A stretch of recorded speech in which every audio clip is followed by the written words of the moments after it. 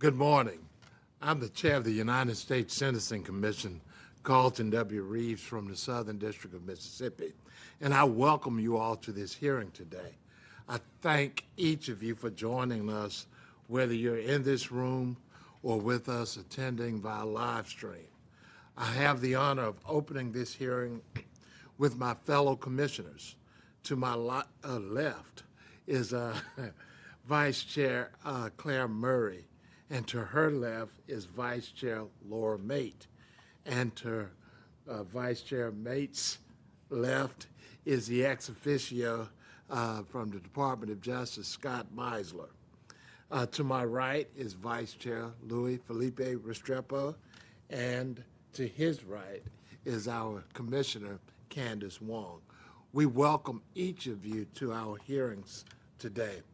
We're also joined by our commission employees, of course, some of whom are in this room, but most of whom, because we have a dedicated staff of several tens of dozens of whatever.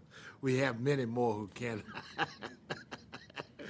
We have over 100 employees. They can't be in this room, but they have done so much to make this hearing and all of our work possible. They've drafted our policies, they've set up this room, and they've done so much more, and they do so much more each day to make the commissioners' lives tolerable and easy. So we appreciate everything that they do. So on behalf of the commissioners' employees who are watching, who are listening, or who will hear about this, we appreciate you so very much. You are dedicated public servants.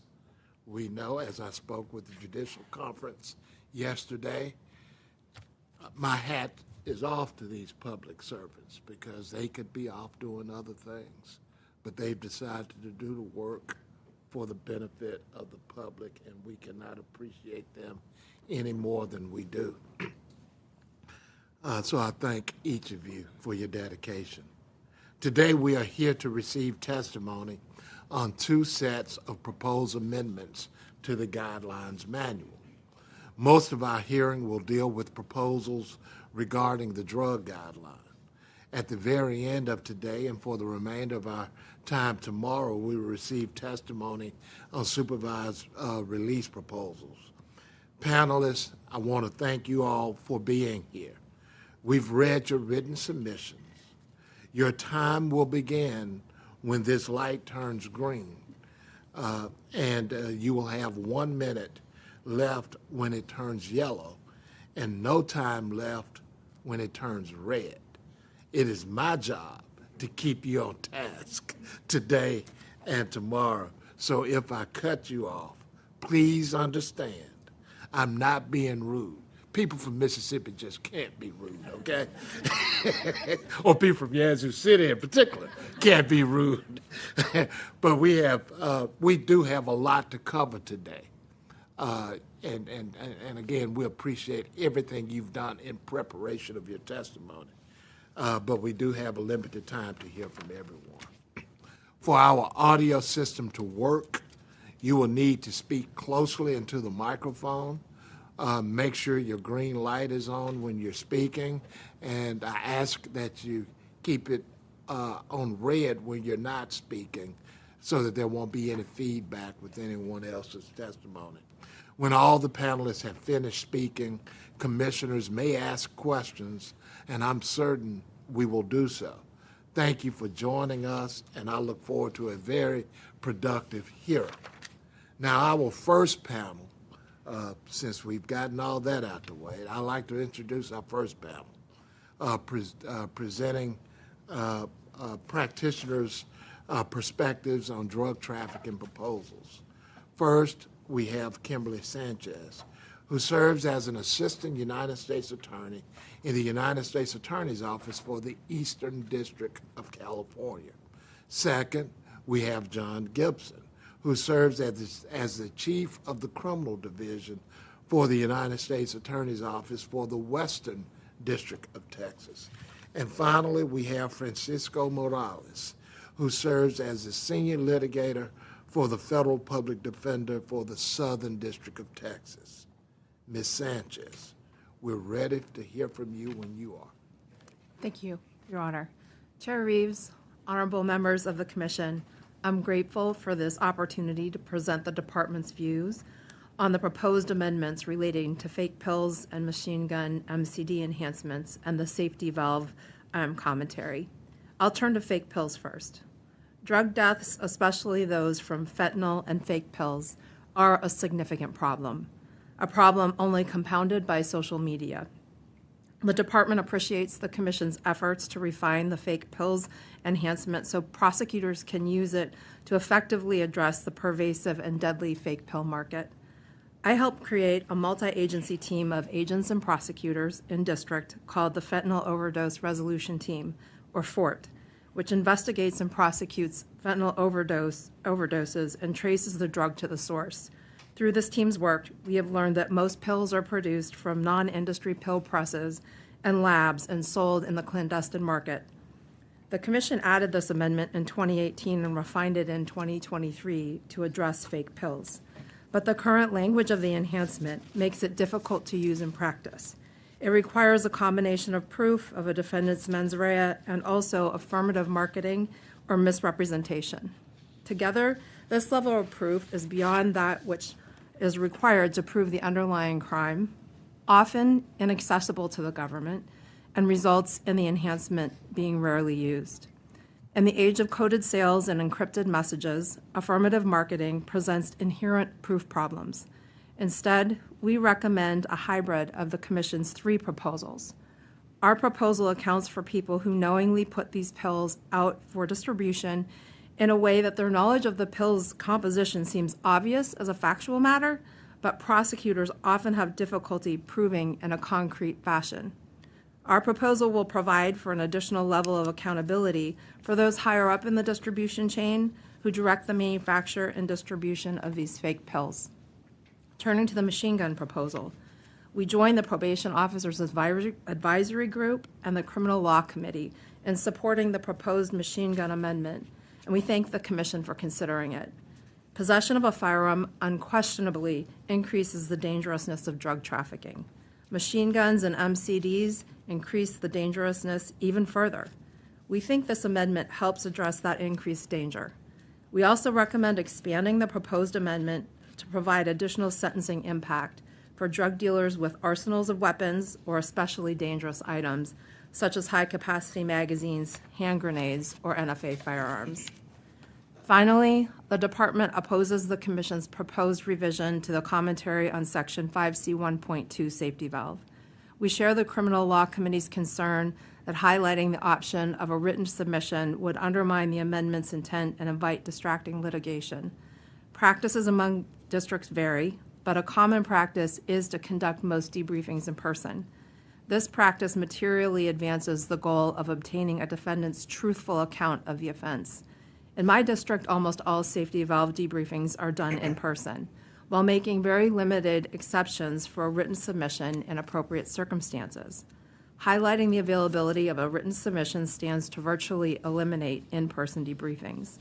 In over 20 years of doing this work, I know the value of the back and forth afforded in a debriefing. Moreover, truthfulness is thereby fostered because there is a heightened sense of immediate accountability for the defendant and their counsel.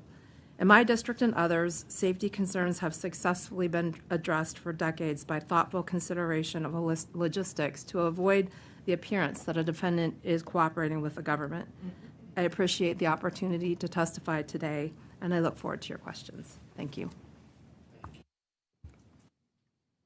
Thank you. Mr. Gibson.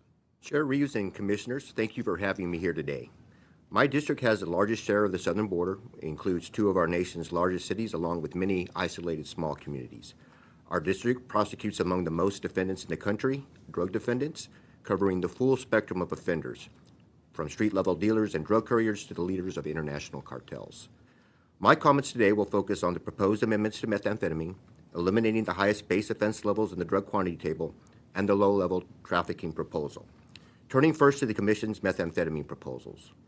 Meth today is highly pure. Highly pure meth means that the distinctions between actual meth, ice, and a mixture of meth do not carry the same significance anymore. The Department is not necessarily opposed to eliminating these distinctions and favors one uniform rule, but such changes may first require seeking legislative changes from Congress. If the Commission decides to proceed, setting the guidelines at the current actual meth levels would result in fewer complications. Setting to the current mixture amounts would untether the guidelines from the mandatory minimums and create inappropriate disparities. For some defendants, the mixture levels would yield guideline ranges that are less than half of the mandatory minimums associated with the quantity of actual meth. Setting the levels for those currently established for actual meth would avoid these anomalies, reflect the reality of the quality of meth sold today, result in more uniform sentences, and be consistent with Congress's intent. Turning to the proposal to lower the highest base offense levels in the drug quantity table, we oppose this for three primary reasons. First, drug type and quantity are rooted in the structure of the Controlled Substances Act.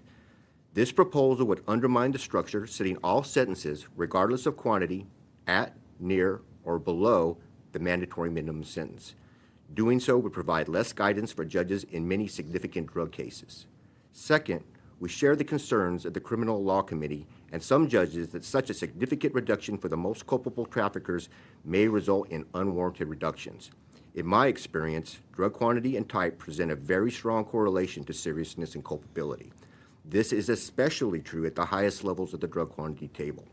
These are generally not low-level people. Cartel leaders and major traffickers simply don't trust low-level people with higher quantities of their valuable product. These large quantities also represent higher numbers of potential deaths and overdoses and account for the tremendous profits. Third, we think that existing statutory and guideline mechanisms such as safety valve, mitigating role and zero-point offender reduction, and other guidelines provide sufficient reduction in cases where drug type and quantity don't tell the whole story. The prosecutors in my district know that not all individuals charged with drug trafficking crimes are major drug traffickers or members of a drug cartel. The guidelines provide many avenues to reduce the sentencing exposure for less culpable traffickers. Should these tools prove inadequate, judges can and do sentence below the guidelines. Finally, for many of the same reasons, the Department opposes a new adjustment for low-level trafficking function. District judges have considerable collective experience and an established body of case law to rely upon when applying the current mitigating role adjustment. This proposal would add a host of new terms that would introduce uncertainty and prove difficult to demonstrate given the illicit nature of the drug trade. Drug traffickers purposely operate in a manner that makes these new terms difficult to determine and apply. As a result, this proposal would add complexity, uncertainty, and disparity without clear benefits for defendants. If the proposal is motivated by concerns about the scope of the current mitigating role adjustment, we recommend conducting a review of 3B1.2 and its commentary instead of this substantial change to 2D1.1. This may better accomplish the Commission's goal without adding complexity and litigation. Thank you. Thank you, Mr. Gibson. Mr. Morales. Thank you, Chair Reeves, and may it please the Commission. I come to this hearing motivated by humility and empowerment, knowing what we cannot change and knowing what we can. From my 27 years as a public defender and working with my brothers and sisters in the defense bar, whether public defenders or CJA attorneys, we know what we cannot change. I know that we cannot solve the public health crisis of substance abuse disorder and overdoses with guideline amendments. But we know what we can change. We can change a guideline that currently calls for sentences that are way too high based upon a failure to distinguish between cogs in a multinational economic system, which is the vast majority of the people we represent, and kingpins, who are rarely prosecuted. I know that the Commission can reduce sentences to reflect the Commission's statutory mandates and the reality of what sentences judges are finding appropriate under Section 3553A without letting the very real fears of the harms that come from substance abuse cloud our better judgment. 2D1.1 overpunishes the least culpable in a drug scheme, applying base offense levels that equate kingpins with low-level cogs like couriers and street-level dealers. My 27-year career began in the Western District of Texas in the Del Rio Division, where most drug cases were people who were coming on through the ports of entry, couriers, if you will. From 2009 to the present, I work in the Southern District of Texas in the Corpus Christi and Victoria divisions. There, my practice has changed a little bit. There, my clients are couriers or checkpoints and street-level dealers. So I run the gamut from port of entry folks to checkpoint folks to street-level folks. My experience, together with the experience of the Collective Defense Bar, has taught us that there's a common through line with these clients. None of these thousands of clients were kingpins, but each of them was subjected to base offense levels that did not differentiate between them and the capos. Nothing accounts for the level of culpability that a person has in their participation in the venture. Nothing saves the lowest level participants from the highest level of punishment. Consider Joe, whose name I've changed. Joe was a young man in his early 20s who was charged with moving a significant amount of methamphetamine. Two persons that recruited him eventually faced prosecution. Those prosecutions resulted in the same base offense level for the recruiters, the mid-level folks, as it did for Joe, clearly the least culpable of the group. At first glance, a reasonable observer would suggest that the way to handle this is through Chapter 3 role adjustments. However, as my defender colleagues and I have observed, and as data has borne out, minor role adjustments are applied inconsistently throughout the country. And in my practice, judges are very hesitant to grant role adjustments in cases where a sole defendant is charged. This miserly approach, even in the face of this Commission's urging over the years to apply role adjustments more liberally, leads defenders to support the Commission's approach in Part 1. Done right, it can be a full-hearted approach in making base offense levels more reflective of the heartland of cases, the cases we see, the heartland being low-level workers. You might analogize the drug trafficking market to any multinational retailer. I'll take Walmart, for example. The people I have represented and who are most frequently prosecuted in the federal court have consistently been the greeters, the cashiers, the stock boys. These roles are essential to the business, no doubt. Walmart needs those folks. But they're occupied by people who reap little for their efforts and are replaced immediately if they leave. Yet in every case, my clients have been subject to quantity-based guidelines as though they were the CEO or the Walton family themselves. My experience is not unique. To represent drug trafficking defendants is to represent people who have already been replaced in the trafficking system before their very first appearance in court. My low-level clients' common through line is that they have an acute and particularized necessity from their standpoint to engage in their conduct. Unfortunately, it is common to learn of my clients struggle with addiction as a reason to engage in criminal conduct. It is common to learn of my clients turning to trafficking when recent unemployment came for people who had only known nothing but work their entire lives. It was common to learn of my clients being driven to by acute medical necessity, whether it's themselves or a family member, problems that only money could fix. And yes, it is not unheard of to learn of clients who turn to drug trade to make money, often having been shut out from the legal economy or coming from a place where the legal economy just doesn't have anything to offer. My clients are not rich. In fact, while the power of forfeiture is at the government's disposal, that tool is not visited upon my clients because they have nothing. They start with nothing, and they end with nothing. The lion's share of people prosecuted across the country are not the people the current base offense level was meant to punish. By lowering base offense levels as proposed and adding the function-focused SOC, the Commission can reformulate the guideline to reflect the reality of the culpable players who are the ones actually getting prosecuted in federal court and not impose a kingpin sentence on the least culpable players. Defenders further support the proposal to change the way the guidelines handle meth actual and meth mixture for two good reasons. First of all, the defenders believe that the Commission should set the quantity threshold for meth at the current level for meth mixture for a very good reason, because the data tells us that even judges are going lower at the meth mixture levels than what the guidelines suggest. And secondly, in my practice, and it's not just to my practice, the decision to charge actual versus mixture depends in large part on which agency conducted the investigation. If Texas's Department of Public Safety, for example, conducts the investigation, their lab does not test for purity, while the DEA lab does. This is especially pernicious in a place like Victoria, Texas, where I practice. It is a small town of 65,000 people, one federal courthouse, 2 presiding judges. A person's culpability and subsequent prison exposure should not turn on the vagaries of agency supremacy. And this quirk is not unique to my practice. It is one reported by my colleagues across the country. And it exacerbates an already overly severe guideline faced by, again, the least culpable. Defenders oppose the proposed amendment that would obviate the mens rea requirement for an upward adjustment related to fentanyl. It goes against the core value that one's criminal liability should be tied to their knowledge and awareness of the proscribed conduct. Fentanyl no doubt represents a serious public health crisis. I don't question that. But we cannot let fear, no matter how reasonable, and tragedy, leads down a well-worn road of failed criminal sentencing enhancements. That road leads nowhere near a solution. I want you for a moment to just consider John, whose name I've also changed. John was a former client of mine who was charged with distributing small amounts of pills that were, unbeknownst to John, laced with fentanyl. Twice, not once, John took his own supply and overdosed both times. Nothing, not even the specter of death, stopped him from taking the drug again. But John was and remains now a member of the community that myself, the prosecutor, and the judge all call home. He is our neighbor. As a community, the plight of one is the plight of all.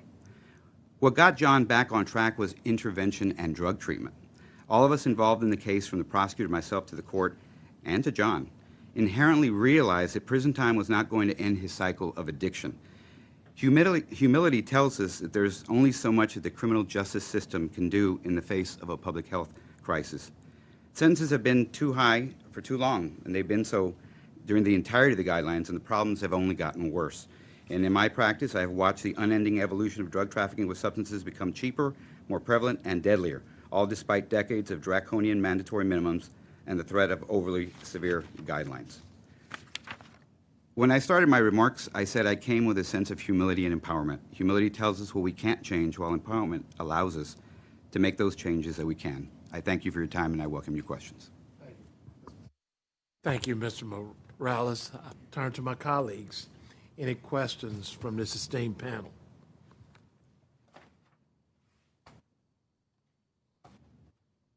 May I? Yeah, oh, yes, sir. Ms. Sanchez, could you walk us through your hybrid and tell us why you think it's better than the proposals in front of us? Make sure your mic is on. The hybrid does retain part of what the Commission's proposal has. There's a defendant-based provision, and then there's an offense-based provision. However, there's also a provision in subsection B that does not have a mens rea requirement. It's offense-based, but it does have a provision that a defendant can show that he or she did not reasonably know that the substance contained fentanyl. So it has an essential escape hatch.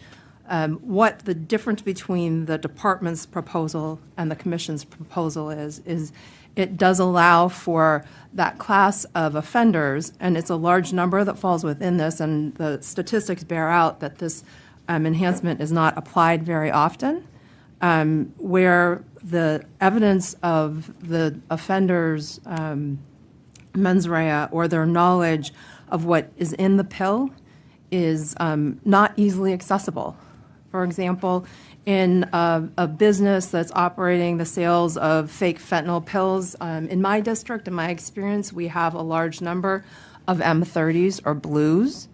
The sources of supplies for those pills don't necessarily engage in direct communications, or if they do, it may be in via encrypted devices that would be easily accessible, or I shouldn't say easily, would be more accessible to the government, so that they could show that the offender knew what was in the pill, that they said to somebody, I'm going to send you a shipment of these pills from the pill press or from the super lab. They're M30s and they look like Oxycontin pills, but really they contain fentanyl. And so the enhancement as it's proposed doesn't address that gap in what is really baked into or is natural in the business itself, that it doesn't require that everybody in that chain of commerce actually discuss what's in the pills because they already know. It's an ongoing business. So it's really a reverse burden. The burden would be on the defendant to disprove that he or she knew that there was fentanyl in the pill? Yes. So that would, in essence, require the defendant to testify, and if the judge disbelieved the defendant, you're looking at obstruction points. Is it something you've thought about? It could require the defendant to testify or show by other circumstantial evidence. For example, in one of our overdose cases, we did not prosecute the person who shared some cocaine with his friends. But in that instance, that person went to get some cocaine from a source that he had gone to for quite some time, and he always bought cocaine. So he believed that he was buying cocaine that he was going to share with his friends. It ended up that what he got was fentanyl. He had a long-standing relationship with that person. He had been buying for quite some time, and so he did not know. He had no reason to know that there was going to be fentanyl in that powder.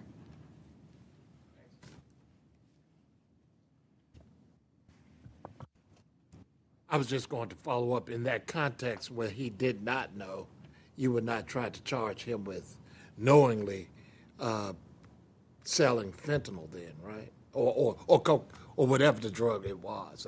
If he engaged with the producer, I guess, on multiple times, and on this one time it had fentanyl in it, what did you all charge him with? So let me back up a little. We didn't charge that person. He was sharing with his friends. We charged the source of supply. The source of supply didn't tell him, I'm providing you with cocaine that's now laced with fentanyl. But that was just an example of if we would charge that person, that would be an example of a situation where he had no reason to know that there was fentanyl in the substance. Can I just follow up on that too? So option one that we had proposed was offense-based, and it said, the offense involved representing or marketing mixture substance. And I understand the department's proposal, at least the B section, to be broadening that so you don't lead with the language representing or marketing. Representing or marketing is part of it, but also you just have an offense that involved a substance. But can you help us unpack from a practical perspective what you have seen as problematic about that representing or marketing implementation of that language, I guess?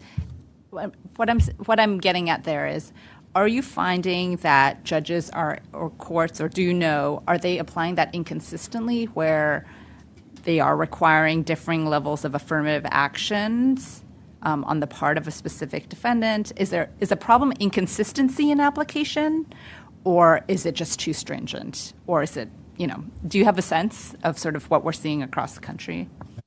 Yes, Commissioner. In my experience, in our cases, we haven't had the enhancement applied.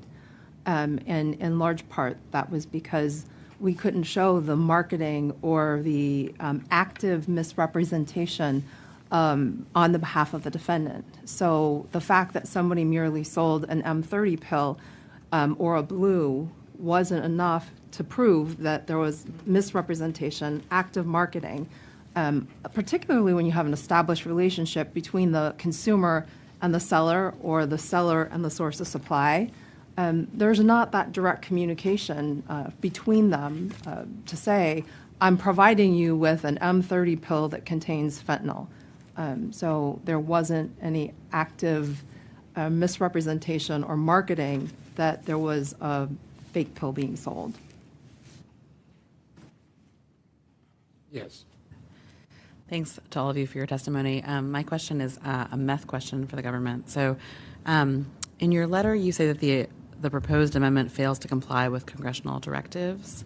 I totally understand the department's argument about liquid meth and about the prevalence of liquid meth and how, as a policy matter, that would fall under the new SOC because it's non-smokable and non-crystalline, and that might not be a good idea from a policy perspective. But I'm not sure I understand what the legal problem is. Why doesn't the existence of the SOC put the amendment in compliance with the congressional directive? Are you referring to the -2 on the proposed amendment having to do that if it's not smokable, then you get a -2 reduction? Exactly, yeah. Again, I think this is it's a congressional mandate, and I think if you look at it, they wanted to punish more harshly those individuals with smokable meth. And so I think reducing it is an opposite approach, and I don't think it necessarily is consistent with what Congress is intending. In addition to that, I think today's meth it's universally smokable. Even if it's liquid, eventually the end user uses it in a way in which it is smokable. I understand that why it is an approach. It is a potential approach to take. I think it's inelegant also because what does smokable mean? It will result in litigation. It will be difficult to determine. Our own chemists have told us this is, what is smokable and what is not is a very fact determined region by region and area by area. But so is the concern that the amendment does not leave smokable or smokable crystalline meth punished more severely than non-smokable non-crystalline meth? Yeah, correct. And I think that's because of the, meth comes. We've seen meth in cardboard. We've seen meth in liquid, and eventually that product is turned into a substance which is smokable. And as a result, making that differentiation, that -2, it's based on the market today. Does it make any sense? So is it more of a policy concern than a legal concern? I mean, it seems like you're saying, there wouldn't be a lot of things that fall under the SOC. I don't think that, as a fact of the matter, we rarely see the ice. It's not something I've seen in a number of years in my district, and it's a function of the meth that is being sold today.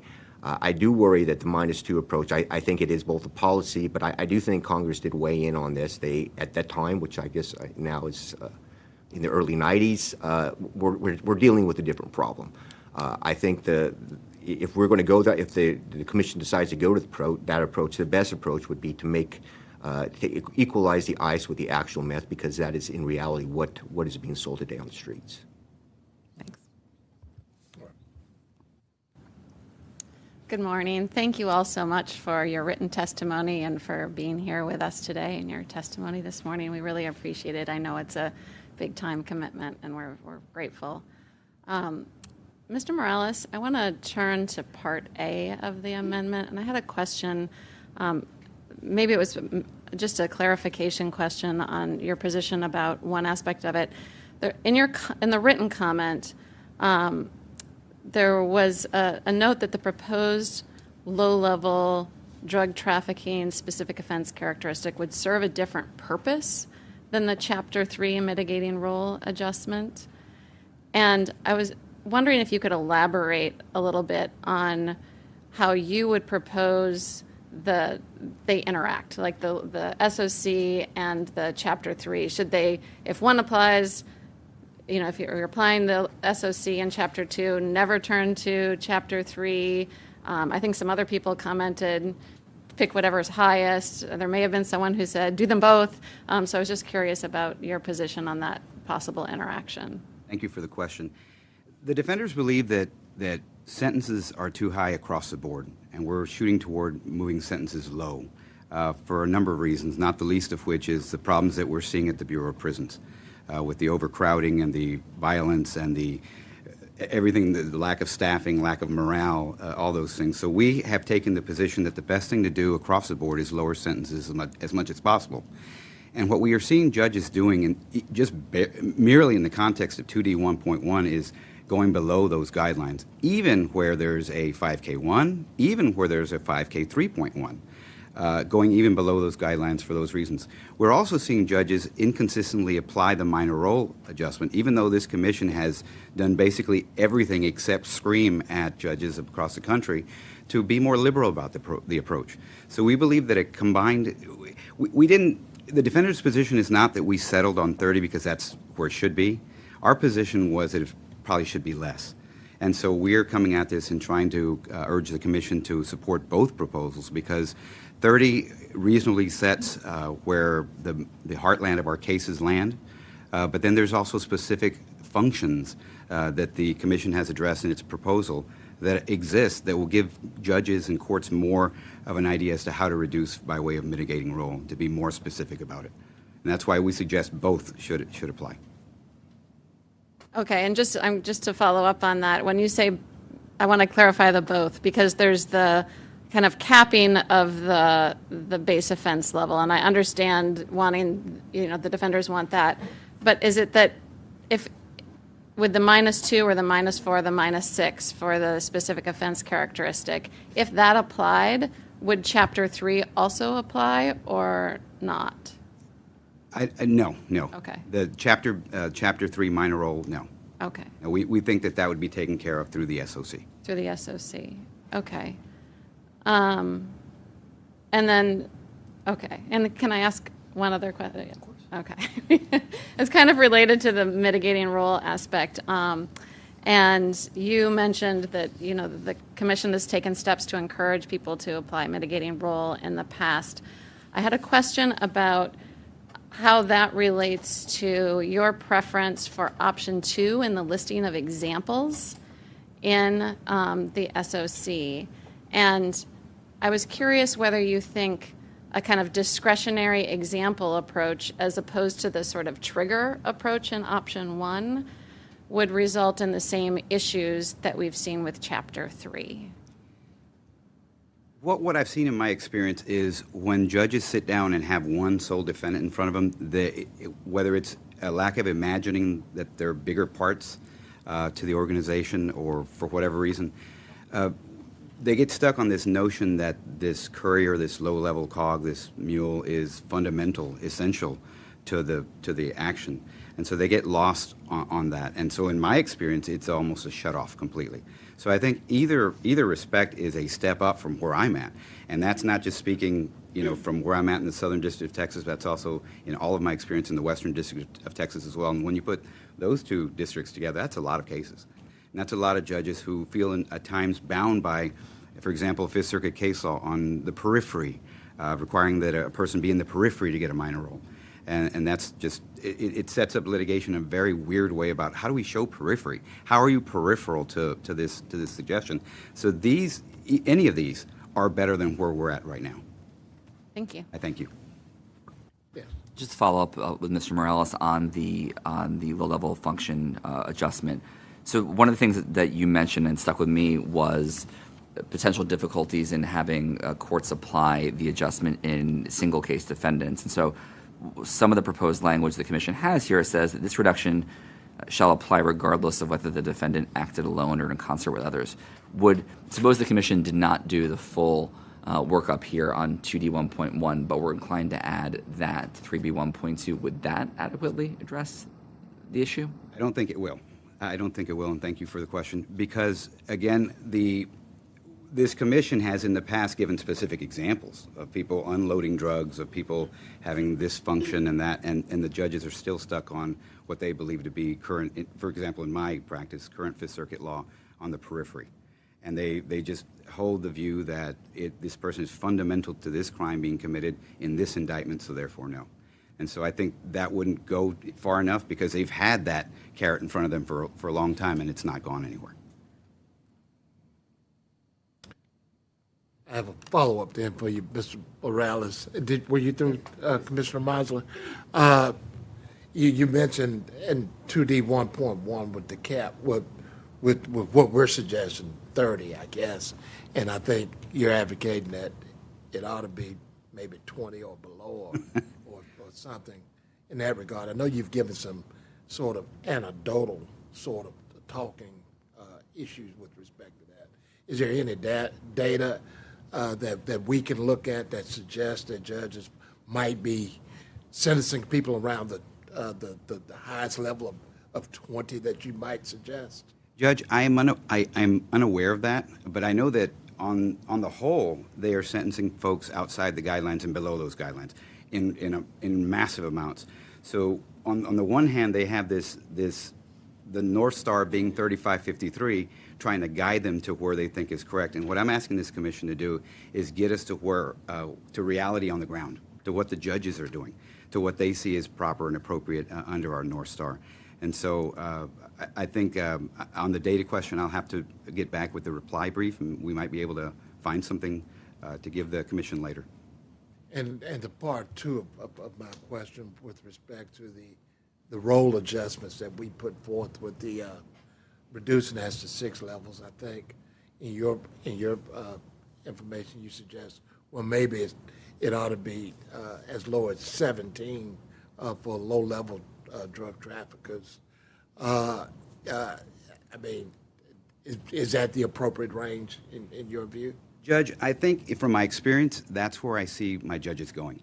I see them going, even where it's a 10-year mandatory minimum with other considerations and everything else, them going down to that range, approximately level 17. And so they're ahead of it in some of these cases, and across the country they're ahead of it.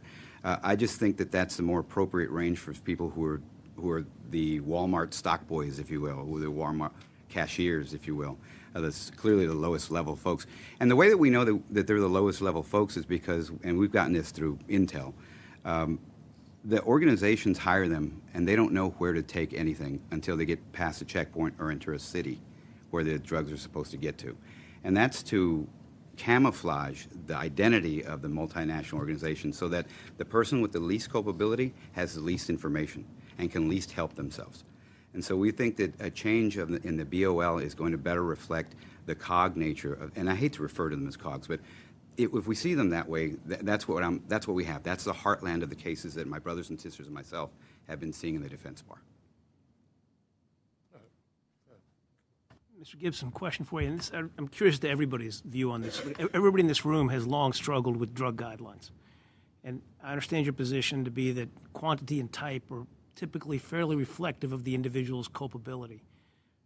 But in light of relevant conduct considerations and conspiracy considerations, oftentimes you have low-level folks getting swept up and taking the entire weight of the conspiracy. If you were writing on a blank slate or an open book, and we're always looking for ideas, how should we, or what are the real accurate measures of culpability in a drug organization? They can be quantified. Well, I think, obviously, type and quantity are very important. They're mandated by Congress as far as review, and it is an accurate reflection of the seriousness of the crime. But I think obviously my district, a lot of the judges are part below the guidelines, especially on meth, especially like when we're couriers into the country. And I think what they do, what they struggle is that you have 1 or 2 kilograms of methamphetamine. You have what is a person who has a little limited knowledge, but they struggle with the role. That you look at the minimal role, the minor role, they struggle with that because you may have an individual who did somewhat of a substantial planning. They registered a car in Mexico in their name. They did other things in Mexico that helped facilitate the drugs crossing into the United States. And so it disqualifies them for minor or minimal role and the resulting reduction in caps on the base offense levels. And I would echo what the Criminal Law Committee said is that perhaps looking at 3B1.2, because there is a relationship between role and where the guidelines should be. And I think that's where judges struggle, is that you have these drugs that score up high on the base offense level. You have someone who's low level. They feel, I guess, miserly in some circumstances is doing that. But an approach to 3B1.2 by way of commentary or other substantial changes might, if I'm driving on or creating a blank slate, that's what I would think. Ms. Sanchez and Mr. Morales, your thoughts on this?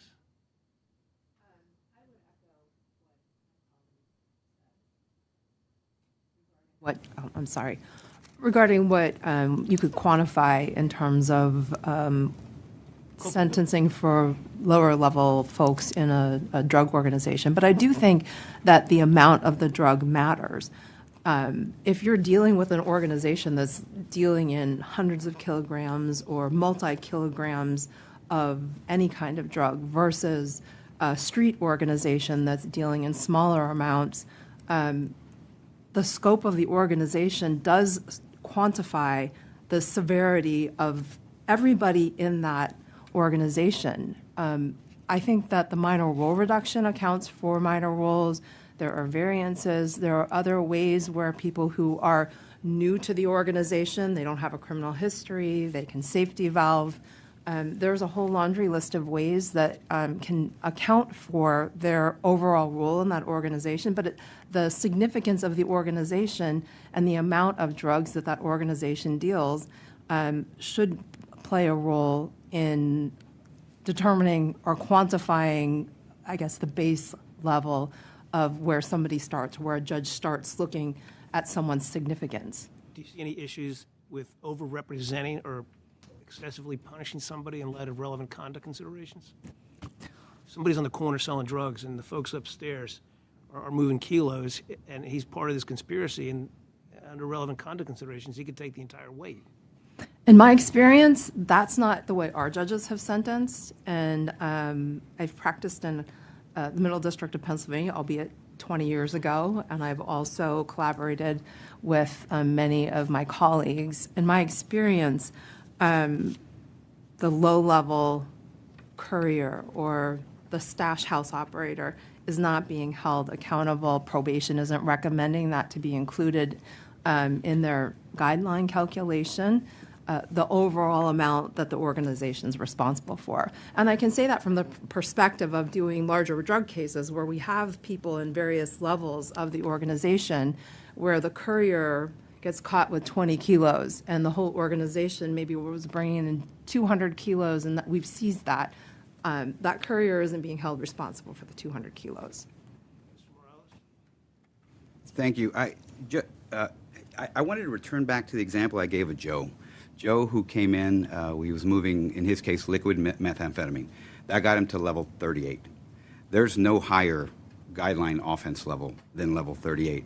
And Joe was kept away from all the information about the people who were to receive this drug, and he was held to the standard of a kingpin. And all that he could do to try to get away from those hundreds of months of exposure would be hope to God that everything works with safety valve, hope to God that maybe I can convince a judge that minor role isn't there, hope to God, and hope and hope and hope. And so I think when I came to this hearing, it talked about humility. There's some things we can't change, and then there's some that we can, and that I hope to empower, to bring a sense of empowerment to what we can change. And with all respect to my co-panelists, Ms. Sanchez talked about holding an individual responsible for the organization's conduct. That's where we think the train is off the rails. With respect to Mr. Gibson, he spoke earlier about no one would entrust anybody with that level of drugs but for, if they were a great grand player. That's not my experience. My experience is that people get involved in the drug trade because their mom got sick and has cancer and needs treatment, or they themselves need medicine for something, or they are a drug addict. It's an acute, particularized need for some money. And the worst part of it is when you have a defendant who having the least amount of culpability has worked their entire lives, and one little thing goes wrong in their life, one thing. Whether it's an immediate emergency medical situation to where they need something quickly, money, or they lose their job, and they've known nothing but work their entire lives, and they have to go to their family and say, I can't do Christmas this year, or I can't take care of you, or I can't get all your clothes for school. So these are not the kingpins. These are not the capos. These aren't even the mid-level folks. These are folks with an acute, particularized need.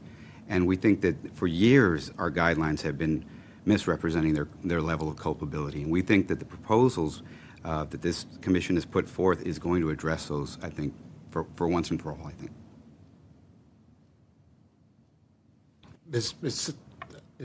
You had a question? Yeah.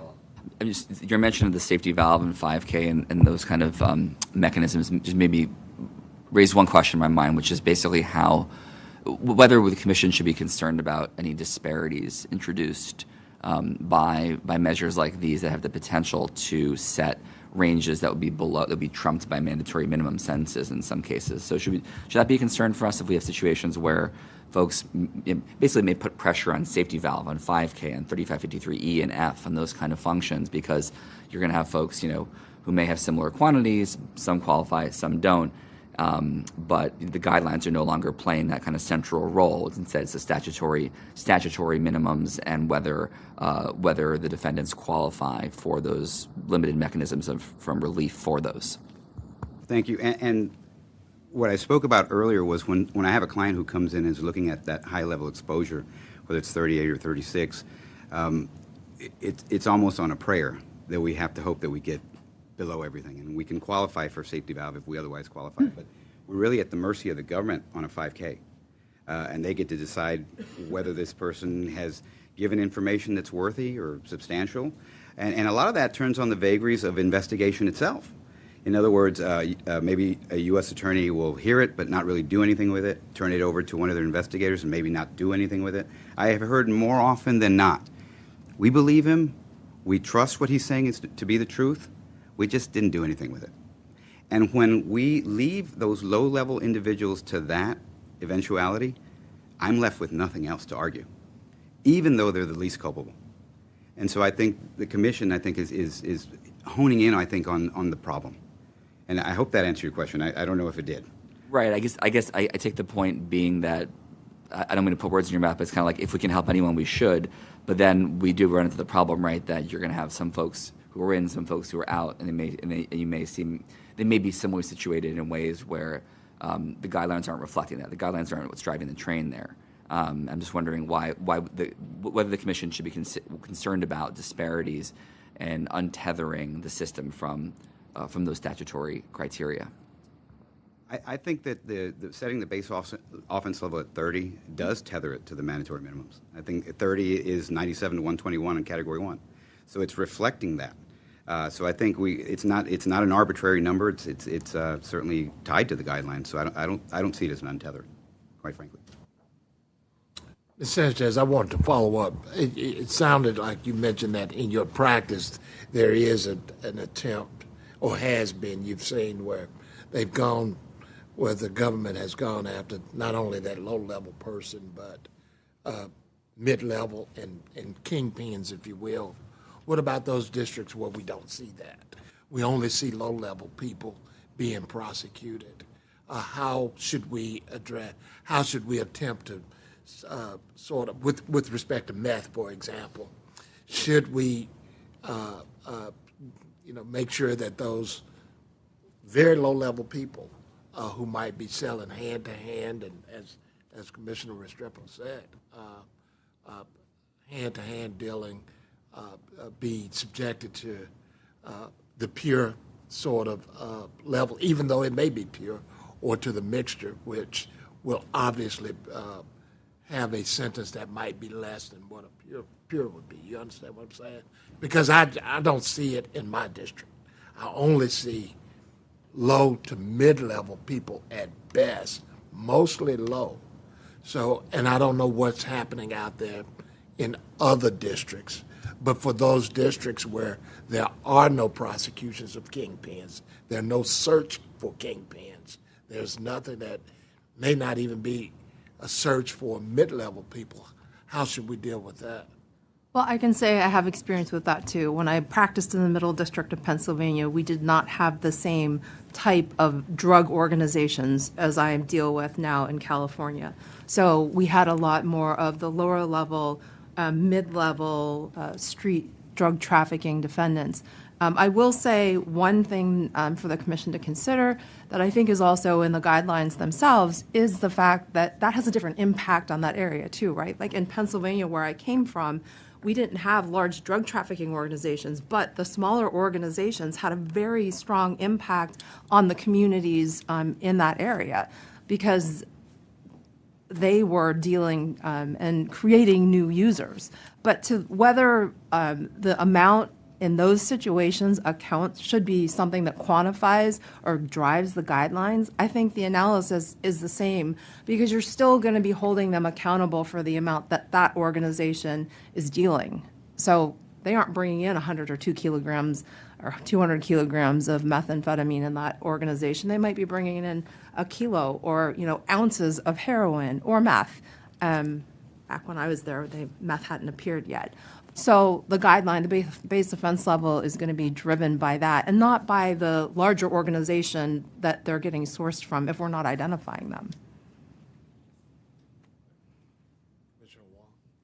Mr. Gibson and Ms. Sanchez, so one of the government's letter, one of the points made in the government's letter is that maybe we should be exploring and focusing more on 3B 1.2 and whether or not they're, without creating this 2D specific, granular definition of low-level functions, there's something more that could be done in 3B 1.2. And just thinking ahead, one argument we've heard is that 3B 1.2 is applied very rarely because of the multiple participant rule.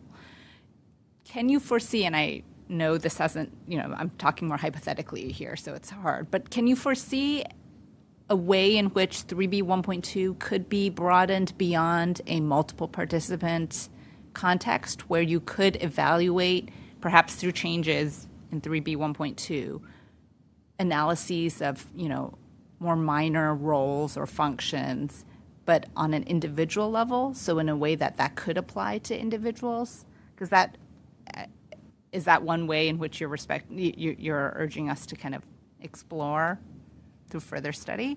Or do you see that as problematic because any kind of analysis of someone's minor role has to be in the context of a broader multi-defendant matter?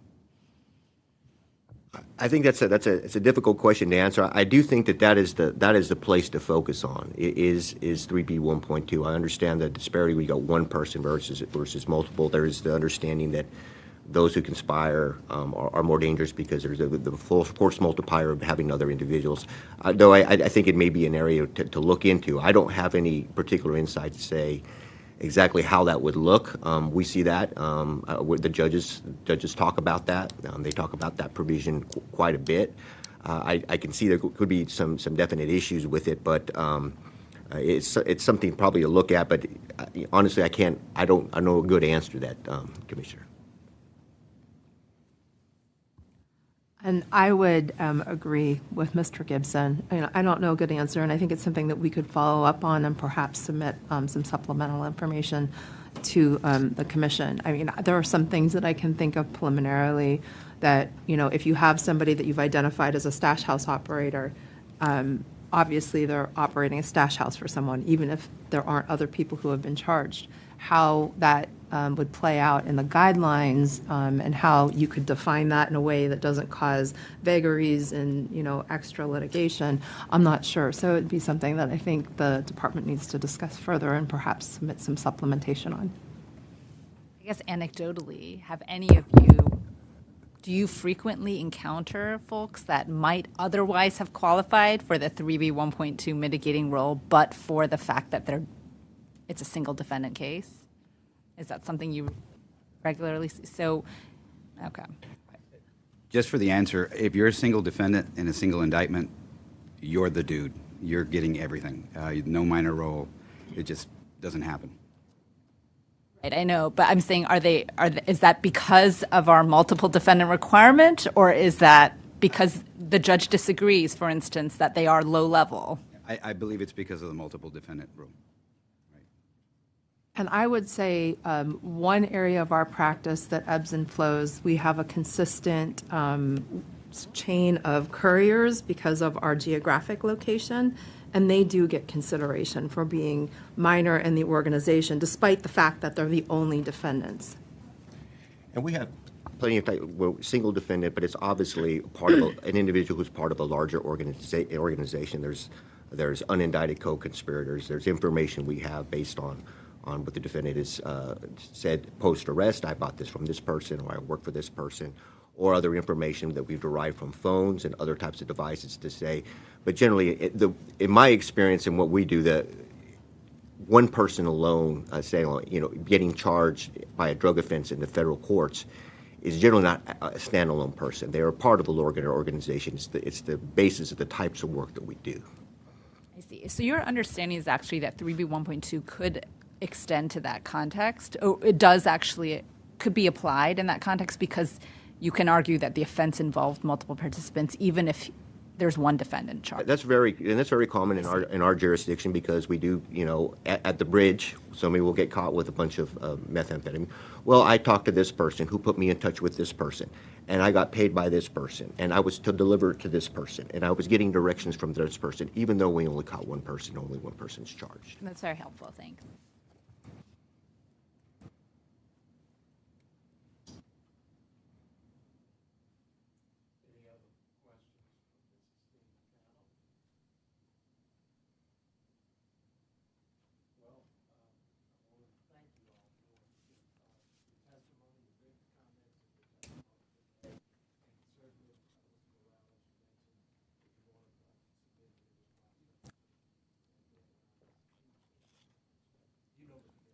Yes, sir.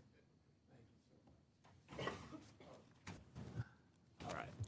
To repeat myself, thank you all so much for your written testimony and your oral testimony today. We appreciate you.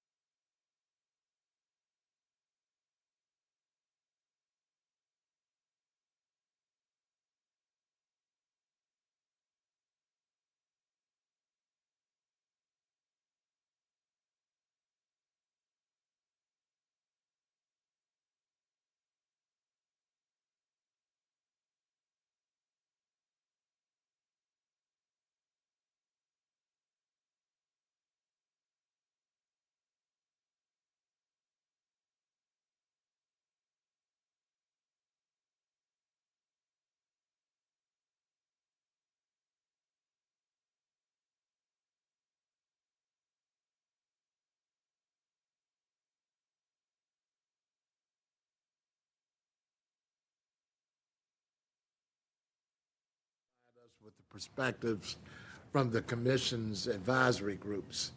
First, we will hear from Susan Lynn, the Third Circuit representative to our Practitioners Advisory Group and a criminal defense and civil rights attorney with the firm of Karras, Rodofsky, Metzing, Feinberg, and Lynn, LLP, which is in Philadelphia, Pennsylvania. I was about to say Philadelphia, Mississippi. There is one.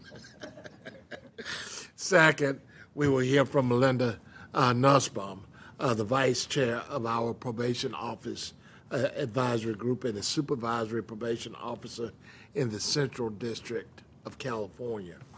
Third, we will hear from Jamie Johnson, a member of our Tribal Issues Advisory Group, an enrolled member of the Choctaw Nation of Oklahoma, and an assistant federal public defender for the District of Arizona. And finally, we will hear from Christopher Quaisbarth, who serves as the chair of the Commission's Victims Advisory Group and as a senior staff attorney for the Maryland Crime Victims Resource Center. Ms. Lynn, we're ready when you are, ma'am. Good morning, and thank you, Chair Reeves. Thank you, members of the Commission. I appreciate the chance to testify on behalf of the Practitioners Advisory Group. I'm going to start out with Part A of the proposed amendments. The PAG supports de-emphasizing the importance of drug quantity and type in determining the guideline range because in our experience, drug quantity does not always and often actually does not reflect the actual culpability of the defendant. And I'm not going to repeat the testimony or the examples that were provided by Mr. Morales in the prior panel, but I would like to say that all of us have represented people who simply were a family member who lived in the stash house, or the courier who did not have control over the quantity that they were bringing over the border, or the person who was both taking pills and selling pills to their friends in order to support their own addiction. We need to address those cases. The PAG also supports lowering overall or capping the top base offense level under the drug guidelines because it's necessary in order to reflect actual sentencing practices. And I'd like to take a moment to talk about why it's important that the guidelines reflect actual sentencing practices. Our sentencing judges across the nation are the ones who actually determine the culpability level of any particular defendant that appears before them. And if, on average, if consistently our sentencing judges are sentencing below a certain guideline range as calculated under the guidelines, then the message being sent is, on average, the guidelines are not appropriately reflecting what a right sentence is, what the actual culpability of the average defendant is. The purpose of the guidelines is not to come up with a guideline range that's so high that it serves as a bludgeon to encourage defendants to cooperate. That's not the purpose of the guidelines. The purpose of the guidelines is to reflect what is, on average, given certain circumstances, an appropriate sentence in any particular case. And if sentencing judges are consistently sentencing below the guidelines, the message that's being sent is that these guidelines do not reflect appropriate sentences in the average case. That's why actual sentencing practice must inform what the guidelines are. So overall, PAG does support both capping the highest base offense level under the drug guidelines based on quantity, and we support having low-level function adjustments for those defendants who actually do low-level functions in the drug trafficking trade. With some details, we support option 2 of subpart 2, which provides a list of examples of low-level functions, as opposed to having a rigid checklist for the judge to apply. We think that that provides the sentencing court with the most flexibility. I think actually POAG's letter does talk about that in more detail. We also ask that the Commission not exclude the possibility of minor role adjustments under 3B1.2 for those defendants who are sentenced under 2D1.1. And I'd like to provide an example of a case in which a defendant may actually qualify for a minor role adjustment, but not necessarily qualify for the low-level function adjustment as it's currently written in the proposed amendment. And the example I have is a pharmacy technician in a pill mill case. In such a conspiracy, you have the doctor who's using their position of trust, writing all the fake prescriptions and profiting from writing their fake prescriptions. You have the typical drug seller who's arranging for the fake patients to go to the doctor to get the fake prescriptions and then ultimately getting the pills that are being obtained through those fake prescriptions. You have the pharmacy owner / pharmacist who's getting a kickback from the drug seller for filling what the pharmacist knows are fake prescriptions. And then you have the person who works in the pharmacy. The technician who's working for an hourly wage, who's doing what the pharmacist tells him or her to do, who's handling a lot of the pills, who's filling a lot of those prescriptions, who's accepting money for those prescriptions, who wouldn't qualify for any of those low-level function adjustments because of the actual actions that person is taking. But in this conspiracy, everybody would agree with is minor in their role compared to the doctor, the drug seller, and the pharmacist. It's situations like that which make it necessary to include 3B1.2 or the option to 3B1.2 for people who are sentenced under 2D1.1. So I'd encourage the commission to give sentencing courts as many options as possible when it comes to sentencing folks under who are being charged with large drug conspiracies, because we all know that the drug trafficking business changes with time. I also want to say that PAG has been influenced by comments that have been submitted by other people. In our written letter, we indicated that we did not necessarily, or that we understood the necessity of excluding those who possess firearms from qualifying for the low-level function adjustment. After reading POAG's letter, we are convinced that perhaps we need to give sentencing judges more flexibility. And we can think of examples where a person serves a low-level function, such as being the owner of a stash house where a family member is keeping their stash, but also having a gun, a legally possessed gun, which they had for purposes of defending their home. And it appears unreasonable now, especially after reading POAG's letter, to exclude that person from the possibility of a low-level function adjustment. So we are changing our position as far as that aspect is concerned. I'd like to move on to safety valve, simply because I think it hasn't really been addressed yet. And I want to describe what it's like for my clients who are being held in the pretrial detention facility in Philadelphia, and clients who would otherwise qualify for safety valve. They have minimal prior records. They have no violence. They don't have a leadership role. They're facing a 10-year mandatory minimum, and they're too scared to engage in an in-person proffer. These are defendants who are being kept in a cell block that has often more than 100 people from various districts. And the conversation in the cell block is all about who is cooperating, who is snitching, or who's a rat. And everybody in the cell block knows when somebody's getting pulled to go to court, when they're getting transported over to court, they're being transported with other people. And they can see when somebody is all of a sudden being taken away from others, not by a marshal, but by a case agent. People are getting quizzed when they come back from court, supposedly, as to what the court hearing was about, what happened. There may be people on the outside checking dockets to see if somebody actually went to court. The conversation in these cell blocks is about who is cooperating. And if you have a young defendant who has zero or minimal experience with this system, who is terrified about being labeled a rat, to require that they have to engage in an in-person proffer where there are all these clues to the people who they're incarcerated with that they've had a proffer, it's scary to them. It's going to discourage them from doing it. We need to give these defendants another option to engage in this telling of what they did, of what happened. We need to give them more options to be able to qualify for safety valve. It shouldn't have to be an in-person proffer, because there are people who are choosing not to do it just because they are terrified about being labeled a rat in the federal detention center. It doesn't take away from the requirement of truthfulness and completeness. That's still part of a guideline under the current proposed amendment. The courts need to understand that there are a variety of options of how to fulfill this. I've run out of time. Yes. Thank you. You'll get it back on our questions, I'm sure. Next, Ms. Nussbaum. Thank you, Chairman Reeves and the Commission, for the opportunity to provide commentary on the issue of drug offenses on behalf of the Probation Officers Advisory Group. POAG is in support of lowering the drug quantity table's highest base offense level to mitigate the harshness of the guidelines. POAG observed that the highest base offense level under 2D 1.1c is greater than the highest base offense level in the career offender guideline.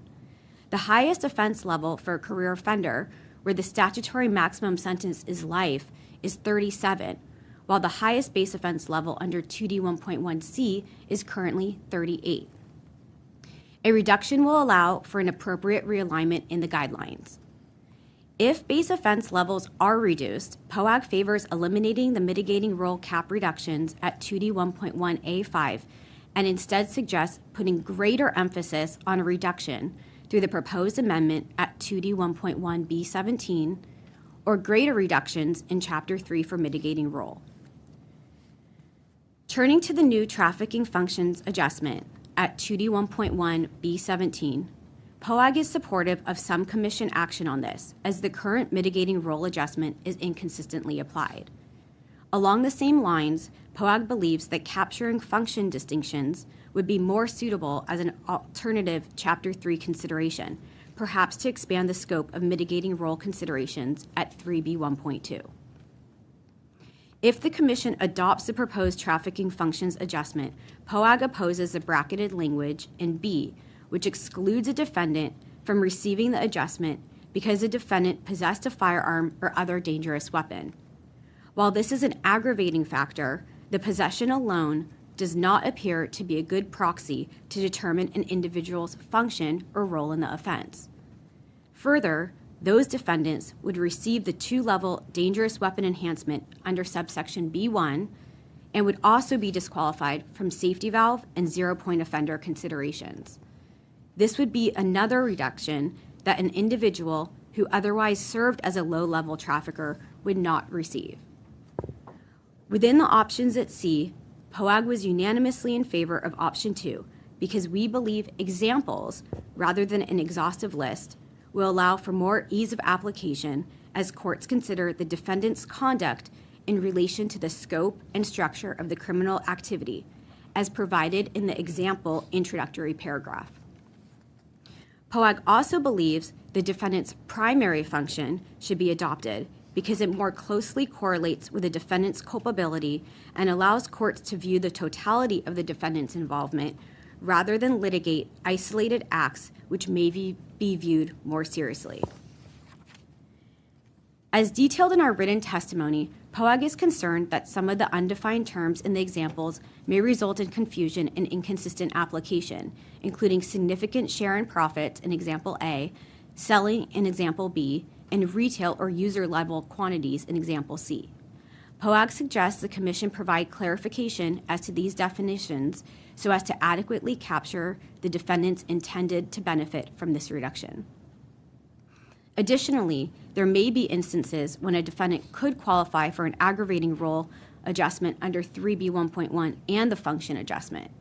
POAG suggests that language be included to clarify the Commission's intentions as to the application of both adjustments. POAG appreciates the Commission's efforts to adjust methamphetamine's purity-based framework. As a practical matter, inconsistent testing practices across the nation have led to disparate outcomes, as methamphetamine offenses rely on laboratory reports to confirm the purity of and the type of substance. POAG unanimously supports removing ICE from the drug quantity table and drug equivalency tables. Some districts only consider methamphetamine of at least 80% purity as ICE if the laboratory analysis reflects D-methamphetamine hydrochloride as specified in comment C of the notes to the drug quantity table. Other districts consider all methamphetamine of at least 80% purity as ICE, even if the analysis reflects another form of the substance. Given that the majority of methamphetamine is highly pure, it is rare that the net weight of ICE and the pure weight of the methamphetamine actual falls on the cusp of different offense levels, causing a different result in the guideline calculation. Likewise, given the various forms of methamphetamine and ways to convert it, the new proposed amendment of subsection B19 for non-smokable, non-crystalline form may be difficult to apply as there may not be universal consensus on the meaning of these terms. POAG encourages the Commission to clarify this language if it intends to adopt it. POAG unanimously supports consolidating the current three-category approach to methamphetamine actual, ice, and methamphetamine mixture into a single substance measure. As a result of inconsistent testing practices, some courts use methamphetamine mixture, regardless of purity, to determine the guideline calculations. Some courts calculate the guidelines with methamphetamine actual and methamphetamine mixture and then resolve the difference with a variance. Other courts do not account for the testing differences and calculate the guidelines based on the information available. A single substance measurement of methamphetamine would create a more unified approach across and even within various jurisdictions. POAG did not reach a consensus as to what measure should be appropriate for a unified methamphetamine ratio and believes the ratio should be somewhere in between the two options proposed by the Commission. POAG respectfully defers to the opinions of experts in determining an appropriate measure for methamphetamine. Regarding the misrepresentation of fentanyl and fentanyl analogs, POAG prefers option 1 with no mens rea, given the deadly danger these counterfeit drugs possess. In practice, it is difficult to prove that the defendant knew that the specific pills they trafficked contained fentanyl, given the vague, coded language used between drug traffickers and their suppliers. If the Commission does adopt a mens rea standard, POAG prefers option 3, which provides graduated punishment. This tiered approach holds a defendant more accountable if it can be shown they had knowledge the drug contained fentanyl, while also recognizing the seriousness of the offense. If a mens rea standard is included, POAG suggests that the Commission include guidance on when a defendant's mental state is sufficiently culpable for this enhancement to apply, and factors to consider when trying to determine whether the mens rea standard has been met. POAG also supports any effort to clarify the term represented and marketed. A defendant simply possessing a large quantity of fake pills may not be subject to the enhancement if one cannot establish the fake pills have been misrepresented in a sale to a consumer. Further, those involved in the production of the pills may not be considered to have marketed the pills until the pills enter the stream of commerce. POAG supports the proposed 4-level increase for the possession of a machine gun. Machine gun conversion devices, known as MCDs, present an extraordinary threat to public safety. However, because MCDs are small and easily concealable, a defendant may not be aware, and it may not be reasonably foreseeable that a co-participant possessed an MCD. This may cause relevant conduct application issues. As such, POAG suggests that the Commission consider defendant-specific language rather than offense-specific language, as a defendant would still receive a 2-level increase under the proposed 2D 1.1 B1B. Thank you for the opportunity to share POAG's perspective. Thank you, Ms. Nussbaum. Ms. Johnson. Good morning. Thank you, Chair Reeves and the Commission, for the opportunity to speak to you on behalf of the Tribal Issues Advisory Group. Good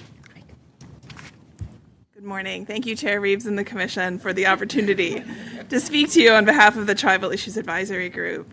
TIAC supports the Commission's proposal to amend the drug guidelines in a way that substantially lowers the maximum base offense level for drug offenses and also provides a robust mitigation for individuals whose primary function in the enterprise is low. Indian country is diverse. We have rural reservations like the Navajo Nation, which is roughly the size of South Carolina and spans 3 different states in the Four Corners area, or the Pine Ridge Reservation in southwestern South Dakota, which is about the size of Connecticut. We also have border communities like the Tohono Nation that straddles the border in southern Arizona on into Mexico. And we have urban reservations like the Muskogee Creek Nation and the Cherokee Nation, both of which have part of their reservations in Tulsa, Oklahoma. Our collective experience among these diverse communities accords with what we saw in the data briefing, which is that there's very often a mismatch between the guidelines recommended sentence and the sentence warranted by the application of the 3553A2 factors. We've also observed, and the data shows, that this mismatch tends to get larger as you move up the drug table towards the larger quantity offenses. We support the Commission's efforts to bring the guidelines in closer alignment in a way that we think will ultimately make the guidelines more helpful to courts. As you saw from our comment, we think that's best accomplished through a combination of an across-the-board reduction in base offense level, combined with a new proposed specific offense characteristic that provides for a reduction based on the individual's primary function. With respect to the new proposed base offense levels, TIAC supports a reduction in the maximum base offense level to 30 and a shifting down of the levels that come below it.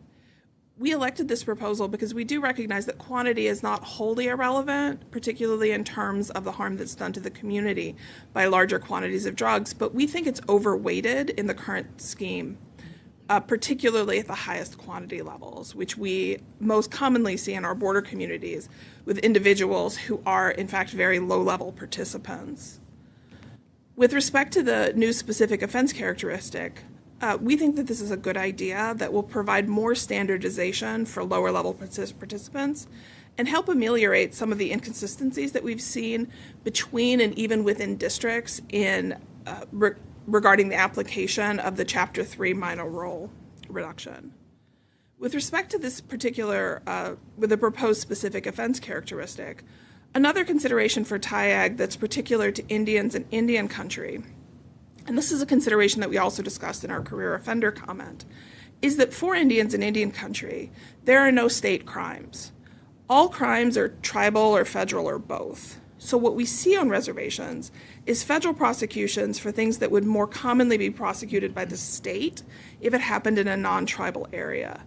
So to give you a concrete example, we've seen federal law enforcement operations on reservations where law enforcement uses a cooperator who's a person from the community who is known to the community to be a drug user. And this cooperator contacts other people in the community who that person knows to also be drug users and asks them if they know where they can buy some drugs.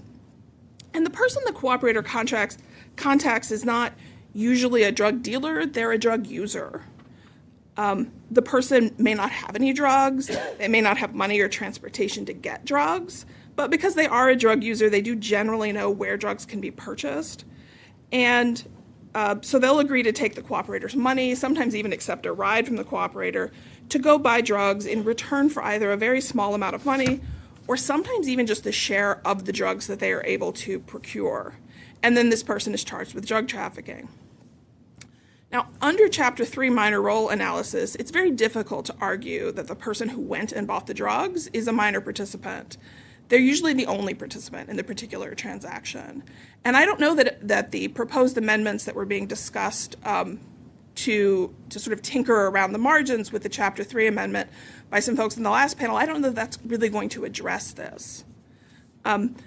This individual person, although they may not qualify for a minor role, Chapter 3 minor role reduction, they're not the person who's bringing the drugs into the community. They don't have a relationship to a larger organization except as a consumer. And they're not making their livelihood off of buying and selling drugs. And we think that the new proposed specific offense characteristic does a good job of capturing these individuals and providing them with additional consideration that we think is appropriate. And because what we've seen is that many of these individuals, if they're placed on pretrial release and are able to get into drug treatment programs, they ultimately do very well. And we welcome the proposed specific offense characteristics that would include people like this who might otherwise be excluded from traditional minor role analysis and who we do see with frequency in Indian country jurisdiction, perhaps more than in other areas by virtue of the exclusive federal jurisdiction. We also welcome the proposal to reduce or eliminate the artificial distinction between meth mixture and meth actual. There are tribal communities and districts that always test the drugs, and there are tribal communities and districts that almost never test the drugs, or don't test unless the case is going to trial. This creates artificial disparities in the guidelines between what is otherwise identical behavior, and we do support proposals to eliminate this artificial disparity to the greatest extent possible. We propose standardizing them using the meth mixture quantities as opposed to the meth actual in order to mitigate some of the harshness, the existing harshness of the guidelines, and also to reduce disparity between the meth guideline and the cocaine guideline. Meth and cocaine are in many senses substitute goods, both in terms of weight and effect on the user, and the most significant difference between them appears to be that cocaine is more expensive, which is why we see it less frequently in economically disadvantaged communities. So thank you again for the opportunity to speak, and I look forward to any questions that you may have. Thank you so much, Ms. Johnson. Mr. Quaisbar. Thank you. Chair Reeves, Vice Chairs, Commissioners. The Victims Advisory Group. Thank you. Good morning. Good morning. The Victim Advisory Group appreciates the opportunity to provide our views on how your proposed amendments may and will affect federal crime victims. Victim survivors are harmed by criminal offenders and seek to have that harm righted in a fair and just manner. Victim survivors are important stakeholders in the federal court process with federal legal rights under the Crime Victim Rights Act. Victim survivors also need fairness and finality that sentencing brings to the criminal court process without concern over whether future sentencing guideline amendments will retroactively be applied to reduce sentences that were already imposed. The current pandemic of deadly drugs like fentanyl, methamphetamine, and opioids make people suffer. As individuals, as families, as communities, some of these victim survivors of drug trafficking are not victims from use of the drugs themselves, but from the horrible violence correlative to drug trafficking. As to the proposed amendment reducing for defendants with low-level trafficking, in 2D 1.1 little b 17, to protect victims from drug trafficking violence, the Victim Advisory Group supports the proposed amendment as follows. We believe that you should adopt the proposed exclusion at B17 capital A for defendants using violence, credible threats of violence, and the direction of violence. We also believe that you should adopt the proposed bracketed language in section B17 capital B, excluding from this reduction defendants possessing firearms or other dangerous weapons. We also believe that you should adopt the first clause of the bracketed language in B17 capital C, excluding from reduction defendants whose most serious conduct is above the limitations prescribed in capital C, lower Roman numerals 1, 2, or 3. A defendant whose conduct is above these limitations should not qualify for low-level trafficker reduction. A defendant whose most serious conduct may include participation in a conspiracy where an aggravating role includes targeting vulnerable victims, or participation in a conspiracy to commit or attempt to commit a sexual offense against a victim should also be excluded from low-level drug trafficking reduction. While certain low-level drug traffickers of deadly controlled substances may gain a proposed reduction, which should not exceed 2 levels, drug traffickers whose conduct involves violence or violent means or conspiring to do so should gain no reduction. As to misrepresentation of fentanyl and fentanyl analogs, one pill can kill. This amendment addresses traffickers of fentanyl who represent or market the drug as any other substance. The Victims Advisory Group asks that you adopt option 3 and its second set of bracketed language in subsection B, 13 capital A, and the 4-level increase. Fentanyl makes it clear that drug crimes are victim crimes. Fentanyl is the leading cause of death for 18 to 45-year-old Americans. Some overdose victims are users aware that they are using fentanyl, but are sold a violently potent pill. Those deaths are tragic. More tragic are overdoses and addictions resulting from lies. Pressed pills containing fentanyl are disguised to look like FDA-approved pharmaceutical drug or an over-the-counter drug to treat menstrual cramps or headaches. Precursor chemicals for illicit fentanyl often originate in China, often are sent to Mexico, to be crudely mixed with cutting agents. The resulting powder or liquid is then smuggled to the United States as raw powder or pressed pills. Many fake pills are made to look like prescription drugs: OxyContin, Percocet, Vicodin, Xanax, Adderall, but actually contain unknown amounts of fentanyl. The user falsely believes that they are consuming a drug approved by the FDA and prescribed by a licensed doctor. DEA lab testing reveals that 2 out of 5 pills with fentanyl contain a potentially lethal dose. All around the country, people mourn their overdose victims. Many victims may be young athletes or students who died making what should have been a small mistake, taking a pill not prescribed to them, but a pill prescribed to someone. Instead, they consumed a fake pill containing a lethal amount of fentanyl. As to mens rea, the government is not required to prove a defendant knew which drug they were distributing, as long as the defendant knows that they are distributing a drug and that drug is federally prohibited.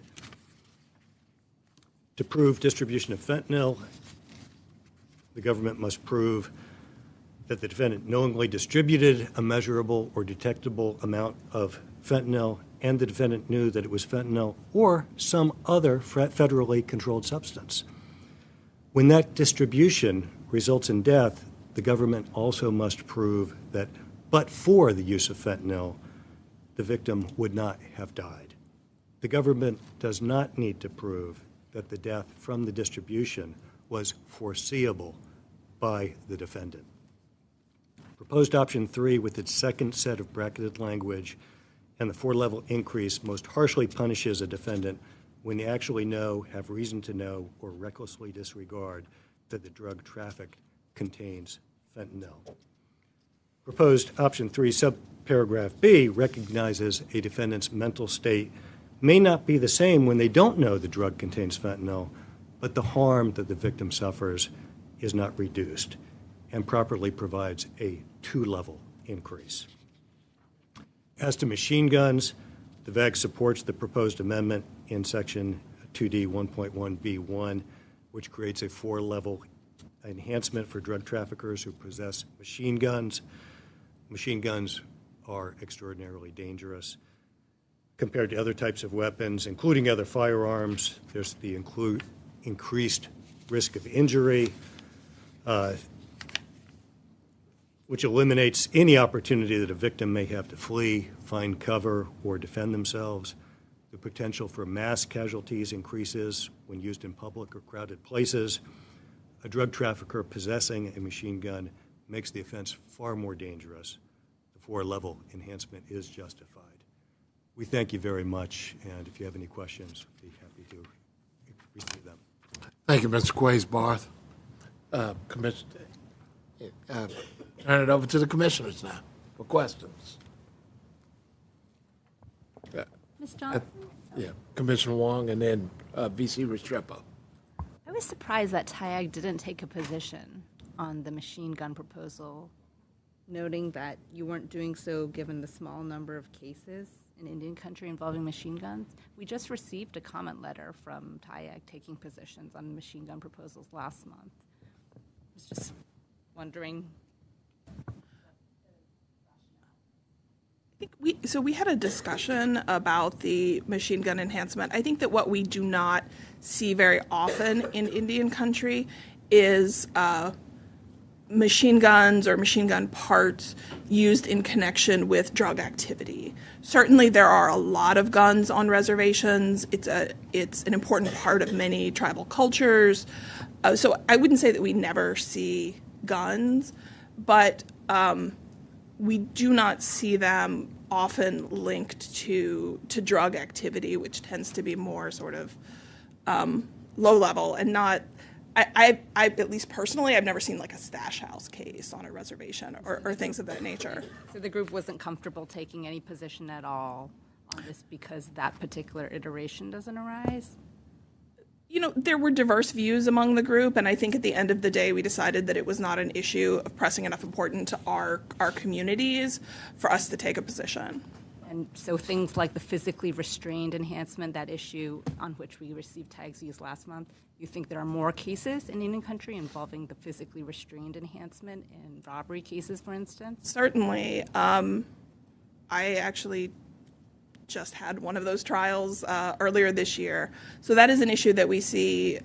Obviously, all issues arise with varying degrees of frequency or lack of frequency, but we do see robbery cases with some regularity, sometimes involving guns, sometimes not involving guns. Sure. I want to follow up on some questions I had with the previous panel. So the Commission's always struggled with the drug guidelines, and for years we've kind of tethered culpability to quantity and type of drug. Do you think that's an accurate marker, or are there other markers we should consider when we're trying to determine the culpability of an individual defendant? And do relevant conduct and conspiracy considerations kind of at times overrepresent somebody's culpability? And I turn to anybody on the panel that's willing to talk to us about this. So I'm the only one pushing the button. Okay. I'm going to take this. I think that the Commission's actually received proposals from folks who have thought about if they had a chance to rewrite 2D 1.1 from the very beginning, what they would do. I think that Professor Siegler submitted something along with their clinic. I think that the former ex officio member of this commission, Mr. Ryblewski, I apologize to him for his name, and Mr. Shannonson also submitted proposals. And I think that what those proposals do is they do consider quantity and type, but they don't emphasize it as much. And I think that some people also are proposing that you look at profit, how much somebody made. You look at the decision-making power of an individual who's in a conspiracy. And I do think that the prosecution, at least for all the conspiracy trials I have done, are able to tease out the roles of various people in a conspiracy because that's what they're presenting to the jury when they do these trials. If the guideline can somehow be written to consider profit, decision-making power, use of violence, and motive for why somebody's participating in the conspiracy, whether it's because of their own addiction, whether it's because of love for a family member or pressure from a family member, if those can be weighted just as much as drug quantity and drug type, I think you can get a guideline that can more appropriately reflect culpability.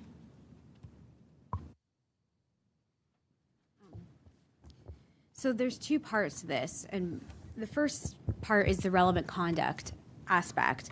POAG has observed that sometimes relevant conduct can drive up the guidelines.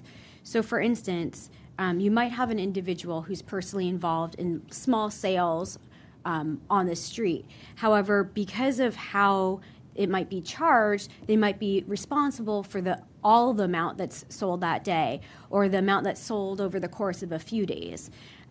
This might also happen in a stash house. So you might have an individual who's only responsible for the amount of packaging, but because they're in the location as others, they're responsible for everything in that house or everything that's coming in and out of that house.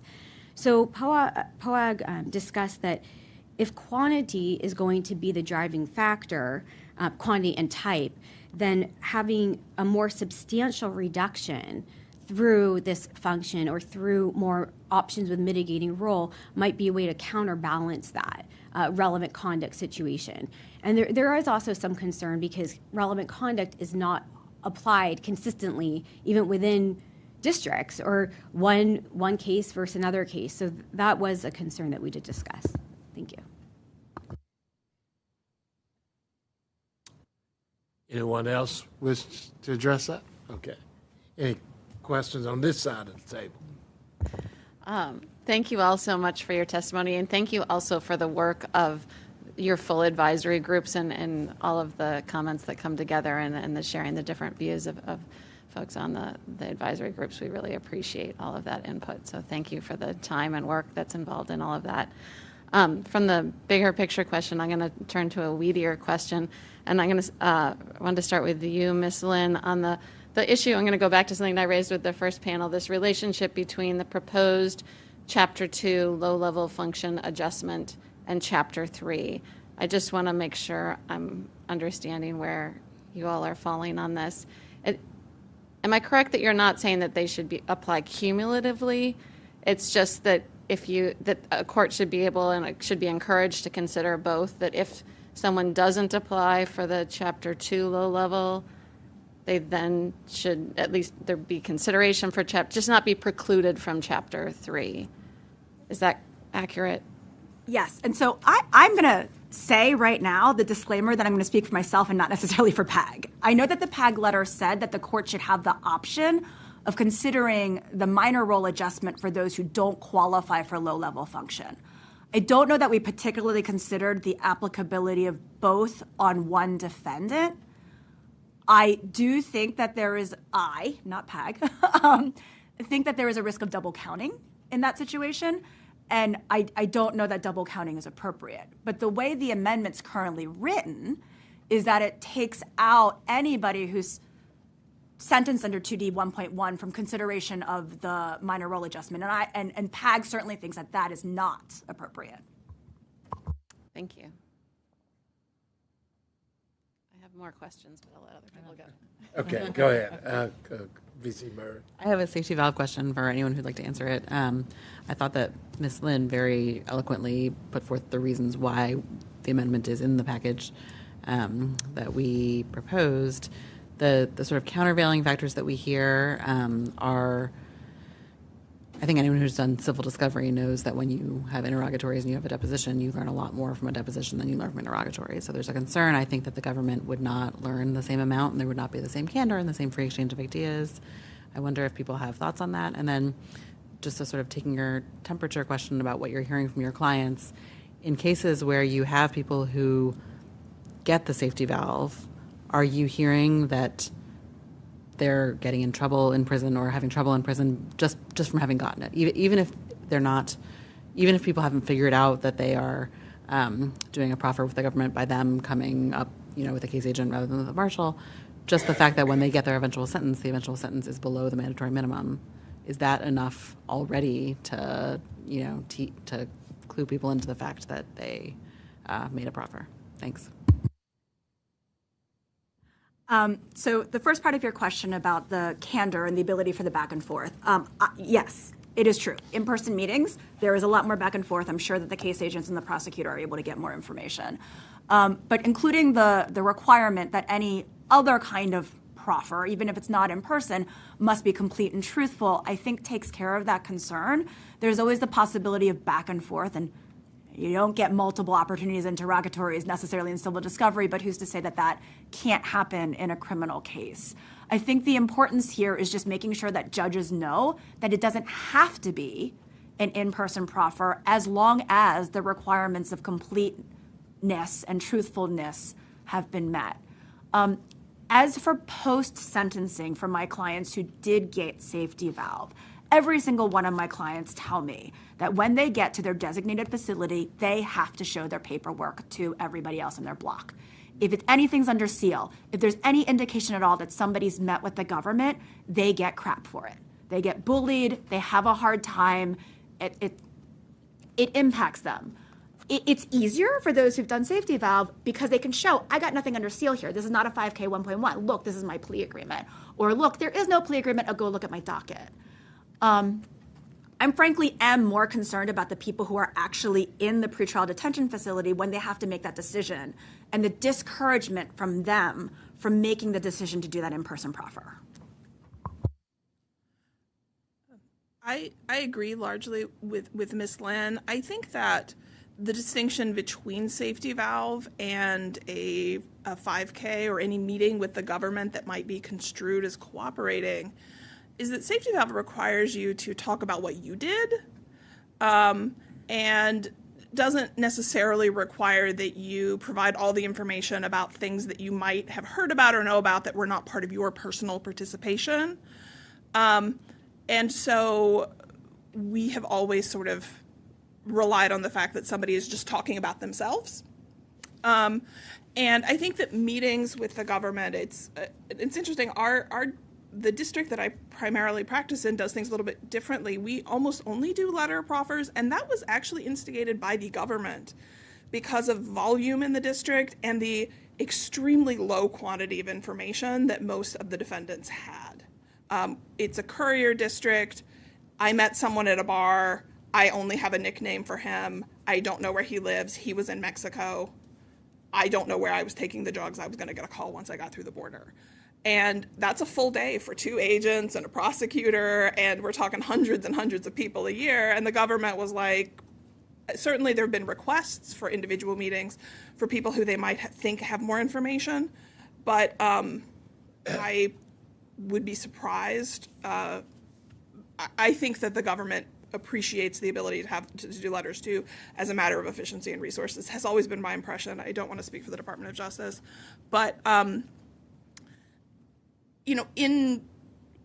but I share the concerns of Ms. Lynn, like things that are perceived as private meetings with the government, particularly for people who have very little information, can just be extraordinarily risky. And there have been back and forths. There is the ability to ask follow-up questions and to go back. And I certainly have seen letters submitted and seen a reply saying this is not enough information. We need more information about X, Y, and Z. And that process has always worked very smoothly in my experience. I have just a quick follow-up. So I saw several, I can't even remember who, but several folks in their written submissions, both who favored this and didn't favor this, said, oh gosh, this amendment would be the end of the in-person proffer. And some people saw that as a good thing, and some people saw that as a bad thing. That was not my impression when we were putting it out.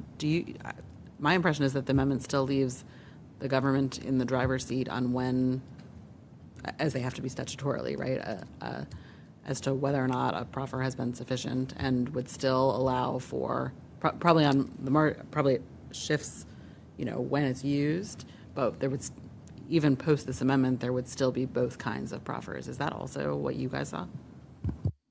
That is certainly my impression. I think that there are judges who just think that a letter can never be satisfactory, and certainly there might be disputes, as there are about in-person proffers, about whether it was complete and truthful and sufficient. But I think I agree with your interpretation, and what we would ask is just not that the person who wrote the letter be categorically excluded simply by virtue of having written a letter instead of having had an in-person meeting. As a defense attorney, I know that it would be easier on my part and easier at time of sentencing to convince the judge to apply safety valve if there's been an in-person proffer. I just want to make sure that my client and the court understands what all the options can be. I'm just curious, following on my colleague's questions, what happens to these letters? Who writes the letter? Does the lawyer write the letter saying, this is my client's statement, or does the client write the letter? And what happens? Where do these letters go? How are they kept? I can only speak to the practice in my district, which is that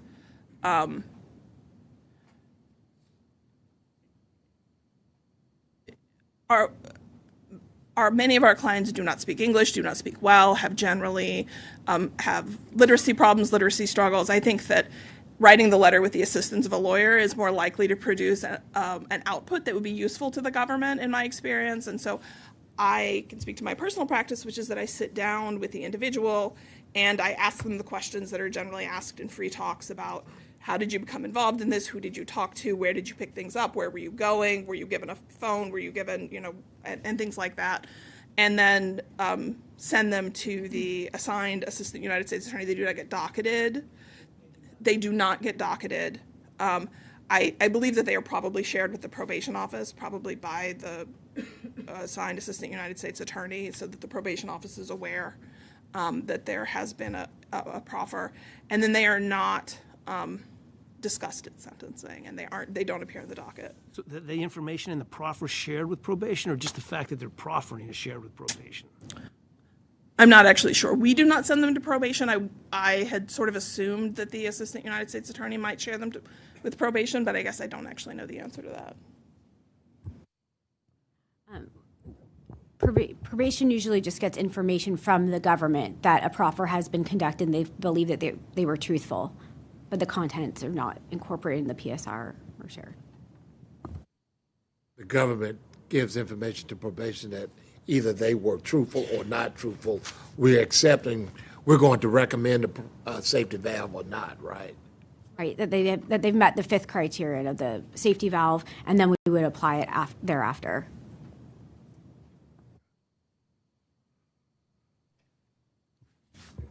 Commissioner May, and then Meisler.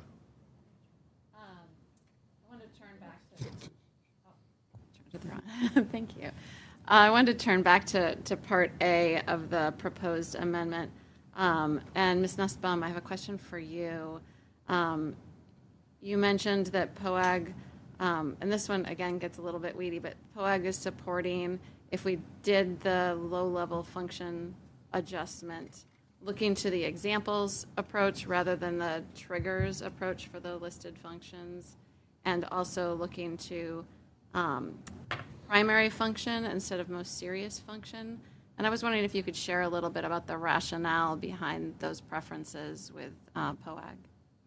Yeah, so examples, the introductory paragraph to the examples say to look at the scope and nature of the offense, so, which is different than in option one. Option one doesn't have that same language.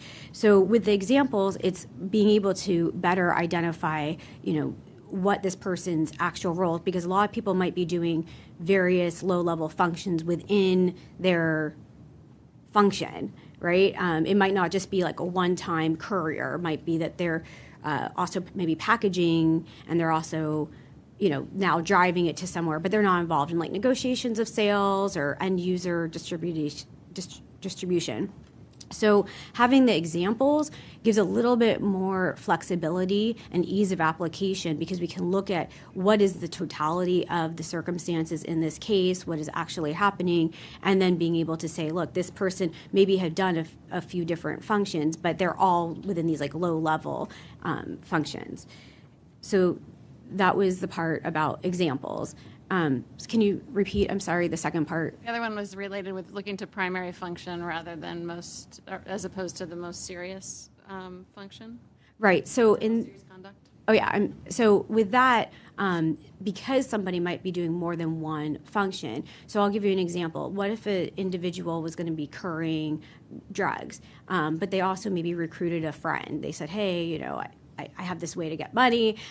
So what is more serious? Is bringing the friend in more serious, or is transporting multiple kilograms of drugs more serious? So now you're getting into the weeds of, well, what is actually more serious? Because maybe transporting a large amount of fentanyl or some type of other substance might be more serious than saying, hey, friend, come join this conspiracy. Commissioner Meisler. To follow up with Ms. Nussbaum, and this may be kind of a more general question, also in the same topic of low-level trafficking function. I'm just curious, how do you envision the probation officer's role or task changing between the inquiry you currently conduct under 3B1.2 and what you would have to do under the proposed low-level trafficking functions in 2D 1.1? So both of these functions and role capture a lot of the same attributes of the offense. We're looking at a lot of the same conduct. One is looking at it role comparing to other participants. So there's like a hierarchy. It's like who's high, who's medium, who's low, where do they fall, how's this person's conduct compared to this person's, are they substantially less culpable or more? With function, you're just looking at the individual activities. What did this person do? So you're looking at the same body of evidence generally. It's just that your analysis might change in terms of how would you apply it. Would you apply it based on solely what this person's activity is, or is it more about they're comparing to the other individuals? I think your letter got into this a bit, but do you see any new areas that would be new for officers that they weren't being asked to tackle, not just the comparison, but new kind of substantive determinations they'd be asked to make that they weren't being asked to make under 3B1.2? So, for instance, the profit and some of the terminology, right now, we're not investigating like what would be the profit of this offense. We would maybe look at what their compensation is, and how does that look compared to the overall scheme. But some of the information about profit, the retail level, some of that terminology, we're not really looking at. Is this actually a retail amount? What is it, or is it just this is the amount that they're tasked to transfer over to another person? One more quick question, I think, hopefully. Just for Ms. Lynn, something you said in your opening, the example you gave of the pharmacy tech kind of stuck with me, and I'm just trying to figure out if I understood your position correctly. We're using that example to distinguish between the kind of two options that we have here for option one and option two for the low-level trafficking enhancement. And I guess I'm trying to think about a situation in which the kind of pharmacy tech you describe would qualify under an examples-based approach, would qualify for the reduction, but not under option one. Because I'll just put my cards on the table. Like the way I read it, it's kind of like you have your primary function in that situation probably compared to packaging controlled substances, right? You're filling a prescription being. So that's how I kind of read option one, and it's not clear to me why that would be a different outcome for someone like that under option two. And I just wasn't sure if that's what you're getting at with your example. So my example was why it's important to preserve the possibility of 3B 1.2 for those sentenced under 2D 1.1, because I didn't think that the pharmacy tech's role or function actually easily fit into the examples given for low-level function. If the judge wants to read it as like fitting in as an example and imply the low-level function, then great. I'm just worried that because it's not specifically described, that judges may not. Thank you. Did you have one last question? We have time. Ms. Nussbaum, POAG on the meth equalization question had said that you believe that the offense levels should be equalized, but perhaps somewhere in between options 1 and 2, and to talk to experts. Can you help unpack the kinds of questions we should be asking experts that you think would inform where within that middle would be an appropriate line? I think one of the concerns is that right now the ratio for methamphetamine is so large, it's like 1 to 20, and how the meth would compare to other types of substances, such as like fentanyl, for instance, I think is, I don't have the exact numbers in front of me, 1 to 8. So it's just kind of maybe looking at how this substance and how those other determinations for the ratios has been determined compared to the current methamphetamine purity levels.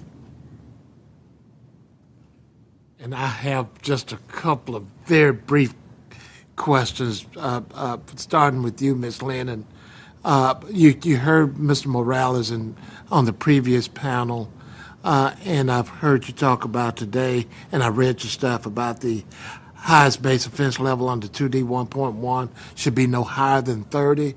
That suggests no higher than 30. If there's something lower than 30, is PAG suggesting that it can be lower than 30? Absolutely. I think that it should be set at a place where ultimately the average sentence being imposed matches what the guidelines. Like what we're trying to do is get sentencing practice to match what the guidelines are. Otherwise, what's the point of the guidelines? All right. And Ms. Nussbaum, with respect to the, I think you eliminated, the proposal is for the POAG to eliminate the proposed exclusion of those who possess firearms on the low-level trafficker SOCs. Can you just explain that? There was a lot of discussion because a lot of people felt that it was very aggravating that a person had a firearm and the dangerousness with that. But on the other hand, there was a lot of districts that commonly see individuals possessing firearms for their own protection. And so given the other adjustments that they would be precluded from, such as 0-point offender, safety valve, they'd already get an increase under B1. It felt like the guidelines had already captured that aggravating factor sufficiently that this preclusion for low-level function would be, it didn't need to be applied as a factor to consider for low-level function. And then as also mitigating role right now doesn't consider if a defendant has a firearm possessed. So that was also something we discussed. Okay.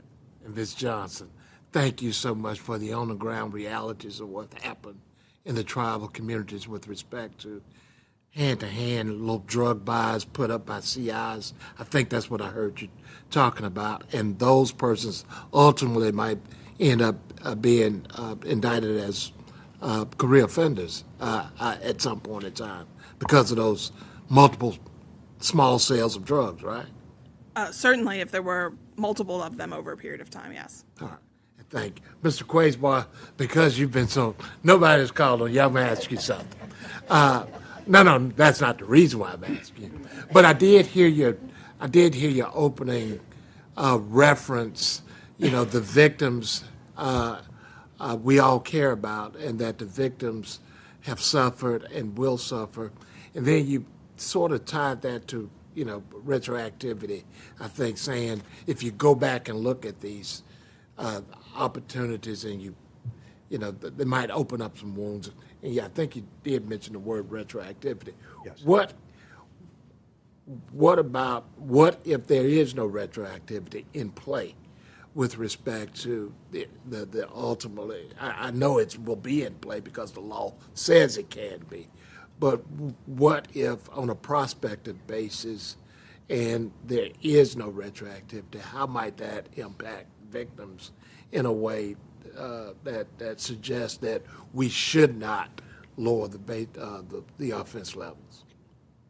That's a good question, Chair, and I can't say that we discussed it specifically as a group, but I think part of what victims, and you all well know, and we realize, in federal criminal cases, the number of identified victims are a small percentage of all the cases that are being handled. And the number of those victims that have lawyers representing them to get them through is an even smaller percentage. So the practical application of the guidelines is sometimes more than we have good experience with. But part of what victims understand when they come into the criminal court process is kind of an anticipation of what's going to happen to the defendant. And if those anticipations are based on what the statute requires and what the guidelines require, then at least their expectation can be met. And I would think that that's why it's reflected when we say we approve of amendments that you might make. We're just concerned about that retroactive application of people having to come back maybe years later and have to pull those scabs off all over again, how difficult that it is. And I know that you're about to hear from a victim as well that may touch on issues of that type of harm. I'd like to thank the members of our advisory groups. You all play such a vital role for the work that we do here, and we certainly appreciate everything that you do. Thank you for your testimony.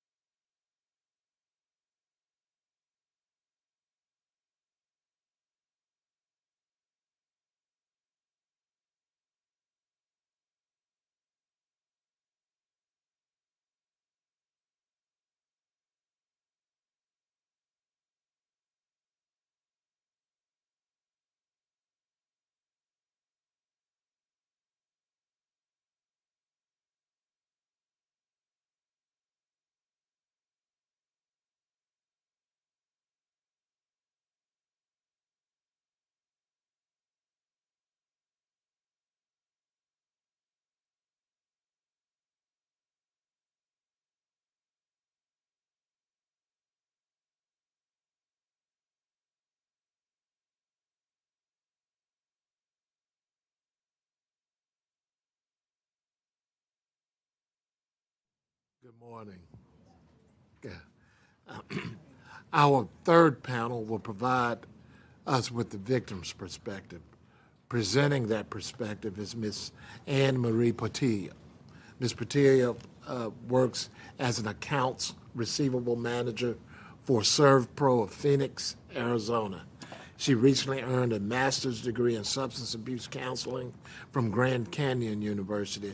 She also works part-time as a substance abuse counselor for adolescents struggling with addiction. Ms. Portillo, we're ready when you are, ma'am. Good afternoon. I'm extremely grateful to be here today. As you said, my name is Anne Portillo, and I'm here today to speak about my only child, Alexandria, who I lost to fentanyl poisoning.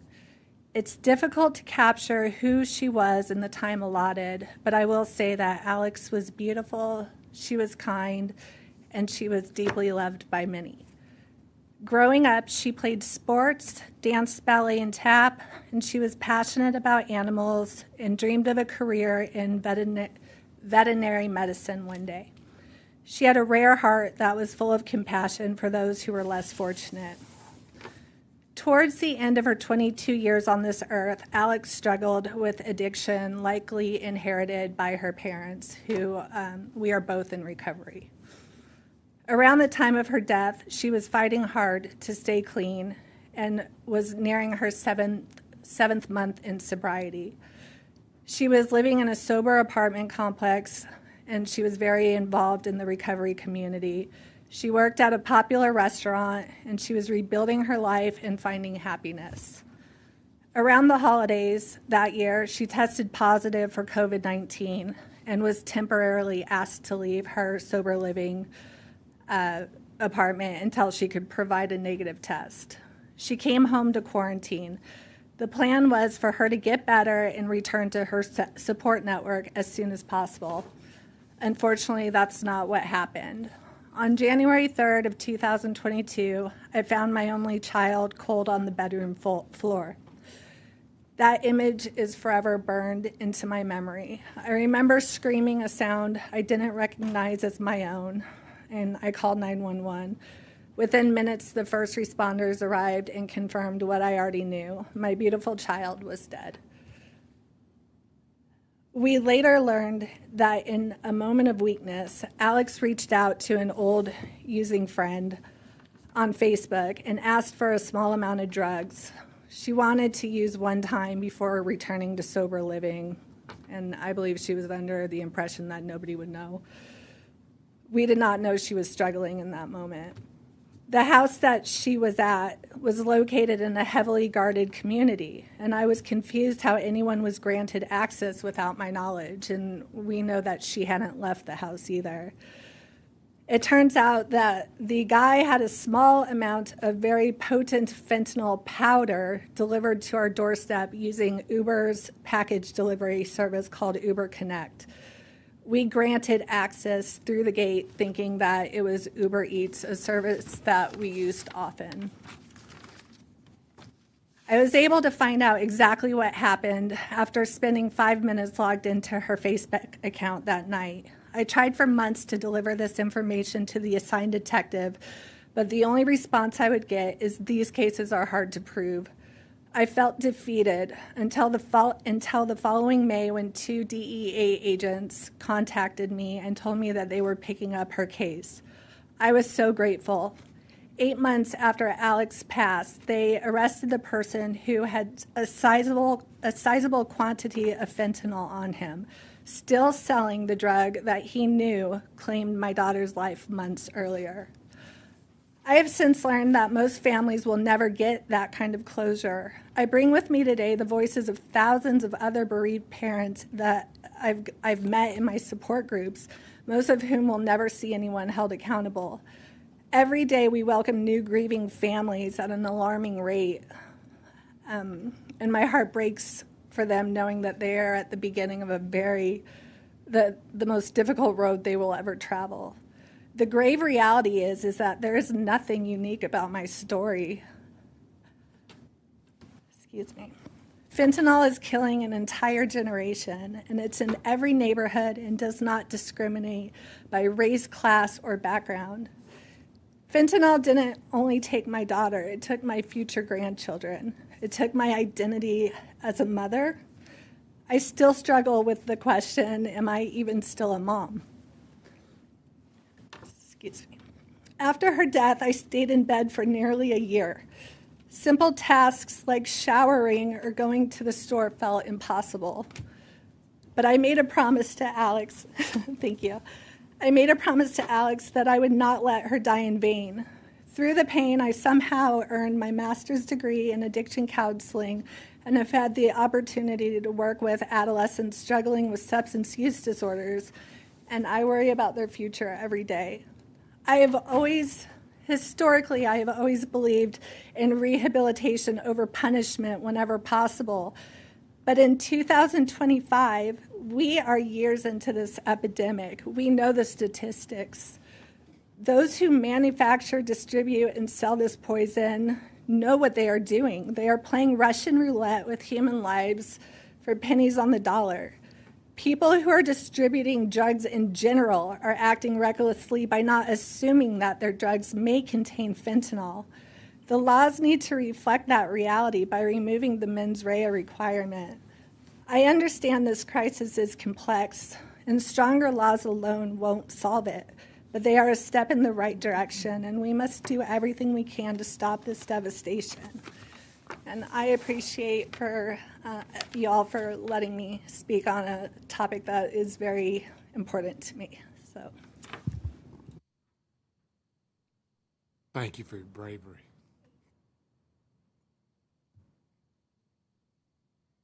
Any questions?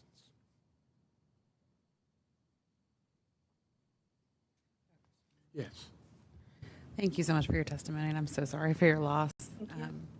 I wondered if, either through your experience after what happened to Alex or from your more recent education, if you have any sense of how often these folks who are dealing in fentanyl know that they're dealing in fentanyl, or how often they are turning a blind eye, or how often they too are taken by surprise. Do you have any sense of this? You're asking about the people who are actually dealing it. Well, I can say that I've been sober for several years, and if we go back to 2016-ish, 17, when these blue M30s were making their way into our community, I know that any seasoned person who was peddling this knew what they were. Fast forward 10 years. I think you have to live under a rock to assume that you know what's in the stuff you're distributing. I just feel like in 2025, there's no more benefit of the doubt. They say when they teach you about gun safety, act as if every gun you handle is loaded. And I feel that it is the same with drugs. I mean, these people need to realize that every substance that they are dealing with might have the potential to contain fentanyl in it. So, You deal with substance abuse with adolescents. Could you tell us what age bracket that is and what type of drugs do you see, or substances, if Sure. you will? What So, type of substances do you see there? So I do group therapy for adolescents between the age of, I think the youngest person I've had is 14, and it goes up to 19. And the level of care that I deal with are people who are, just getting in trouble for the first time, like, marijuana. The kids that are doing fentanyl are, usually they go straight to an inpatient rehab facility. But for the most part, the kids I deal with, like I said, it's marijuana. They're not really at that stage yet to have dealt with harder drugs. But I worry about their futures because,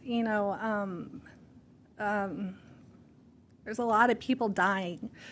I think I made it to my 40s with only going to my grandparents' funeral. And in the past 3 years, I've been to so many funerals, I lost count. Young people are dying at alarming rates.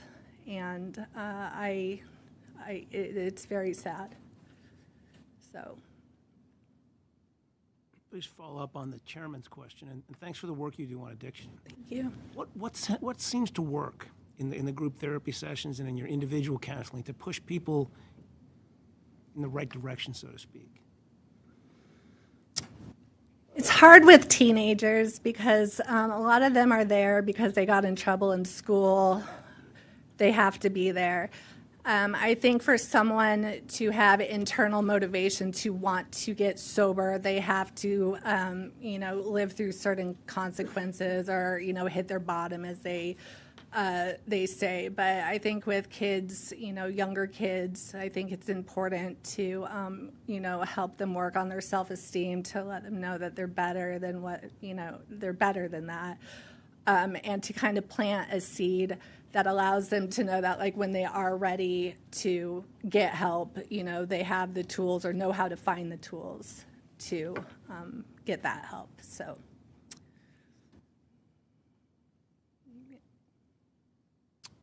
Any further questions? Ms. Portillo, thank you so much again for your bravery, and we are all sorry for the loss of your daughter. Thank you. And again, I'm very grateful to be here. So thank you.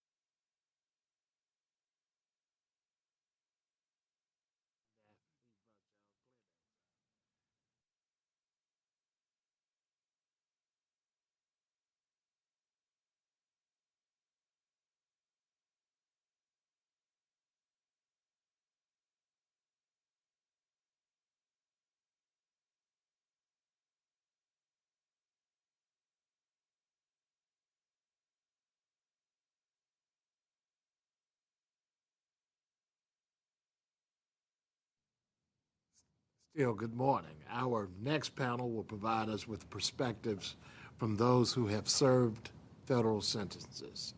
First, we will hear from Ms. Demaria Monday. Did I pronounce that right? Okay, tell me. I want to say it. I said Demaria Monday. Thank you. She is a founding director of Block Builders and Return to Hope.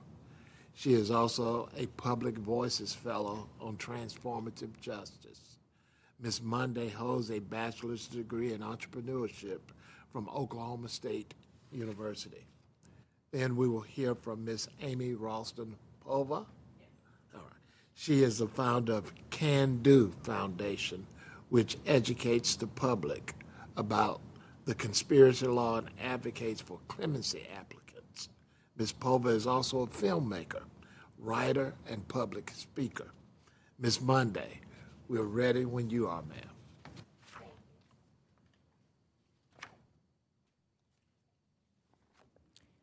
My name is Demaria Monday, and I am a survivor of mass incarceration.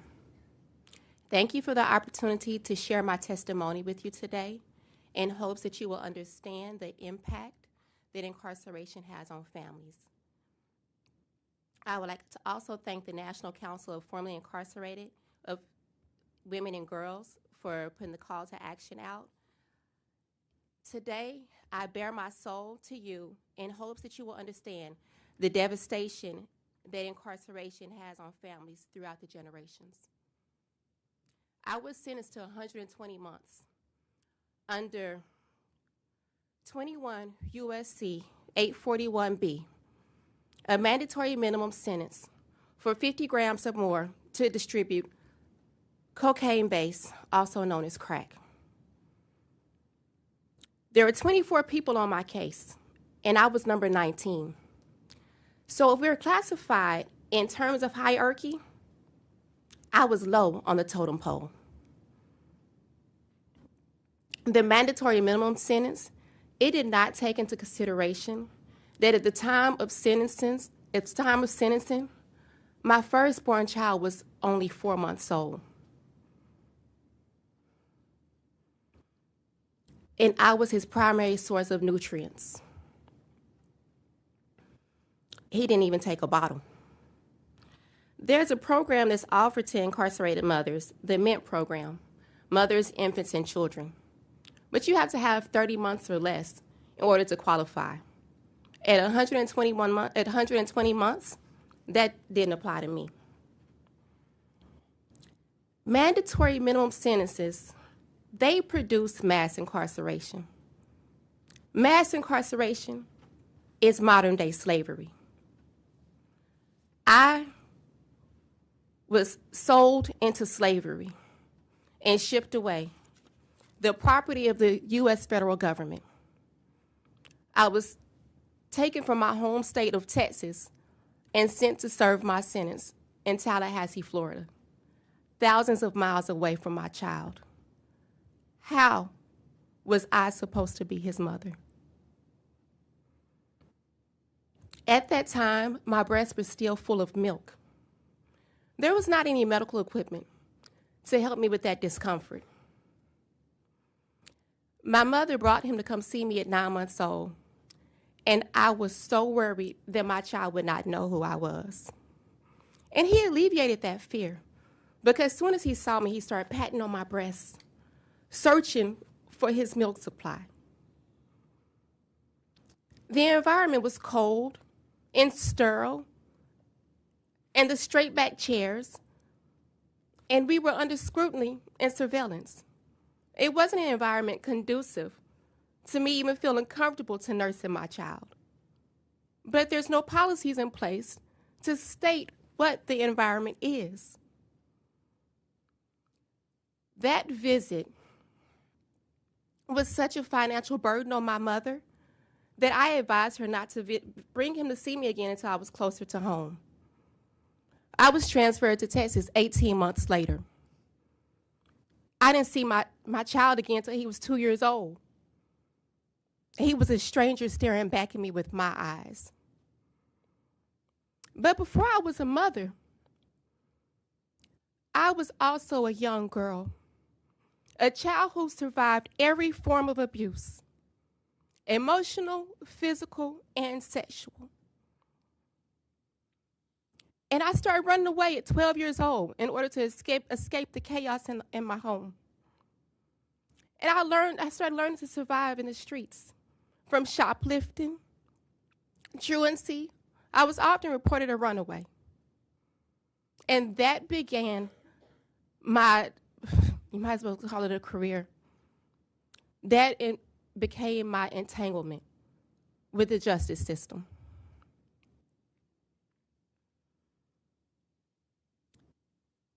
Now, I do want to stress that according to studies, 85% of women have endured some form of abuse. So I am one of many. And this is so common that Senator Cory Booker, he coined the term, the sexual survivor's pathway to prison. And mind you, prison is not free. I was often forced to make the choice of, do I buy a commissary with my sentence that I earned, or do I call home? How do you be a mother? Make those choices to be a mother in prison. So today, I'm still paying the price 20 years later. My family relationships are strained. My oldest child that I had to leave behind is estranged because I had to make the decision, do I leave him with my abusive mother or let him go into the system? I've changed my life, and it didn't take 10 years for me to find a change, to become a better person. That was cruel. Really a violation of my Eighth Amendment right. It doesn't take that long. And as a minor offender in the conspiracy, today I urge you to reimagine what justice looks like. Justice that's just, that's fair. And I would also urge you to look at what alternatives to incarceration look like so that more families don't have to be torn apart. And I know that that's not one of the recommendations. So I urge you to consider option 3 with the lowest base level of 30, to be able to take the steps to repair the harm so that other families don't have to be torn apart like mine. Thank you for your consideration. Thank you, Ms. Monday. Ms. Pova. Thank you.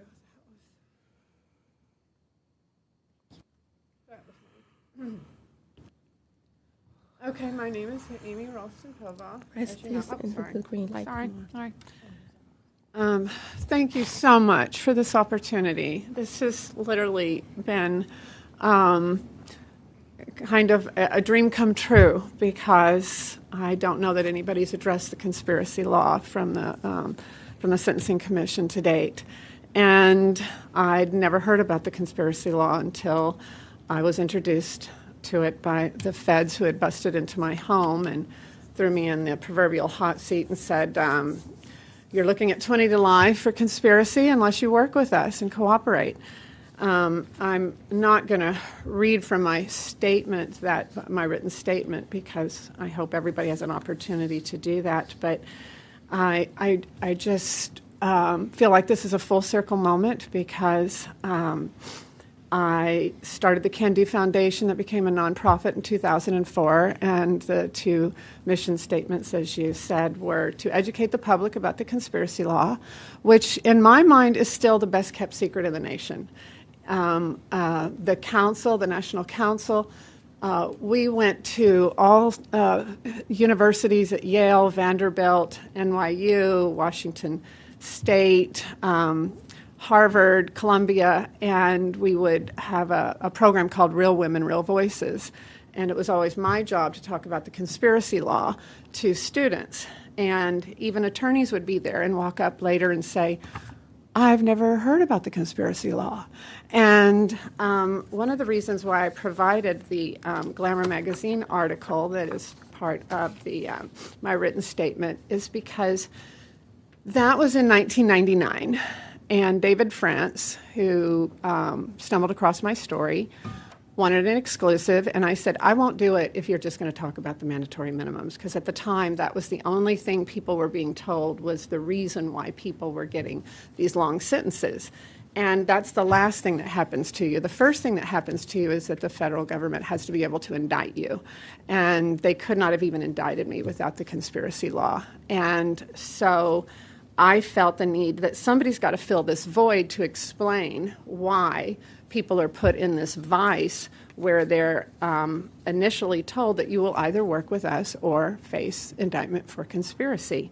So the thing that happened with the Glamour magazine article in 1999, and I didn't add them all, but I have 16 letters all here from sitting members of Congress and senators who wrote to Roger Adams, who was the pardon attorney at the time, and it really sparked kind of outcry as to finally getting a story about someone.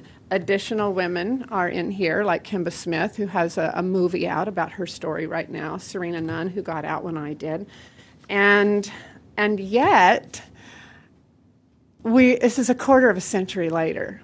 This is a quarter of a century later, and here we are. And I can't tell that anything has really moved the needle on the application of the conspiracy law. I don't know if they're applying them the way they did back when it was utter zero tolerance and we were referred to as the scourge of society by both sides of the aisle, who were all trying to out-tough one another with conspiracy mandatory minimums and other draconian laws. So I would just like to say that the only thing that I know when I was in prison that came along, and some of it may be in part due to the Sentencing Commission, was that the safety valve was passed. And so we were all excited because we were hearing about the safety valve. And then when it came out, those of us who needed it the most read the criteria. And the criteria was, this doesn't apply to anybody who refused to cooperate. So right off the bat, the people who really needed it the most were exempt. And those who entered into a plea bargain received sentence reductions, typically. So that was a head scratcher, because I think the second piece of legislation that came out also said anybody who didn't cooperate, it doesn't apply to them. And it started really beginning to seem very vindictive, as if the Department of Justice was very heavy-handed in these decisions, And even to this date, when I work on clemency, we are really up against a lot of prosecutors who continue to carry a grudge. And I have even spoken to some of these prosecutors who have stated, well, the person didn't cooperate, and they've never said, I am guilty. Even if the person writes into the clemency petition that they were responsible, they express remorse and everything else. So I would like to, also reasonable foreseeability was added after a while, and the reasonable foreseeability didn't seem to apply either to my case, because I was literally put at the top of the chart, and people who were major dealers, major importers, got full immunity, absolute immunity, even though prosecutors were saying, we need to get the low person and go up the chain to be able to get the bad guys and put the bad guys in prison. That was the narrative. That's not what's happening. That's not what happened in my case, and that's not what happened in nearly all the cases of the people who served time with me. The person who's first in is first out.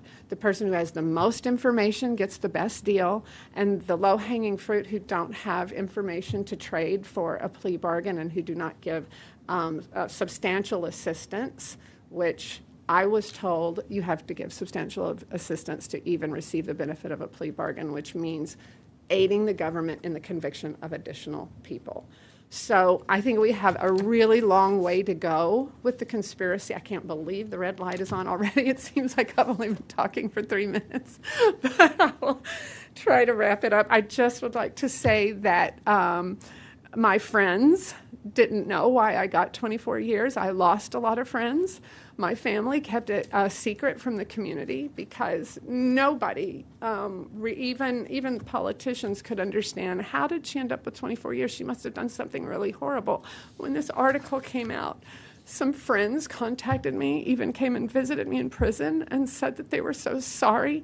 Eric Sterling was a critical, one friend of mine said, oh my God, I read that the guy who said he helped write the laws is fighting them.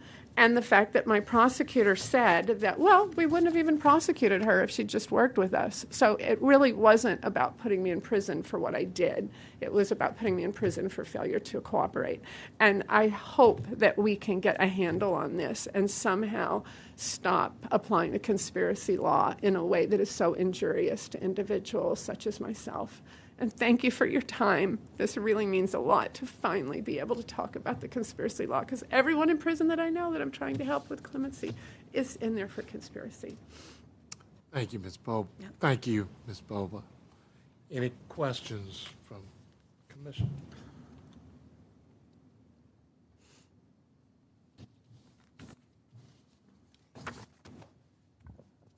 Thank you both for being here today and for your testimony.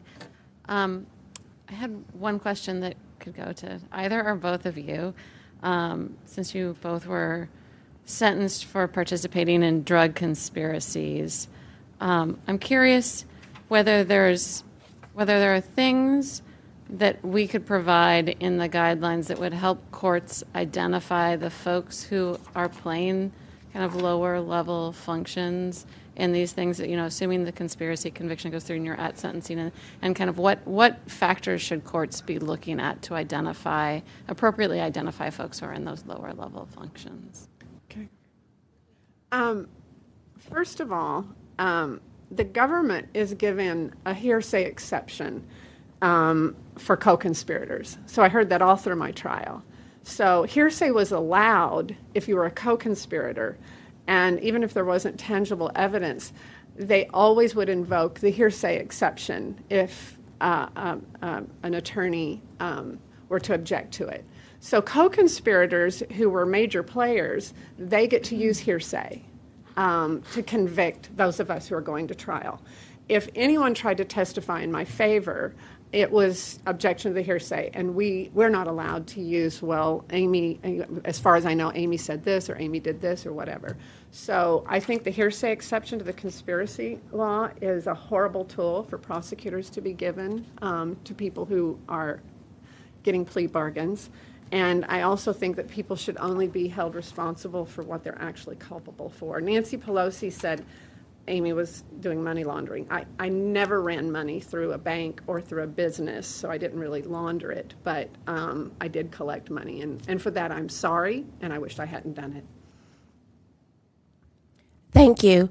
And to follow up on Ms. Povas, in addition to the hearsay, I think it's really important to look at decision making on if that person, if they had any knowledge of what all was going on. Because with 24 people on my case, I only knew a handful. So therefore, I wasn't privy to a lot of the information. So therefore, I couldn't tell anything. But hearsay played an important role when you have the larger players who are cooperating. So definitely look at the, use those as mitigating factors when deciding. Thank you. You each spent time in the custody of the Bureau of Prisons. Just want to ask you, and I know this is not part of your testimony, I don't know how many different facilities you might have, because they do have the right to move you around. But did they offer you any? I realize the Meth program was not offered to you, Miss Monday, but I'm trying to figure out what type of programs to help rehabilitate you in some way. Were those offered to you at the Bureau of Prisons? Not initially, due to the length of my sentence. So when I began my sentence in Tallahassee, you had to have a certain time frame for most classes, and also for tuition, and I couldn't afford out-of-state tuition. Could barely afford to live inside a prison. So when I transferred to Carswell for a program, for the Life Connections program, and so with that I did that, and I was able also to take college classes, and Unicor offered scholarships for that. So there was some rehabilitation. They didn't look at time, but majority of the programs offered look at the length of your sentence. And you mentioned Unicor. Were you able to work at Unicor? Yes, sir. I worked at Unicor for 5 years. And what was your pay per hour there? So I started out at 23 cents. That's a grade 4. And so because I worked there for 5 years, but each pay increment increases by 23 cents. So a grade 5 is 23 cents. A grade 4 is 46 cents. And then it goes up to 69. And then if you make $1, you're making a lot of money. And so, and then if you've been in there, if you've worked at Unicor for 18 months, then you get an additional 25 cents. So really modern day slavery. Ms. Pulver, did you find any sort of rehabilitation sort of programs or anything? I was so committed to the law library that I had to do my own 2255. I had to learn the law. I also tried to help other people. I always felt like, why would God help me if I don't do what I can to help others, which was usually trying to, after I learned how to even file my own 2255 on my own, and that was before the piece of legislation that only gave us 1 year after our direct appeal was over, so I had about 3 years to learn it. And there were some psychiatric programs, but the RDAP wasn't even, had not even been introduced. But even in my PSI, they noted that I did not have addictive, properties. I didn't have an addiction habit. So you have to sign that you have to literally, under penalty of perjury, say that you were an addict in order to be able to benefit from the RDAP program. So I didn't take that, but a lot of people thought I was crazy. They said that she's nuts because I had a plan after my 2255 to go for clemency. And if it weren't for my little bitty hometown of Charleston, Arkansas, where Senator Dale Bumpers is from, and then the Glamour magazine article, I would not have been released because it really was the catalyst that broke open concern and interest. But I must admit, no, I didn't get, I was 25 years, like she said, you don't really get any benefits unless you're closer to the door. And that's another thing that needs to change. So. Can I? Yes, you may, and then Okay. And I just want to add to that real fast of what she said. I did RDAP, but I also learned I learned law. I started studying law, and I did file my own 2255. And with that, the same things that we're speaking to today, mitigating factors, I argued to be held responsible for my weight, for my actions, and also even consideration of the abuse that I endured. And so this is really a full circle moment. So, thank you. Just following up on the chairman's question, another off-topic question. What was your experience like on supervised release? Well, I had 5 years of supervised release. And so that's a 10-year sentence plus 5 years.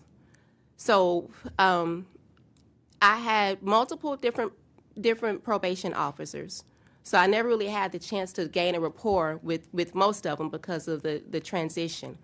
But what I will say is that, 15 years, and if you take into consideration the time from juvenile at 12, from 12 to 38, that's how much time I've spent in the carceral system under some type of supervision.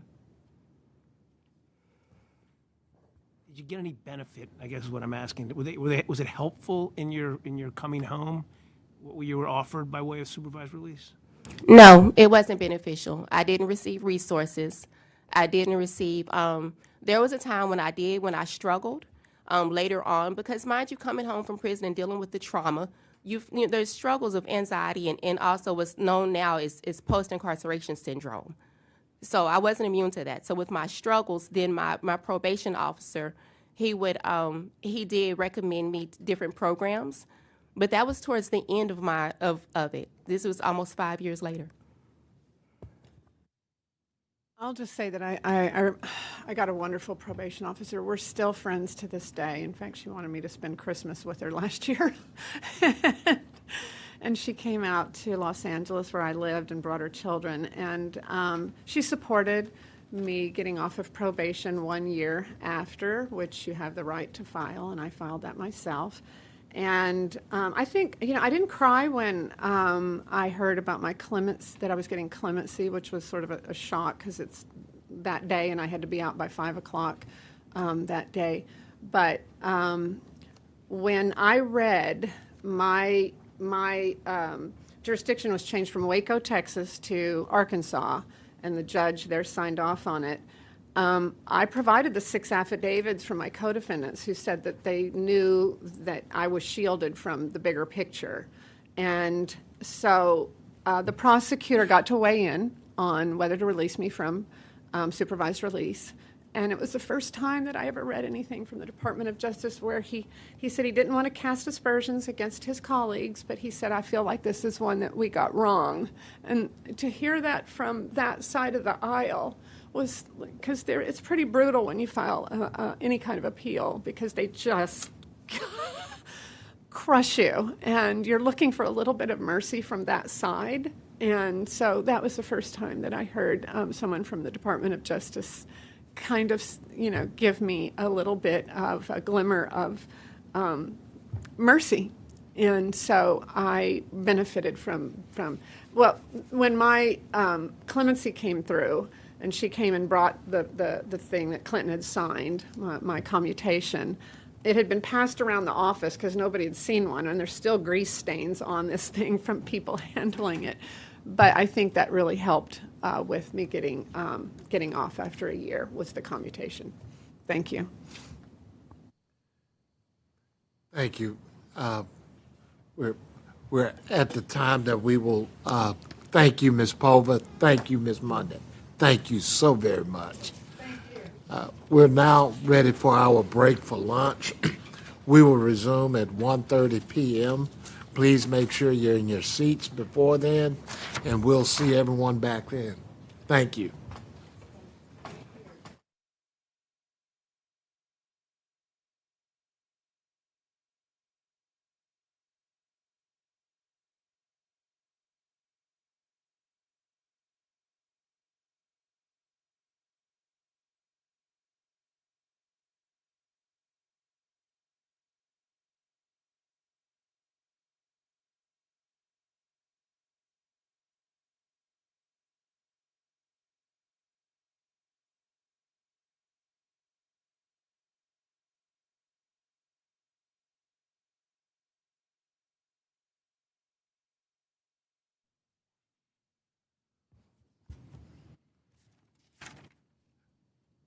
Good afternoon.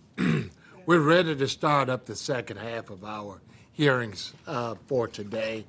Our next panel will provide us with community perspectives on our drug trafficking proposals. First, we will hear from Eric Sterling, who serves as counselor to the executive directors of the Law Enforcement Action Partnership. I think people call them LEAP. All right. Second, we will hear from Catherine Shevchenko, all right, who serves as a senior legal counsel at the National Council for Incarcerated and Formerly Incarcerated Women and Girls. Finally, we will hear from Alyssa Johnson, who serves as the Vice President, of Criminal Justice Campaigns at Forward.us. Mr. Sterling, we're ready to hear from you whenever you are. Thank you, Mr. Chairman, distinguished commissioners. Thank you for inviting the Law Enforcement Action Partnership. You know that the processing of the sentence of an offender holds the offender accountable for their wrongful conduct. This commission, in its studies, holds the federal criminal justice system accountable for its investigations and prosecutions, and in some sense, its wrongful conduct in who it has punished, the conduct what the nature of their conduct is, and so forth. This study from 2002, this study from 2007, these from this commission were both instrumental in identifying the fact that the Department of Justice was focusing overwhelmingly on low-level offenders and overwhelmingly people of color. And in enormous detail, your work was groundbreaking in setting the basis for the modern discussion about what we should be doing about sentencing today. Your most recent study last week about overdoses in federal cases, again, extremely important in helping the public understand sort of what the role of federal prosecution can be. I brought with me my Narcan. This is naloxone. This is used for reversing drug overdoses. This is the kind of thing that's going to save people's lives, not locking up people for 10 or 20 years who are relatively minor offenders in some drug trafficking organization. The federal government should be focused on the money launderers, the international level traffickers, the people who are outside the jurisdiction of the tens of thousands of state and local law enforcement officers and prosecutors who have the ability to put in millions of state prison beds, offenders who are the biggest offender in the city, the biggest offender in the county, the biggest offender in the neighborhood. That's not the job of the feds, and your reports are the foundation for showing how misplaced in focusing on neighborhoods and so forth the federal drug effort has been, and that helps perhaps explain why we're facing the crisis that your witness, Ms. Saltillo, spoke about, and the tragedy, how, we created mandatory minimums for fentanyl in 1986, and they only started getting used, in significant numbers in the last few years. Commissioner Restrepo, you have asked, repeatedly about how we measure real culpability, and it brings me to the opinion that the chair wrote in December 22 in U.S. versus Robinson about the lack of the empirical foundation for the guidelines with respect to drug weights. Sadly, the guidelines are tied to the statutory weights, and there is absolutely zero empirical basis to support the statutory weights.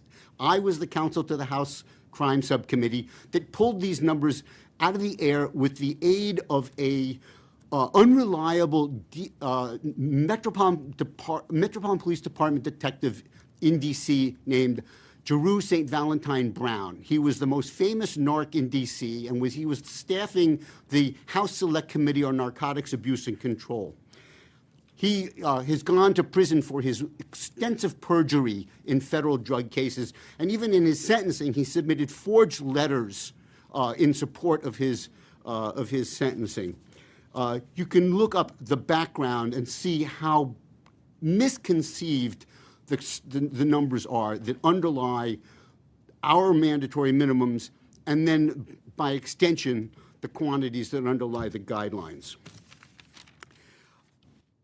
I think that as we think about the base offense level, in some sense, by tying drug weights to the minimum of 5 years, helps lead to the excessive imprisonment of low-level offenders. The base offense, there is so much opportunity to truly add on for the high-level offenders, the people who are the appropriate targets of federal prosecution through the guidelines. And I suggest going much lower on the base offense level. That's your initial approach. DOJ, with respect to drugs, Congress wanted the Justice Department to focus on the highest level offenders, and that hasn't happened. And just to conclude by saying, none of the defendants in the federal system should be so impoverished that they require a federal defender.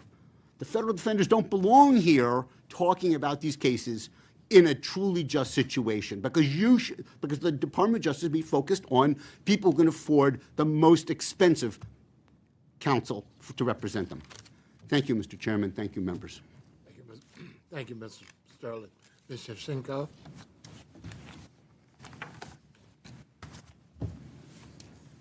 Chairman Reeves. Make sure your microphone is on. The green. Can you hear me now? Bring a little closer. A little closer. All right.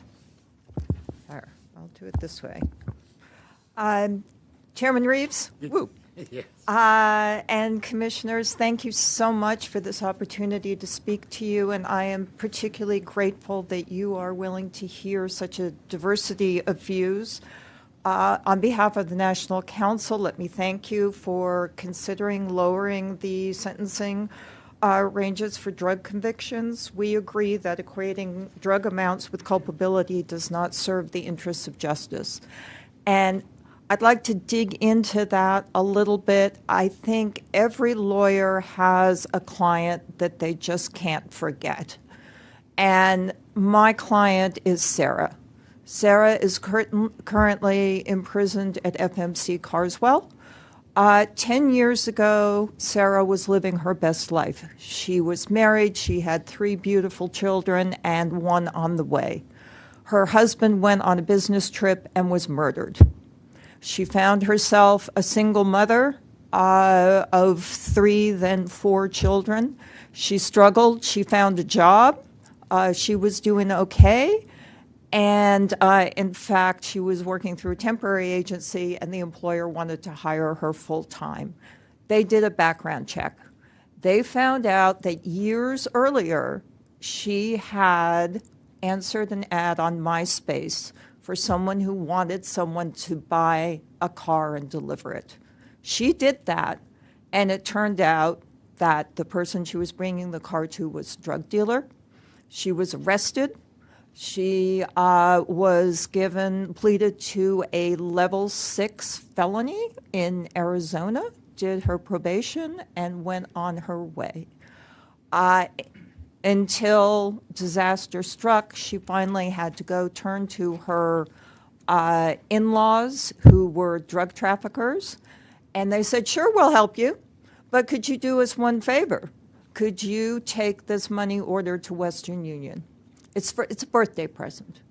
And she did that, and her name was in a ledger. And then she was surveilled, arrested, and she was arrested on the way with a friend to target practice. This is Texas. This is what you do. And she got a 15-year sentence plus an extra 5. Her children are now with her mother. Her mother has had 2 heart attacks in the last 6 months. They are holding on by a thread. And so while I am deeply grateful for the work you're doing, when I read Section B17, and yes, please, we would appreciate it if you could use that as examples rather than as a definitive list, I don't see Sarah. I don't see other members of the National Council, one of whom was doing time because she shared an apartment with her brother who was dealing drugs. I don't see the woman who moved out of an apartment and ended up getting caught up in a conspiracy because her name was still on the lease. And so we are asking you to consider another category of bystander. These are people who get in trouble just because they are literally in the wrong place at the wrong time. The National Council has surveyed women in federal prison. We have over 300 responses, and over again, we hear the story, the girlfriend problem. Yeah, my brother, husband, boyfriend, whatever was doing things. I got caught up in it. He had information, he got off. I had been shielded. I had no information. I got the full sentence. And so that is sort of our primary concern, is to fix that problem. Secondary, and I'll go really fast, but I think we have to look at the political reality that we are in. Government spending and government staffing is being slashed and burned. There is no reason to think that the BOP will be exempt, and in fact, they have had staffing problems for years, and this is causing all sorts of issues, lack of programming, poor medical care, lockdowns, and frankly, if you can't add more money to the problem, you've got to let people out. And starting with folks who are just in the wrong place in the wrong time is good. We would also advocate those who are elderly and ill, who have served sentences for decades.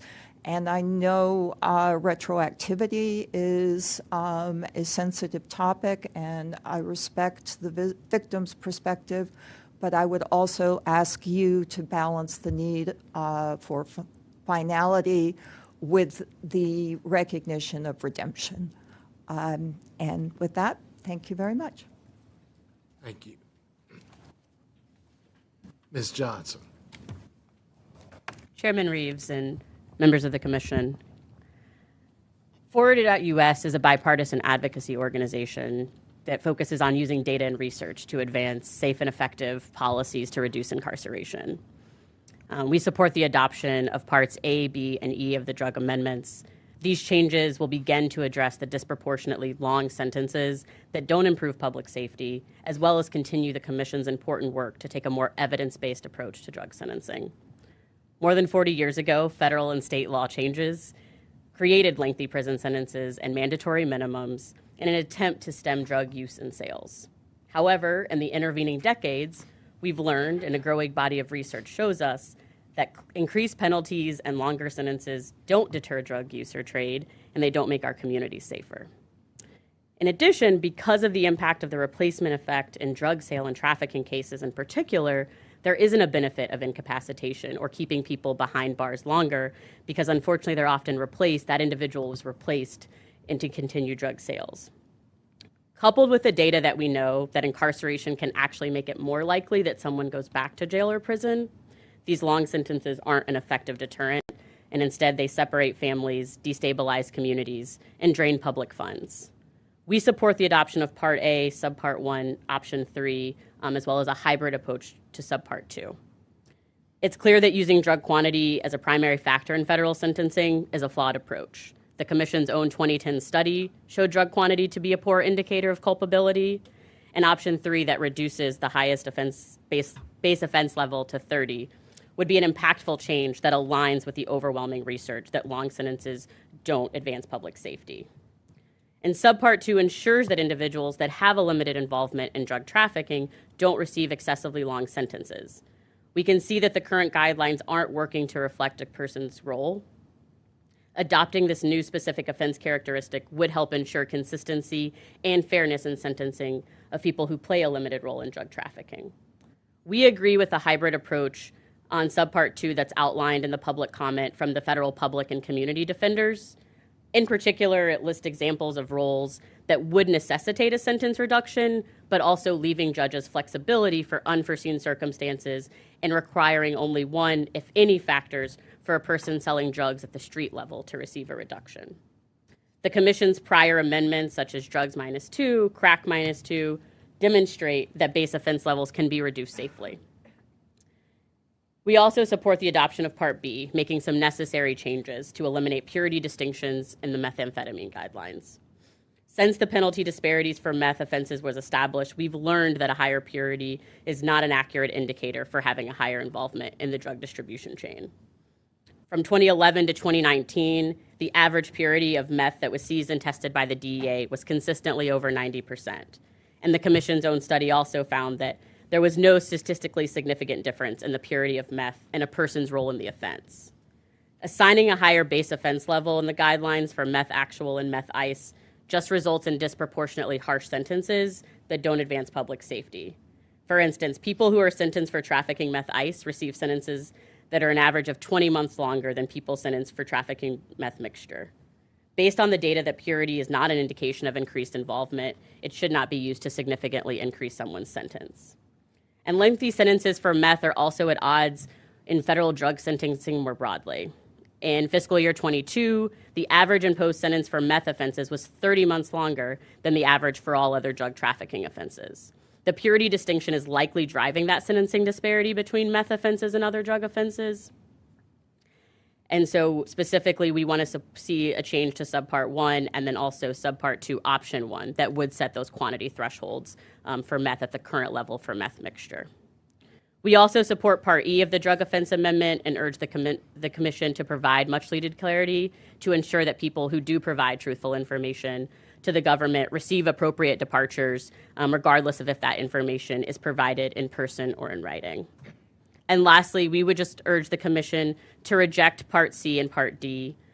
We're very concerned that these amendments would only increase prison terms without corresponding improvements to public safety. If the Commission takes any action, we propose further study before making any changes to the guidelines. Thank you so much for considering our recommendations and the opportunity to testify today. Thank you, Ms. Johnson. I turn to my fellow commissioners. Any questions of this esteemed panel? Oh, go ahead, PC mate. Thank you. Thank you all for your testimony this afternoon and your written comments as well. We really appreciate your time and work on these important issues. Mr. Sterling, I wanted to start with a history question, I guess it is.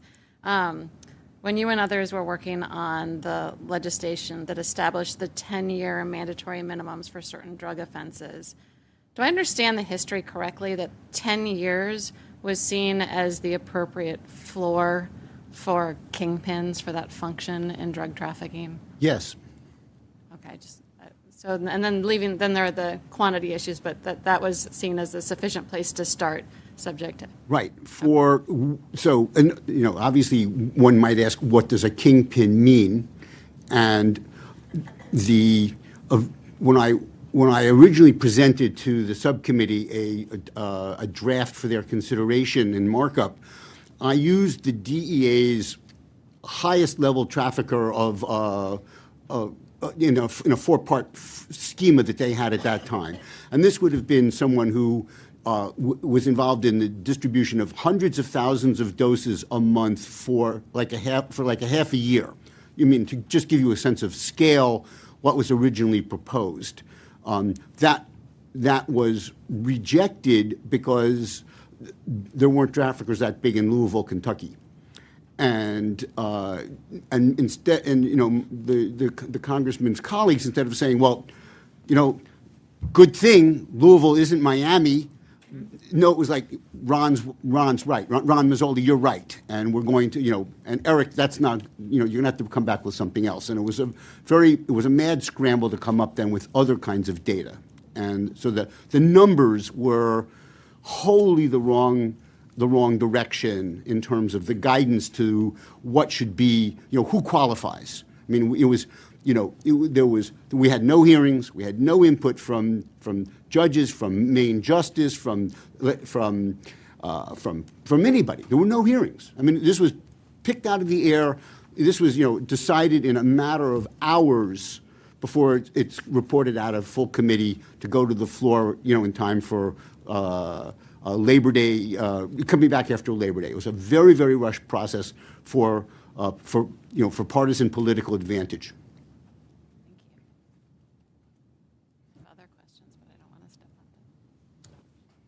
Staying with my theme of the day, how should we measure culpability? Sure. And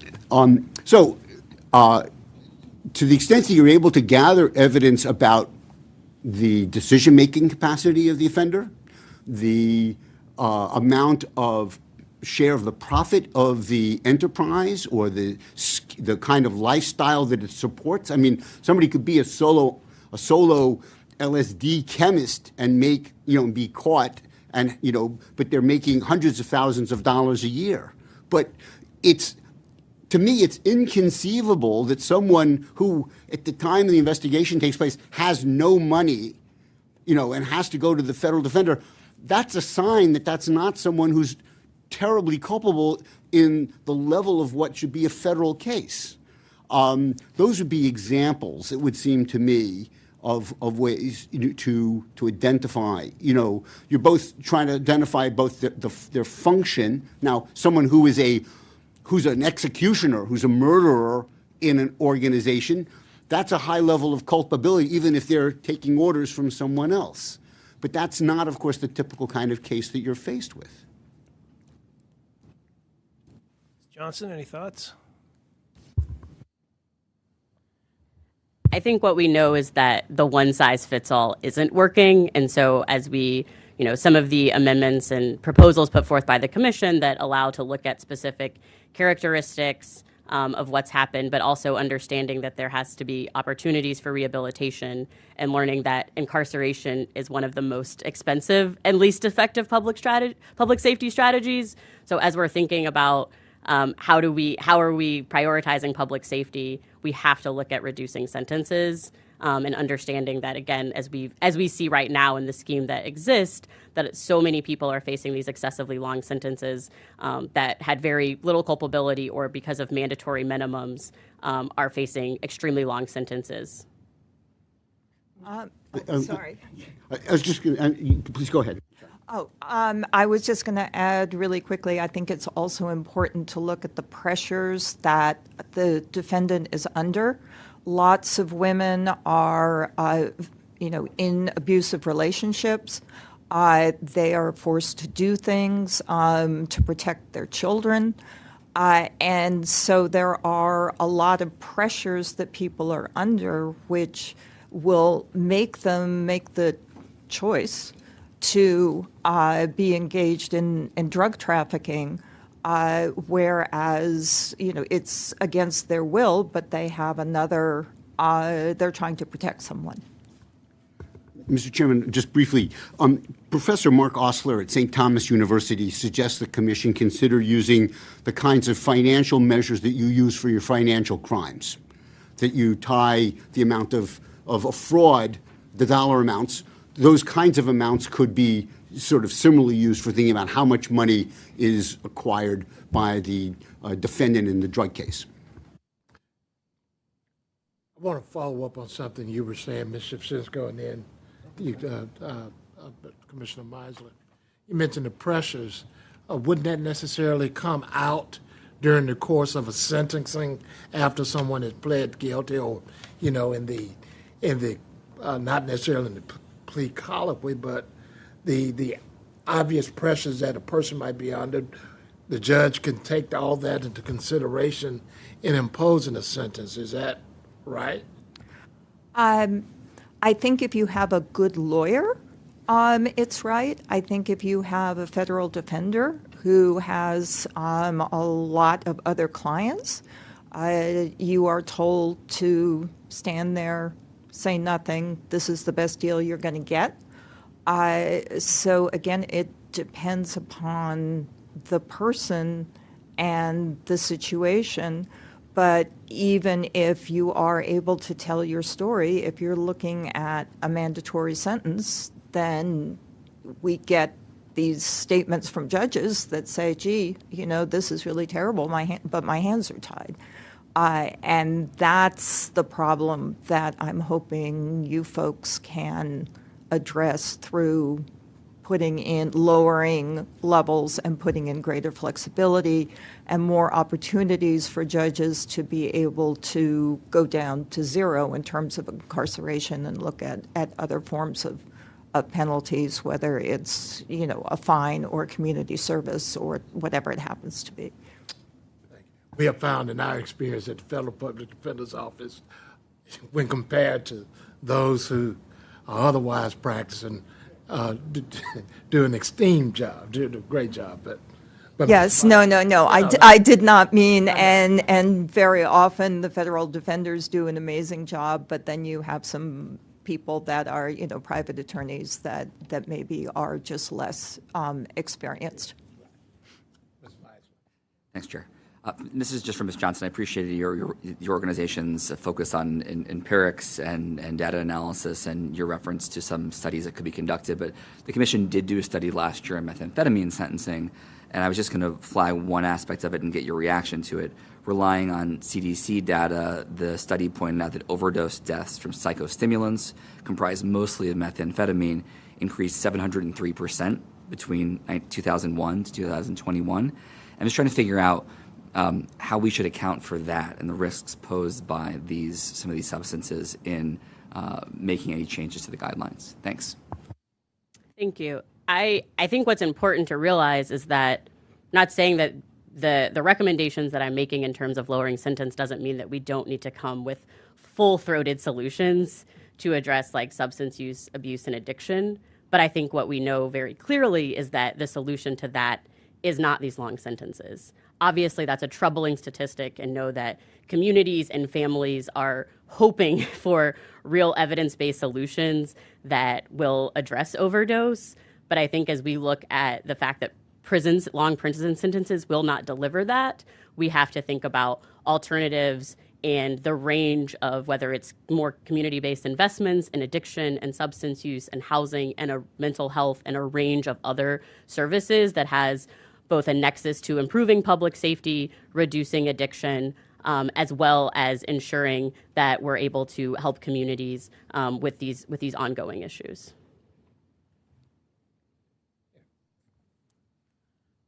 Ms. Johnson, I have a question for you based on your work on federal and state drug laws. If we proceed with an amendment that includes an adjustment based on that low-level function, whether we do the triggering examples or the triggering factors of the example approach, is the list that we have in there, like, did we get that right? Are we missing things? Do we over-include things? Based on what you've seen from the states, have we done a good job of capturing what should fall into a low-level function category?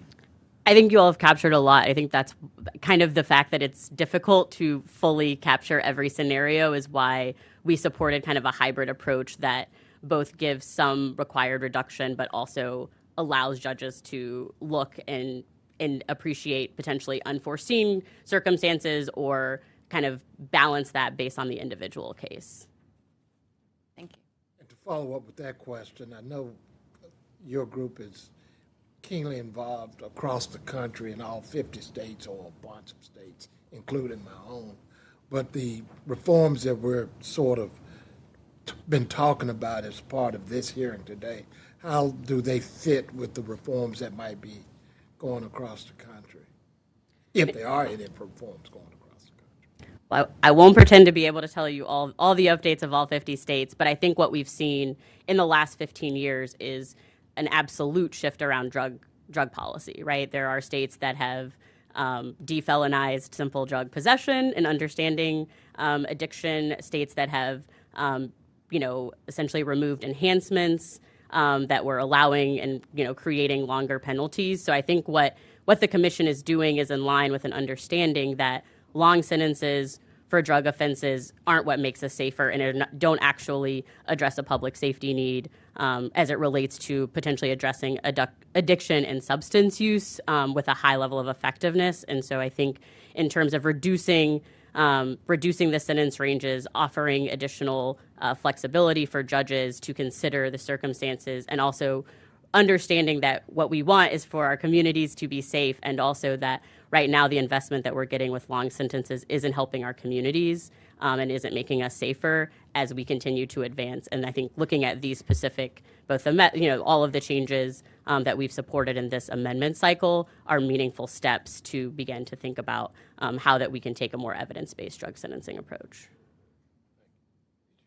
From Mr. Shevchenko, do you think the way we've crafted the B-17 potential SOC would capture the girlfriend problem? I would think, I think B-17 probably captures about 80% maybe of what's going on out there. I would suggest maybe what you did with the compassionate release is to have some sort of catch-all that says something of, it wouldn't be gravity, but, similar minimal participation or, minor influence on the enterprise as a whole would be very helpful, because then you could capture the instances that we can't dream up right here, because particularly since the trigger is so light for the conspiracy,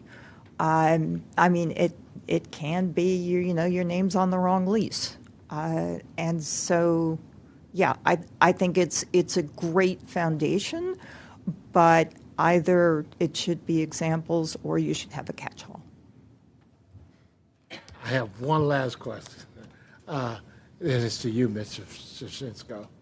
I think in your written materials, we put out there, sort of adjusting the level with 30 being the highest. Yeah. I think you come back and said the cap base offense could be less. Mm-hmm. And when you say less than 30, what cap are you talking about in your proposal? I should start by saying I am not, a brilliant technician like you all are in terms of the sentencing guidelines. But I think what we were after is to have a zero sentence be available at a higher offense level. I sort of get confused on whether we're lowering offense levels or raising drug rates, but where they meet, and I think we were talking about level 14, that to address the girlfriend problem, to address a lot of these things, to make it possible for judges to have a non-carceral sentence for a higher drug rate weight that is available now. And because you have a range, you also have the opportunity to give a carceral sentence if that's appropriate. I hope that answers the question. Thank you all so much. We support that. Okay. Thank you, sir. Thank you so much for your testimony. We appreciate your written testimony as well. Thank you.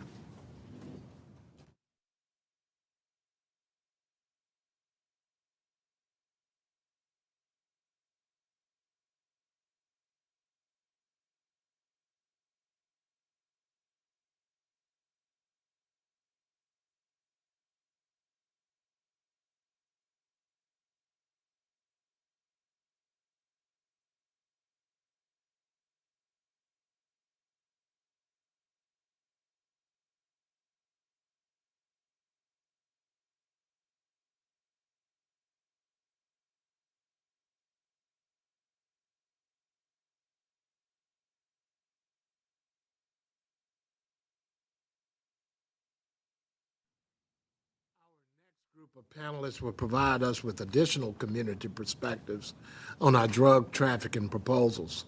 First, we will hear from Dr. Shaniva D. McReynolds, who serves as the president of FAM. Next, we will hear from Rachel Wright, who serves as the National Policy Director for Right on Crime. Finally, we will hear from Norman Reamer, who serves as a consultant to the ZEDIC Association. Dr. McReynolds, we're ready to hear from you whenever you are. Thank you, Judge, Chairman, and other commissioners. I appreciate the opportunity to testify today. My name is Dr. Shaniva McReynolds. I am the president of FAM, formerly known as Families Against Mandatory Minimums. My testimony is rooted in the work of our organization, the organization I proudly lead, which amplifies the voices of families and their incarcerated loved ones. I met my childhood sweetheart in one of Chicago's most challenging neighborhoods, Inglewood. In our city, many hold the adage that nothing good comes from Inglewood. He is the baby boy of 6 children and was shaped by the harsh realities of our community. After dropping out of high school, he turned to selling drugs, not as a way to gain wealth or power, but simply to survive and support his family. It was in Inglewood that I experienced some of the most formative moments of my childhood. And sometime later, I returned to live with my military father, and therefore I was exposed to opportunities that others in the neighborhood I had left would not have been exposed to. 22 years had passed when I was reconnected with Jeffrey. When I was reconnected with him, I then learned that he had taken a plea deal. I want to emphasize plea deal of 10 years to life for a conspiracy.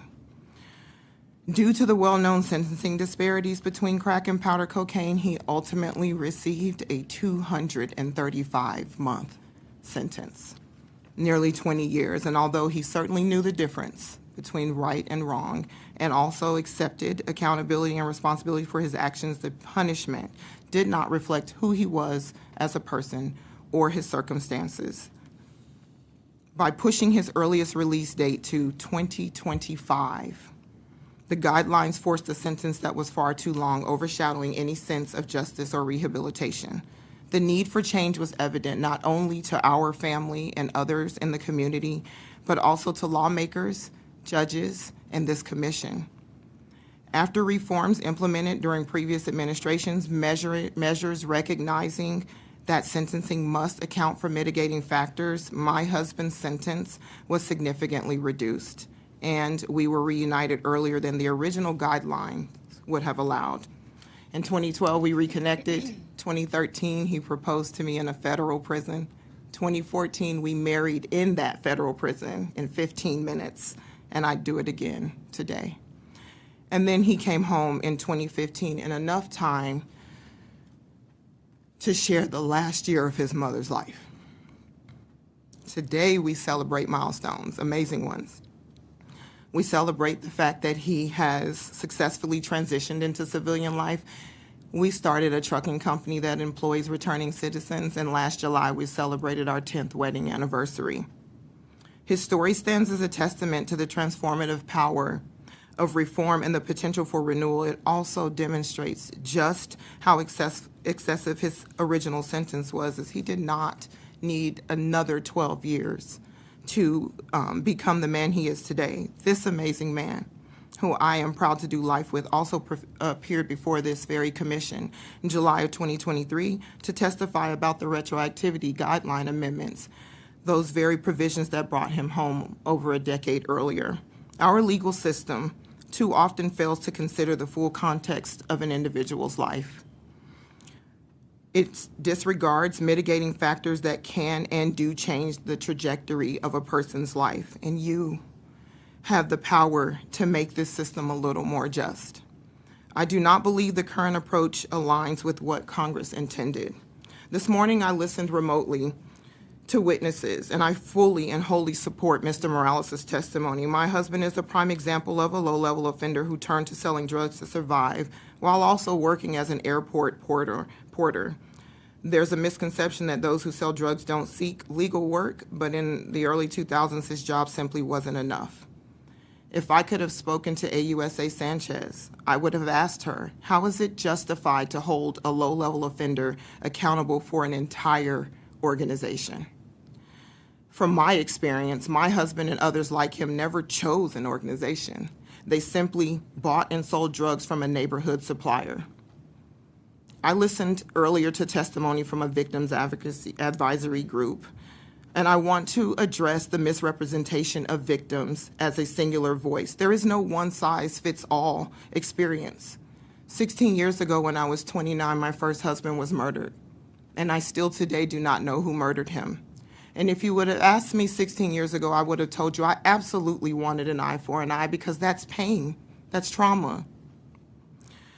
I also want you to know that what we want is not vengeance. We want true justice, one that prioritizes rehabilitation, accountability, and the restoration of both individuals and the communities that they will one day return to. People change, and just as individuals that commit crimes change, so do victims that sustain these offenses. I respectfully ask that you consider stories like my husband's and mine when evaluating sentencing guidelines. Not every offender is a hardened criminal or a mastermind. Many, like my husband, are ordinary people caught in circumstances that demand compassion and understanding.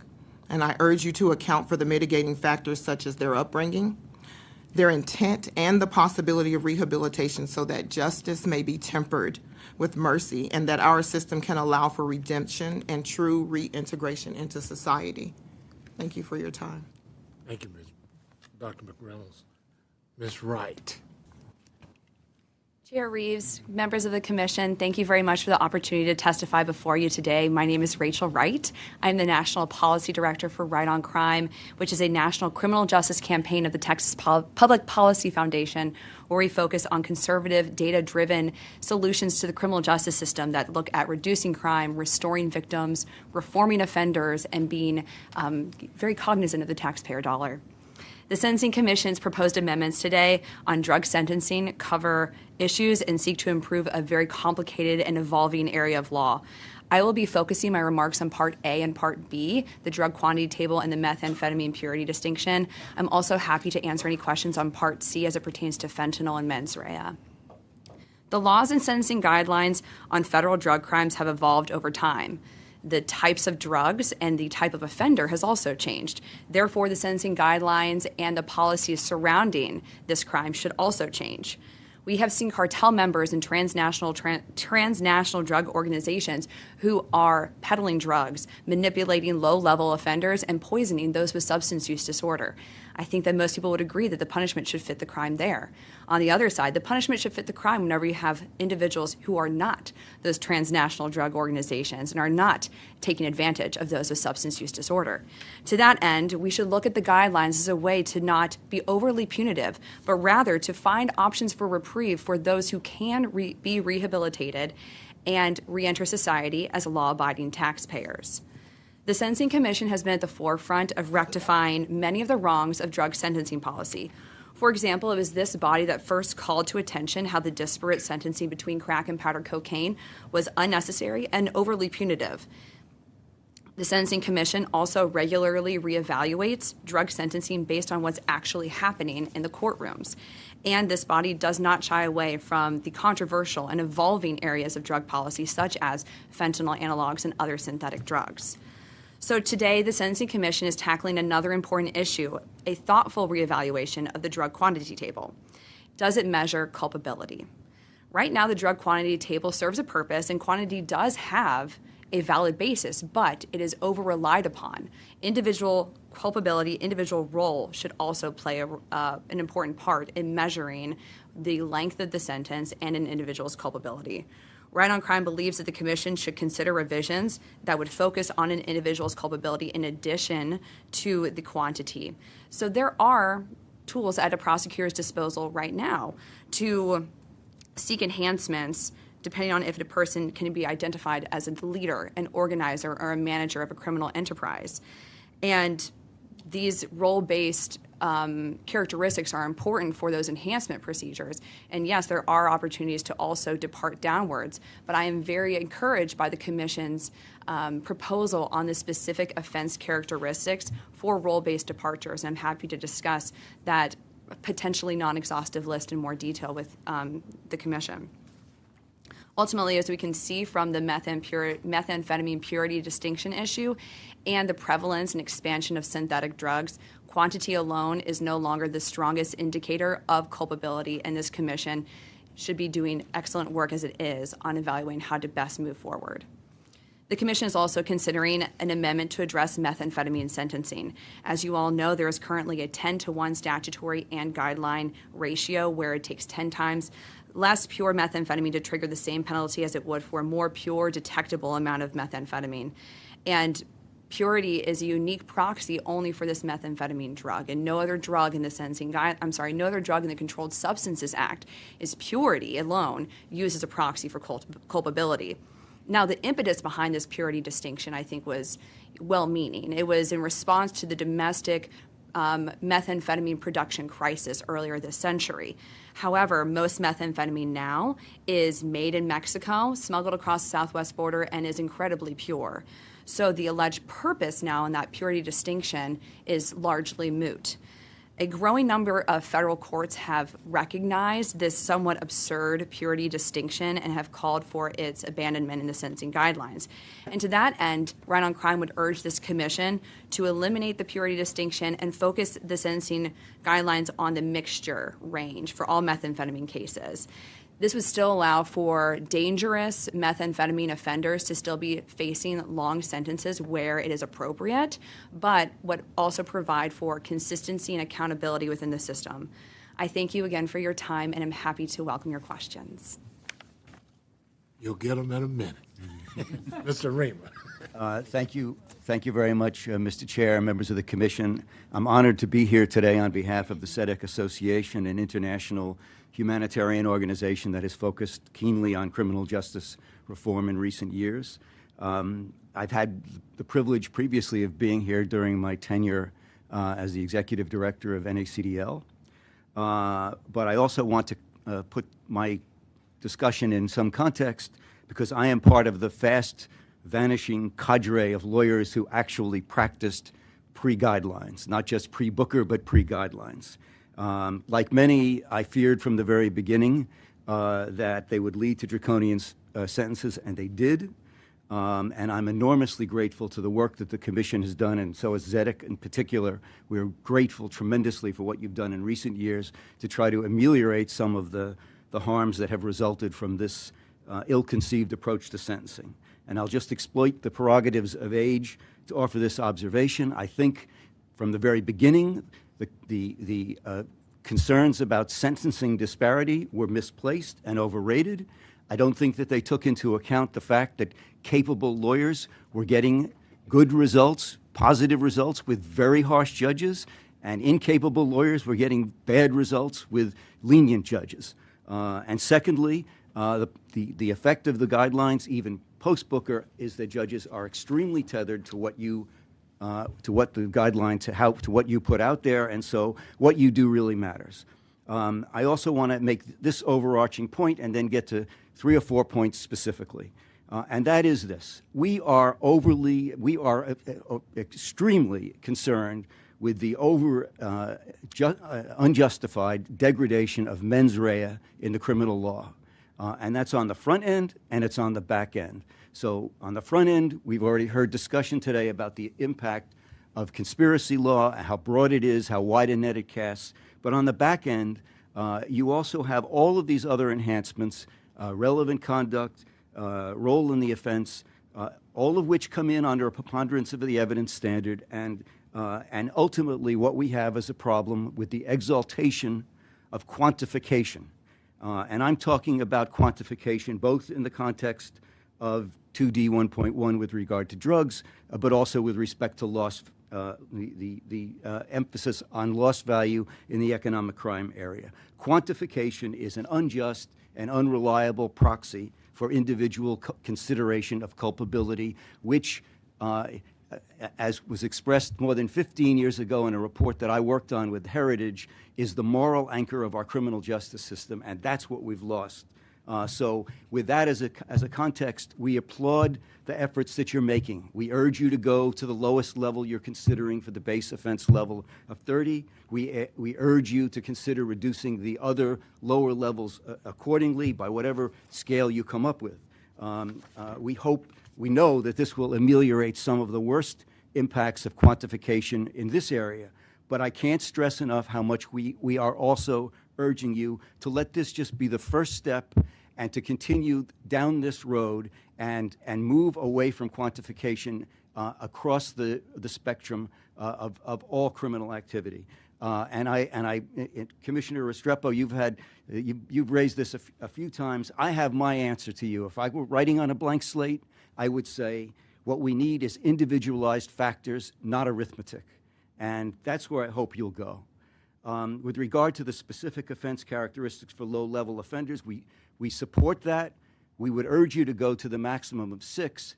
But in our testimony, we have raised a couple of questions, and this goes, I think, to some of the issues, Commissioner Mate, that you have raised, which is how does this interrelate with the mitigating role?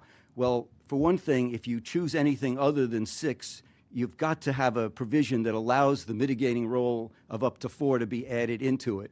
It should not be one or the other. So we hope we've made some specific suggestions with regard to how to do that, but we think that's really important. We also think that there should be some additional language in 17 to the effect, we propose some language, but you could come up with probably better language, but to make it clear that whatever listing you have or whatever factors you have or examples you give, that it's clear to judges that they are to look at all of the attendant circumstances to see whether or not the limited role applies. The last part of this that I really want to address is to tell you that we strongly oppose the evisceration of mens rea with respect to the fentanyl issue. And I listened to the testimony. I'm a father. I'm hoping to be a grandfather soon. It breaks your heart to hear what Ms. Portillo has been through. But the fact is there are 4 reasons. 1, we've learned our lesson. We should have learned our lesson by now with other drugs. Whatever the drug of the moment is, the answer isn't just to increase penalties. Secondly, without empirical evidence that there's a deterrent effect on offenders or that it's going to benefit society, there's no reason to ratchet it up. Number 3, the standards that are in there, I could go on all day, but reason to believe as one of the alternatives is an example of something that is I don't know what it means except that it was a great Rod Stewart song. But it's certainly something in the law that I don't think we can recognize. And finally, and most importantly, I guarantee you that if you lower the threshold, and remember it's only a preponderance of the evidence to add these enhancements, if you lower the threshold, this will be another tool in the arsenal of the trial penalty. And it will be used time and time again to crush people into taking pleas because of that threat. And lastly, with the red light on, I just want to, today is not, or this section is not devoted to anything other than the drug amendments, but we strongly we applaud, we are big supporters of alternatives to incarceration. We love what you're trying to do with regard to supervised release. We just ask that you clearly add language that takes into account post-arrest, pre-sentence conduct, and conduct in prison. Thank you very much. Thank you. Questions from my colleagues? I was about to say, Ms. Wright is waiting on one. Yeah, Ms. Wright, you referenced a list that you think we missed a few items. Could you tell us what we missed? Well, with all due respect, commissioners, I think that you all did an excellent job drafting that list. But you did ask for an issue for comment was what other things could be included. And as I was thinking about cases that I've seen come across my desk whenever I was a prosecutor or I've talked to individuals, I think that consideration with the specific offense characteristic would be a history or a showing of substance use disorder, as there is this perception of falsity whenever people say that drug users are also those suffering with substance use disorder. I will tell you that in some circles that is seen as false. So I think that the idea that a kingpin is a businessman, right? Whereas the low-level offender is a person who might also use their drugs. I think that showing a history of substance use disorder, be it through drug treatment court program or a previous conviction, et cetera, would be beneficial. And then also the way I think the language is written right now pertaining to text messages and phone calls might be unintentionally narrow, because right now a lot of drug traffickers use social media. So I would hate for that to be read too narrowly as to not include direct messages, WhatsApp, et cetera.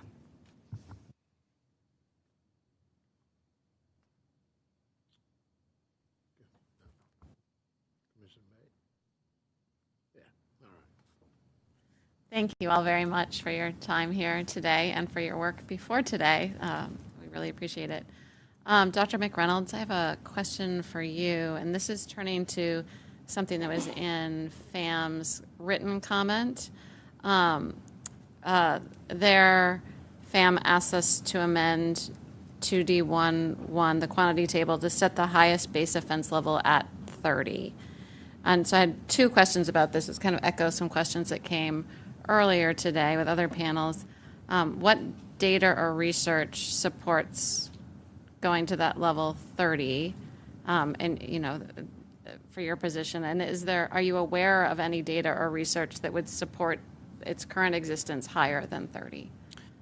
In full disclosure, I am going to say we would like to follow up in writing. Let me tell you why. I have my amazing general counsels here that helped draft that, and I probably should allow them to respond to that. That's perfectly acceptable. Thank you so much.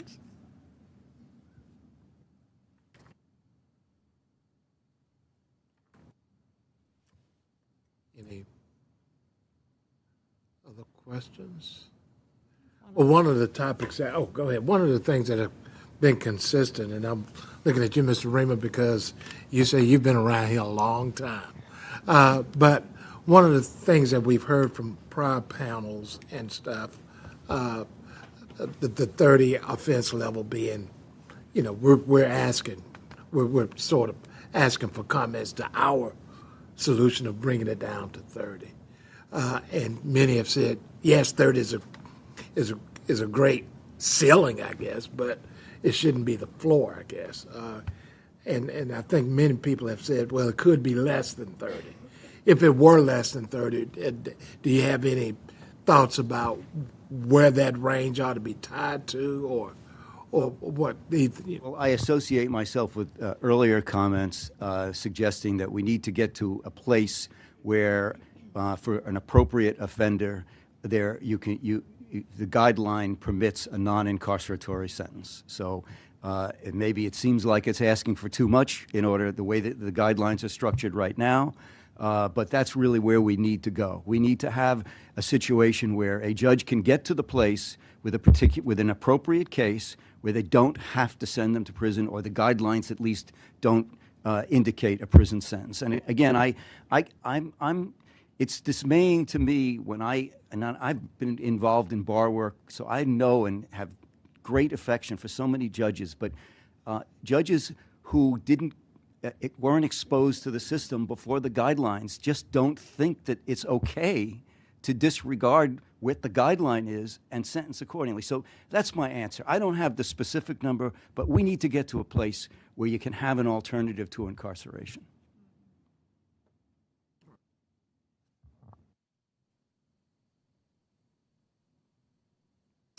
Any other questions?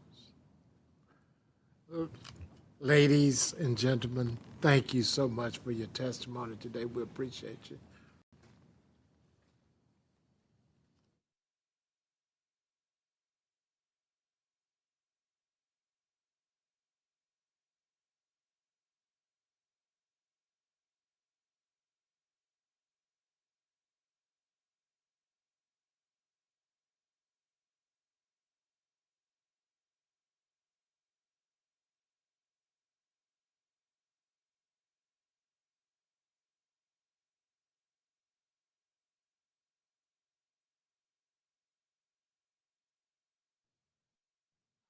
Group of panelists will provide us with academic perspectives on drug trafficking proposals.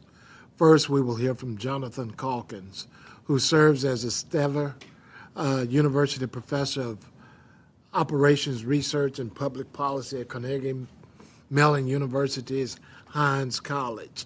He also serves as a member of the National Academy of Engineering. Second, we will hear from Jelani Jefferson Exum, who serves as Dean of St. John's University School of Law. There she also holds the Rose DiMartino and Karen Sue Smith Professor of Law Endowed Chair. Professor Calkins, we're ready to hear from you whenever you are, sir. Thank you. Thank you for the chance to address the commission. One of the central comments and criticisms is whether or not quantity is an adequate measure of culpability, and I want to comment on that a little bit. Quantity is a reasonable indicator, not a perfect one, but a reasonable indicator of market level. And what I mean by that is there are roughly 6 layers of the market between the original organization, say in Mexico, and the retailer. So there's the exporter in Mexico, there's an importer in the United States. There's a regional distributor who moves it from the southwest border into an area, and then within a big city, you'll typically have a second-level wholesaler, a first-level wholesaler, and a retailer. So about 6 levels.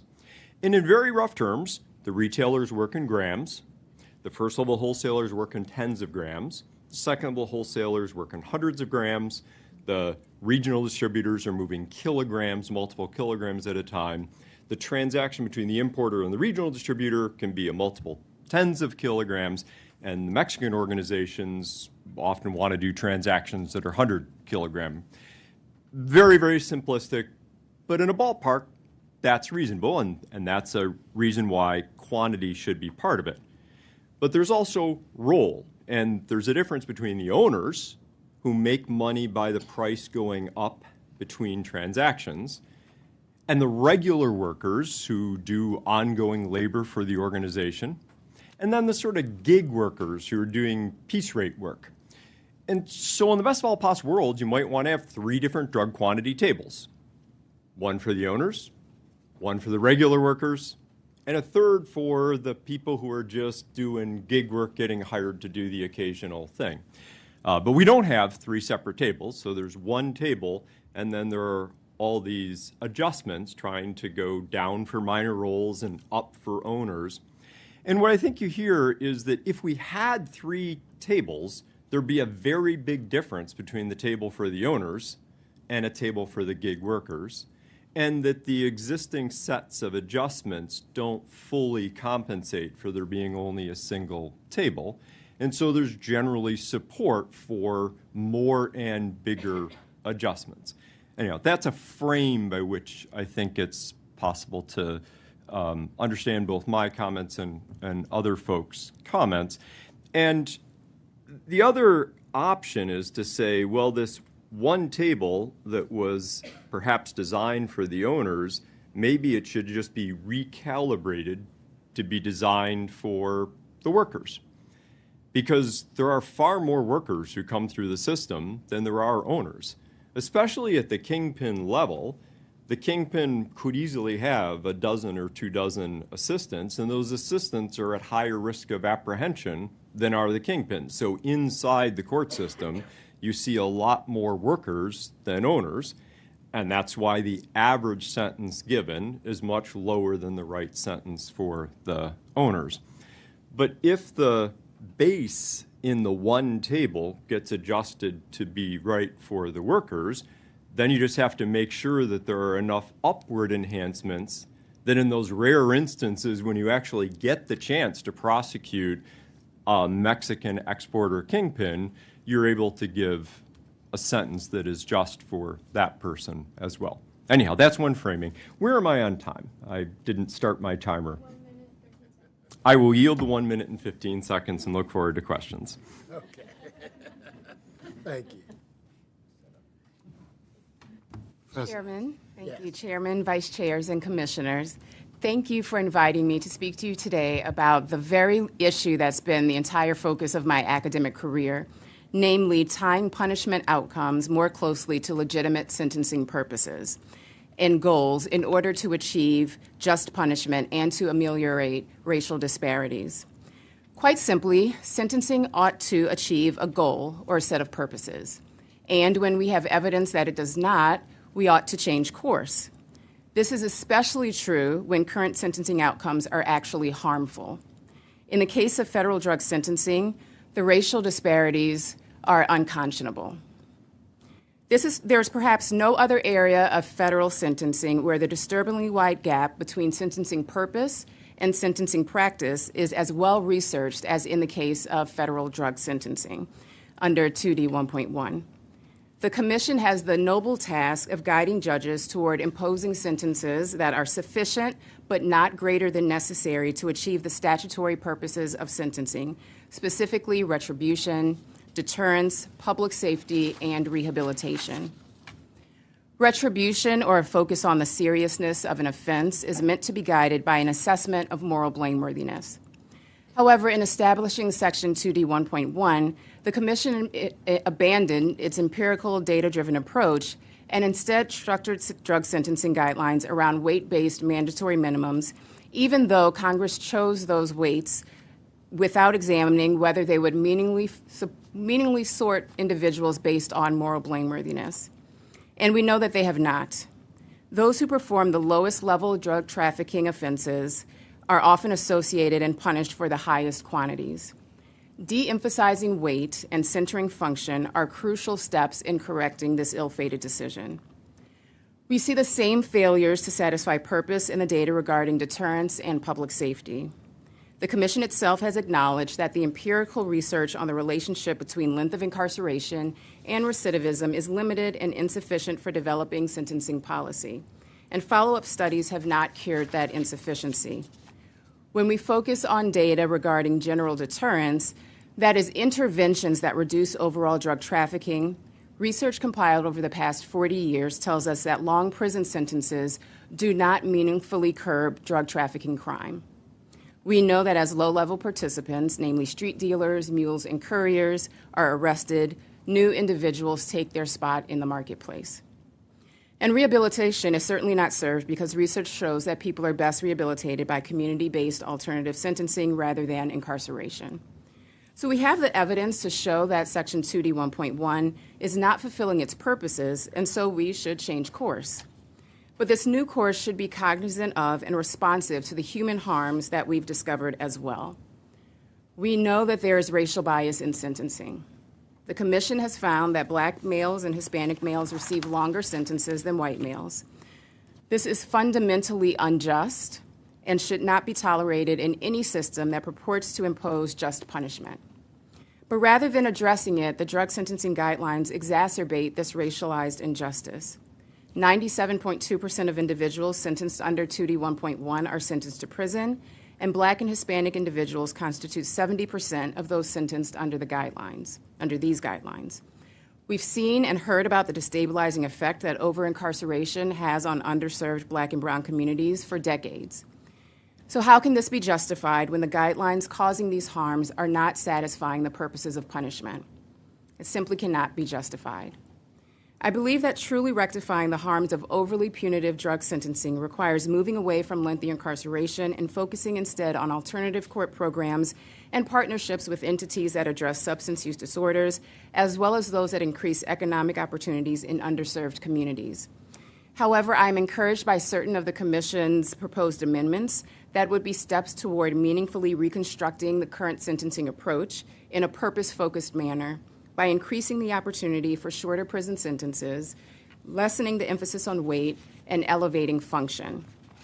The options that best do this repurposing work are option 3 for Part A, subpart 1, so setting the base offense level at 30, and option 1 for Part A, subpart 2, including imposing a 6-level reduction across the board for low-level functions listed in the amendment, and others sufficiently similar. I also support the Commission's proposal in Part B to eliminate the purposeless distinctions between methamphetamine purity levels. I hope that the Commission will refocus on sentencing purpose while also centering the human harms that have been associated with drug sentencing in order to develop a meaningful framework for achieving just punishment. Thank you. Questions for this group? Yes. You've both thought more about this than probably everybody in this room combined. So the question I have for you both is a question I've asked other panels, and both to the dean and to the professor. If you were writing on a blank slate, what do you suggest? How would you approach just punishment on drug offenses, understanding that type and quantity is something you have to factor into the mix, but what other markers, quantifiable markers, should we be looking at? Thank you for that question. I anticipated it because I've been here all day.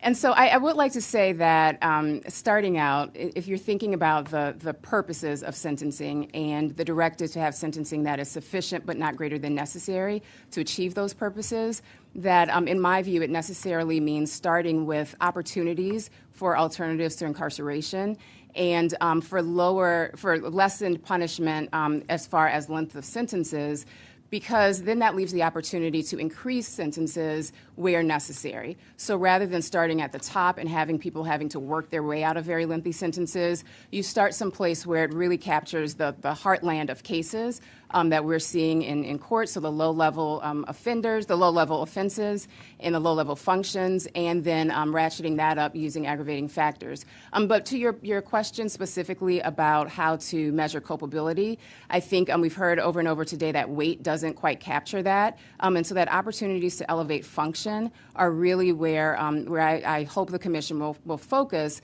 And so if we think about what can illuminate function that's relevant to culpability, we're thinking about things like the level of decision-making authority, thinking about motivation, as we've heard today, so what actually got someone into that situation in the first place, thinking about levels of ownership as well as thinking about profit in a larger sense. And so I think a lot of that is captured by the specific offense characteristics, and giving an opportunity for that to be the most meaningful, which is why I would go with the level 6, is I think the way to most elevate function that captures culpability and gets us tied to purposes.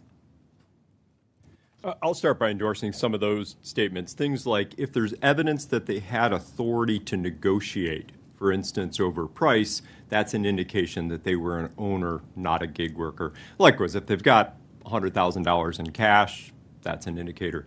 But I'll add a few things. The first is, figuratively, that idea of 3 different tables is not a bad image, even if it can't be literal, because I think it's the interaction of weight and role that's key. It's not good to have it all be weight. It's also not good to have it all be role. Most retail sellers are owners. They do profit from the price markup between what they pay to acquire the drugs and what they sell it for. They're not hourly workers. So role alone also wouldn't do it. It's an interaction between weight and role. The purpose varies up and down the chain. Most of the comments about purpose, I think, have had in mind the typical person who is the worker. But another purpose is to continue the successful deterrence of the horrific tactics that drug trafficking organizations employ routinely across the border in Mexico, where they murder journalists and law enforcement officers and corrupt and intimidate politicians. Almost none of that happens on our side of the border. You can be in El Paso or Ciudad Juarez and have an enormous difference in the degree to which the drug traffickers feel free to undermine the institutions of government in that way. It is no coincidence that there is that sharp line, and that is in part an accomplishment of the current sentencing system. So you do want to be able to, in some sense, scare the very high-level people into staying on the other side of the border and keeping their violence mostly on the other side of the border, and in some sense just tossing the drugs across. They don't vertically integrate down that distribution chain I described. They don't do that for a good reason. Most of the money is made further down the distribution chain, and they choose not to go after that money for a reason. Last quick comment is the gig workers are always going to be the most disadvantaged people in our society. Who is it who would say, yes, I'll accept $500 to take a mysterious mission involving moving a car from point A to point B?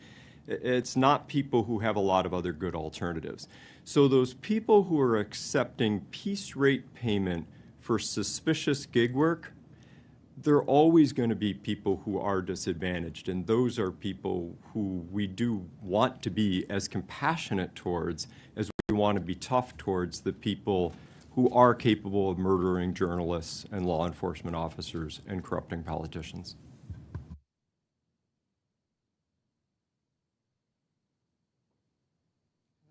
Yes. Professor Calkins, I was going to ask you about a mysterious to me passage from your statement, which I'm interested to hear more about. So in your statement, there's a discussion of the change in the meth market and how meth has gone to being almost exclusively quite pure. And then you say, that may not always be the case. There is a history of successful precursor control interventions producing downward shocks varying between 16 and 18 months to meth potency and associated harms. Could you talk a little bit more about that? Yeah, sure. The McKetton literature review would be very good, and Giacomo has just produced one in the last year. I'd be happy to email them to you all. So in the long history of methamphetamine, and some people argue also with cocaine, there have been precursor control regulations that have shocked the market temporarily, and following that shock, purity goes down, purity adjusted price goes up, things like emergency room mentions go down, indicating less use until the market recovers and shifts to a different production technology. So I think the main message I wanted to give, though, there really is sometimes you do want to adjust for purity or potency broadly construed, and fentanyl today has that character. A kilogram pile of fentanyl-laced counterfeit pills has 20 grams of pure fentanyl. A kilogram pile of powder fentanyl sometimes has 5 times that, sometimes can have 40 times that. So the general concept of sometimes wanting to adjust for potency makes total sense. It just turns out that where the meth market is today, and has been for a decade, it's no longer relevant. So I'm kind of trying to signal that it's nothing wrong, there's nothing in principle wrong with choosing different sentences based on the form of the substance. It just so happens that in the world we live in today, it's not really applicable for meth.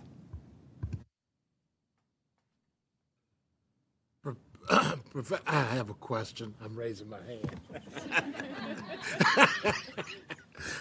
Professor Exum, I think I heard you when you opened up about the long history of work that you've done in this area, but you've also done some stuff in criminal comparative international procedure or whatever. And the commission was visited just the other week by some justices from the Supreme Court of Finland, and we were talking about their the sentences that are imposed there. And I think I recall remembering that the justice said that most severe sentence they impose in that country is 20 years, and it is really just only tied to murder. But there's an opportunity for folk to even petition the court after serving 15 years if they can get out sooner than the 20. Obviously, a lot of the drug convictions that we sentence people under are nonviolent crimes, and they can cause for sentences beginning at the 20-year range and going up to life, I think, is what Dr. McReynolds said that her husband faced. If you know anything about any of the comparisons to what this country is doing vis-a-vis with some others, because I've heard Mexico talked about plenty throughout the day. But could you just tell us? Thank you for that question, because I do think it's very important to think about, even when to think about sentencing length and sort of readjust or recenter our thinking about it. There are many European countries, mainly, for which a sentence of 20 years is a high sentence that is only used in cases of extremely violent offenses, usually those offenses that are resulting in death. And so when we think about even the Commission's proposed amendment to reduce the base offense level to 30, I would like to just put out there that that is still extremely long sentencing. We're talking about sentences that can be anywhere from 8 to 22 years. And so just to make sure that that even these adjustments still leave us in a place that is really imposing very long sentences of incarceration potentially on nonviolent offenders, which is not in line with what we see in many countries that we like to see as our sort of counterparts, contemporaries, when we think about how to think about justice and fairness and equality. So that's one thing that I did want to address based on studies of other systems.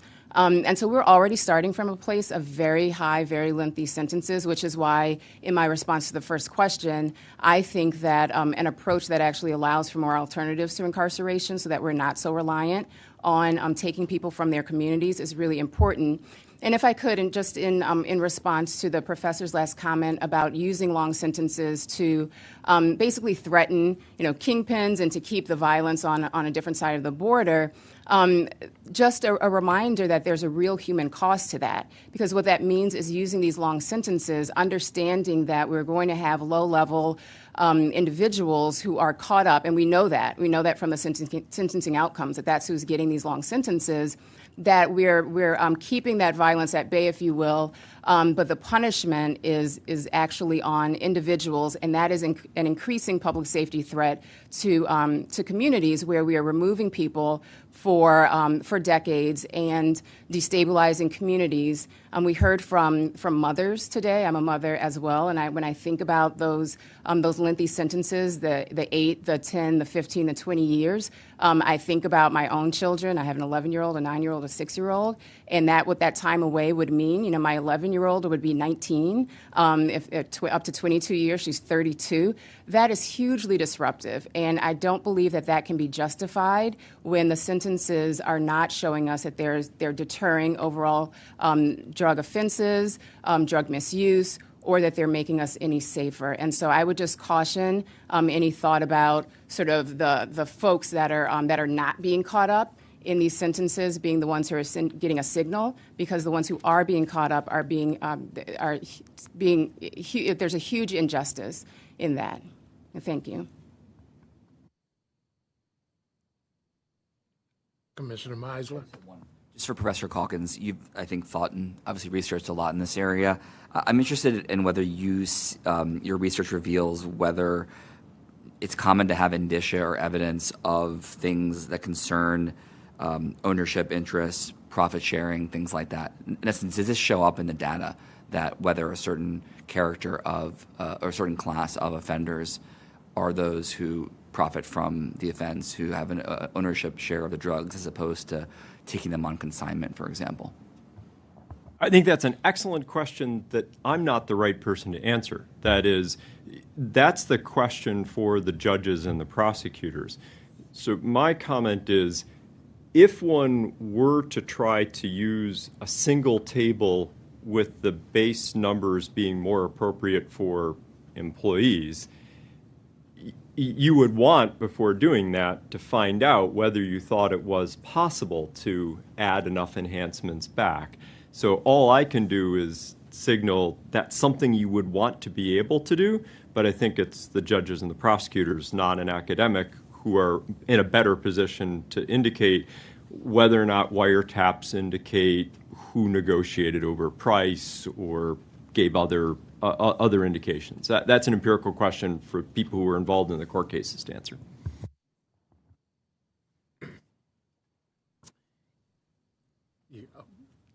VC Mate. Thank you.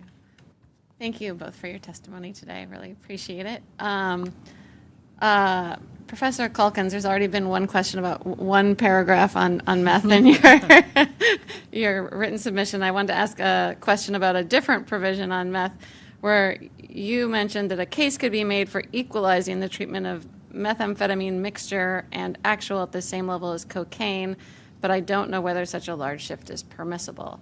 Let's assume that what's permissible is what's the best policy. And Is that where you would go if that was permissible, or do you have other thoughts about where meth should be landing on that table? Yes. Okay. Like first time in history a professor's ever answered a question with a single word. But yeah, it's sort of in the market and functionally, ballpark a kilogram of meth is like a kilogram of cocaine. They're ballpark the same price. They ballpark are supplying the same years of heavy simple scale of the market, metric tons consumed in the country. They're in the ballpark. Some substances really are very different. The extreme might be cannabis, fentanyl. Those are radically different. But cocaine in the market relatively close to a one-weight ratio, so it's a little to understand why the sentencing rules would treat them as sort of different. Thank you. I have a very different question, if I'm allowed one Yes. more. This one is for Dean Jefferson Exum. You wrote in your letter that about how drug trafficking looks like has changed and evolved over time.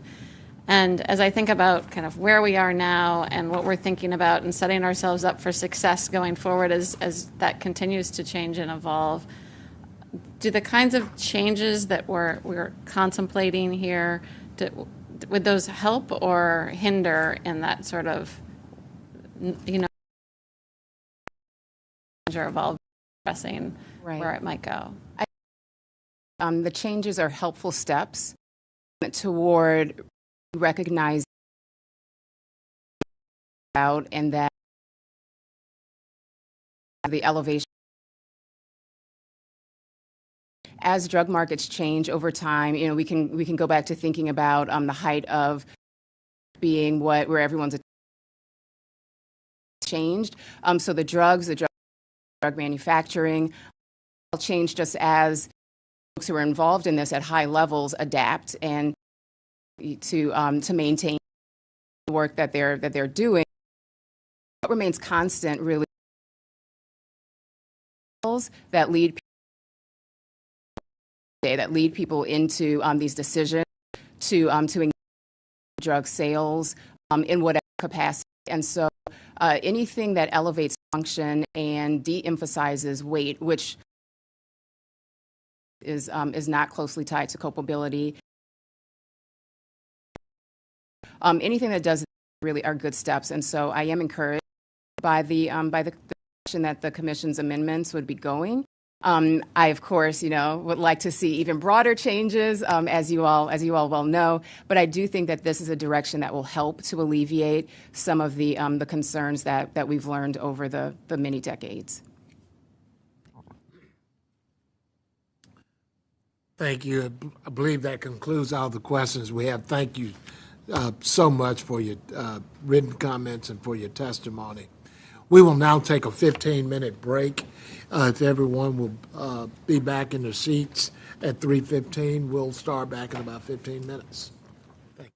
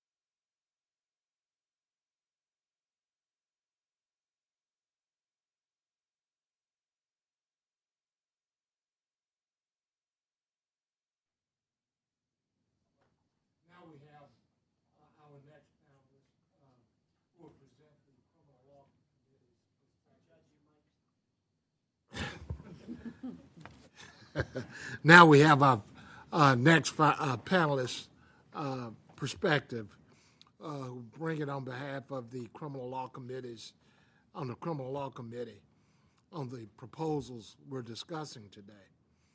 The person before me is my good friend, Judge Edmund Chang, who is a district judge out of the Northern District of Illinois and the chair of the Criminal Law Committee of the Judicial Conference of the United States.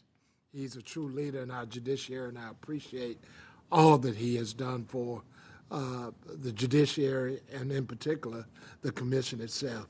So, Judge Chang, with that, you may follow up. Yeah, thank you, Chair Reeves, and I'll have, for those kind words, I'll have your payment ready later on. Yeah, I appreciate that. And greetings to you again, and greetings to your fellow commissioners. It's again a privilege to be invited to speak on behalf of the Criminal Law Committee of the Judicial Conference, and I want to give you special thanks for scheduling me later in the afternoon to accommodate my meeting schedule and allow me to get back to Chicago tonight. Out of the last 10 days, this is my 7th day in Washington, D.C., and so I thank you, and my family thanks you, and my docket thanks you for that accommodation. It continues to be an absolute pleasure to work with all the commissioners and your crackerjack staff, all under your strong leadership, Chair Reeves. The commission, the judiciary, and the criminal justice system is really deeply lucky that you agreed to serve in this important role, so thank you. As always, the Criminal Law Committee, we've done our best to try to stick with the longstanding Judicial Conference policy that we ought to have a guideline system that is fair and transparent and predictable, workable, and flexible. And my comments today will focus on a few specific points on the drug guidelines and supervised release. I should note, as always, my comments reflect the views of the Criminal Law Committee and have not been adopted by the AO Director, and of course do not necessarily reflect the views of the entire judiciary across 94 districts and 12 regional circuits. On the drug offenses proposal, the committee does appreciate the efforts of the Commission to address the effect of drug type and weight on drug sentences. We recognize that there are significant numbers of variances from the drug guidelines, I mean literally thousands every year, so we understand that, and the percentage is somewhere north of 45% in the most recent data of sentences each year are downward variances. We do have some concerns about certain aspects of the proposal, though. And first, on the idea of dropping base offense level 38, the highest base offense level in the drug quantity table, down to something like 34, 32, or 30, we are concerned that that groups together defendants of varying culpability. And in particular, for example, it takes about 90 kilos of heroin and 450 kilos of cocaine to reach level 38 in the current guidelines. And in contrast, at level 34, it takes 50 kilos of cocaine and 10 kilos of heroin to reach level 34. So to group together defendants of those kinds of quantities and for those particular types of drugs does seem to be bringing together defendants of qualitatively different culpability and the harms that arise out of distributing 90 kilos of heroin versus 10 or 450 kilos of cocaine versus 50 does seem to compress the culpability. And to put it in terms of the guideline ranges themselves, at the low end of the range of formerly level 38 would be brought down by about 35% if the top of the top offense level in the drug quantity table ended up being option 1, which is 34. And that is a significant difference. I will note, too, that it's sometimes easy to forget that the individual doses of drugs for heroin and cocaine, for example, is typically around 1/10 of a gram. And it could be greater for users who have been using for a longer period of time, but we very often see expert testimony that it's about 1/10 of a gram. So 1 kilo of cocaine or 1 kilo of heroin that represents 10,000 individual doses, and that is a significant harm in the committee's view. Now, having said that, again, we recognize that there are significant variances from the drug guidelines, and so some reform could very well be warranted. And I think to inform the appropriate change, we would hope that the Commission could examine from current sentencing data, where are judges landing when there are defendants in these top offense levels, and where are they landing in terms of their downward variances. Maybe it is 34 or 32 or 30, but it might be something north of it. It might be 36. We just think that that would really inform the proposed amendment so that it could reflect what judges are doing in actual cases. The other possibility would be to adjust, and again, I mean, because this has happened, an adjustment has happened before in this area, the base offense level caps for those who receive mitigating role adjustments. Right? So if the idea is that, at least in part, that drug type and quantity at these higher offense levels is too far emphasized for the least culpable defendants who've played a minor role or a minimal role, then it may very well be warranted, again, based on sentencing data, to bring those caps down even further. And so it ought to be possible, I think, to study what's happening in 2D 1.1A5, where the mitigating role caps kick in, and are judges downward varying even, from those current caps.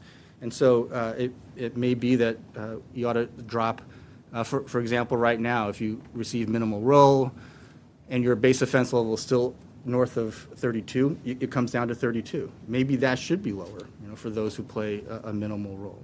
So I think there may be some way, in a balanced way, to reform the emphasis on drug type and quantity.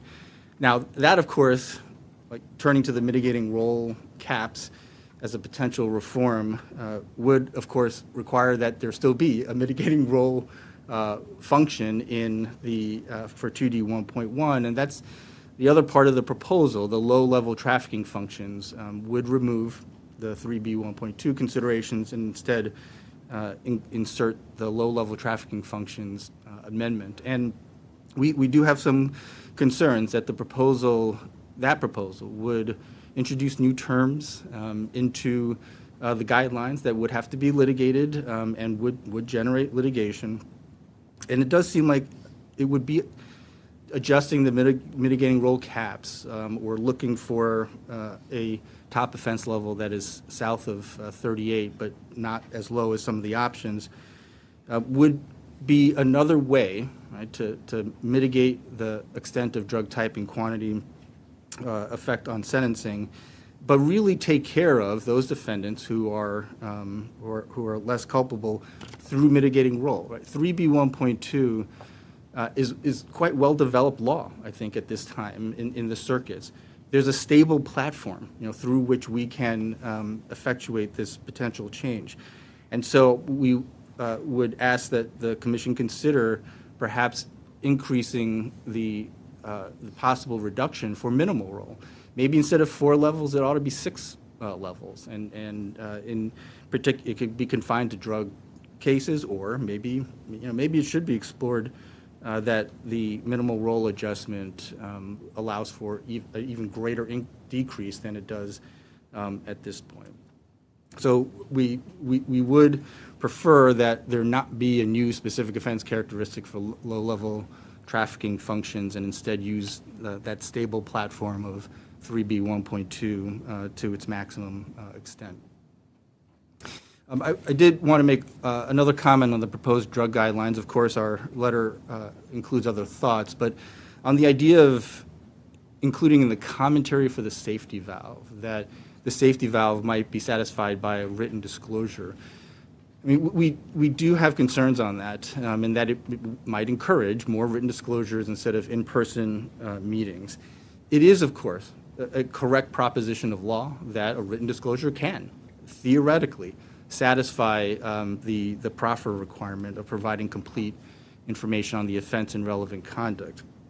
But realistically, at least in the experience of the members of the Criminal Law Committee, that is so rarely even attempted because it is so difficult to give a complete account of the offense and relevant conduct in a written disclosure in which the government has no interaction with the defendant in trying to elicit information about suppliers and other participants and buyers and their contact information and descriptions and their names and frequency and so on. And it's just, I think, just generally true that government counsel is better able to connect dots and ask questions to get that complete accounting. And so what would possibly happen if we had more written disclosures is that at sentencing, we would start litigating, is this a complete account? And then you start having these kind of an extemporaneous back and forth between government counsel, defense counsel, and then the defendant, perhaps, and having the defendant, at that point, is he testifying? Is he writing additional information down? And so I think that has a great potential of disrupting the sentencing process itself, and it might end up with fewer defendants receiving the safety valve reduction. We do understand the safety concern of these in-person meetings, and at least in Northern Illinois, agents and the government try to take steps to make sure that it's not well known if the defendant is detained that he's providing safety valve information. But of course, that's not foolproof. On the other hand, it does seem like there are significant risks with written disclosures, especially if you start litigating in sentencing, in open court, this proffer. And that seems, it's an open process which anyone can attend. And at the same time, we typically do need to put on the docket, publicly, filings that are the basis of our judicial decision-making. And so the written disclosure would be potentially on the docket. So it seemed uncertain to us that it would be superior from a safety perspective to have written disclosures for proffers. I'll move on to supervised release amendments, but I do want to pause in case there are questions on our drug comments. Okay. Thank you. Yeah, and so on supervised release, thank you for taking a fresh look at supervised release, which has not been freshened up, but we've had the OG supervised release guidelines for a few decades now, and so we're grateful that the Commission has undertaken this task. And first, on the length and conditions of supervised release and the proposed amendment there, we welcome the explicit citation to 18 U.S.C. Section 3583C, which are the factors that govern setting the length and conditions of supervised release. 3583C is not nearly as well known as its famous cousin, 3553A. And I think many judges had not really focused on the fact that there's a statutory subsection on what factors to consider in setting the length and conditions of supervised release.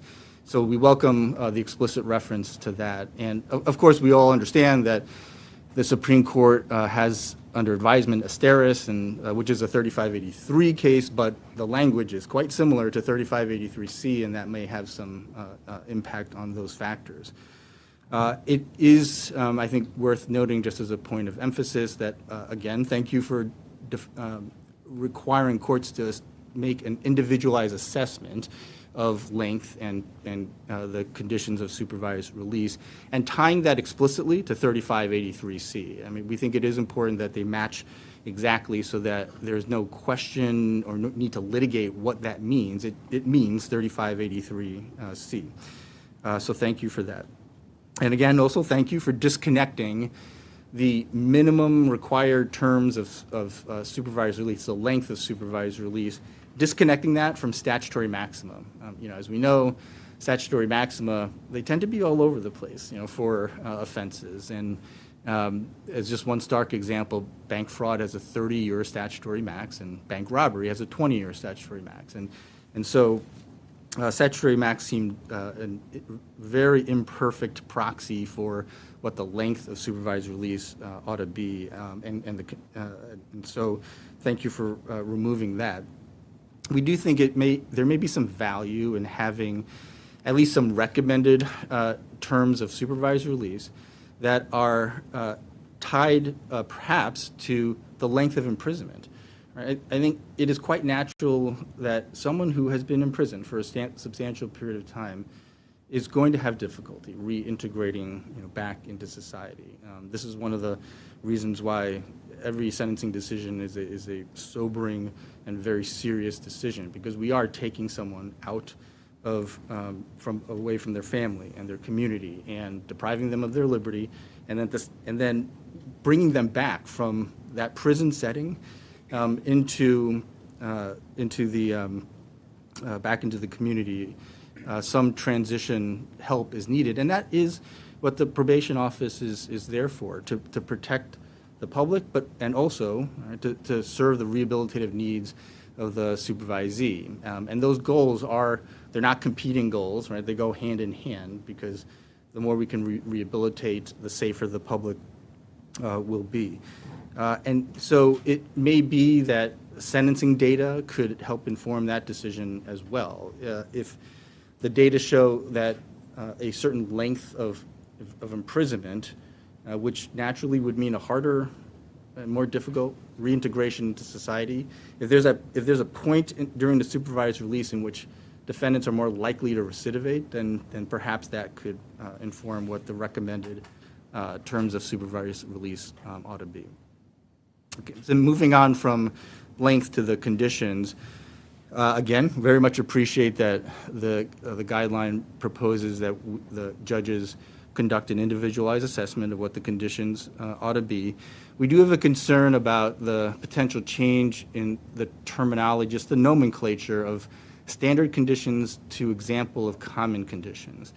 And I understand the risk that standard conditions means that the judges just think, well, these are absolutely going to apply in every single case, and it perhaps ought not apply in every single case.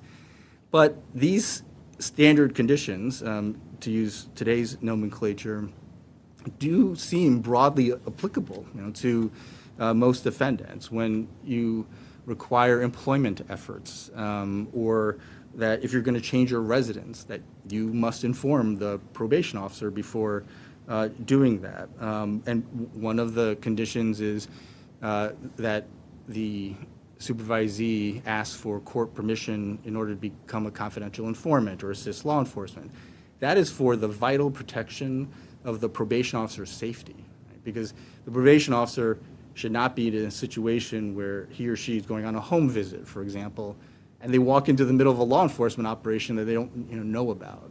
So some of these conditions are broadly applicable, and we think even the change in nomenclature might weaken their applicability. And I'll just make one other note on this, or two other notes. One is, again, from the probation officer perspective, and of course you have their comments and perhaps testimony, but probation officers, they sit down with supervisees as they release from prison, and they read aloud, the conditions to them. And I think there's some more power to calling a condition a standard condition as opposed to something else, so that the supervisee understands these are very important conditions.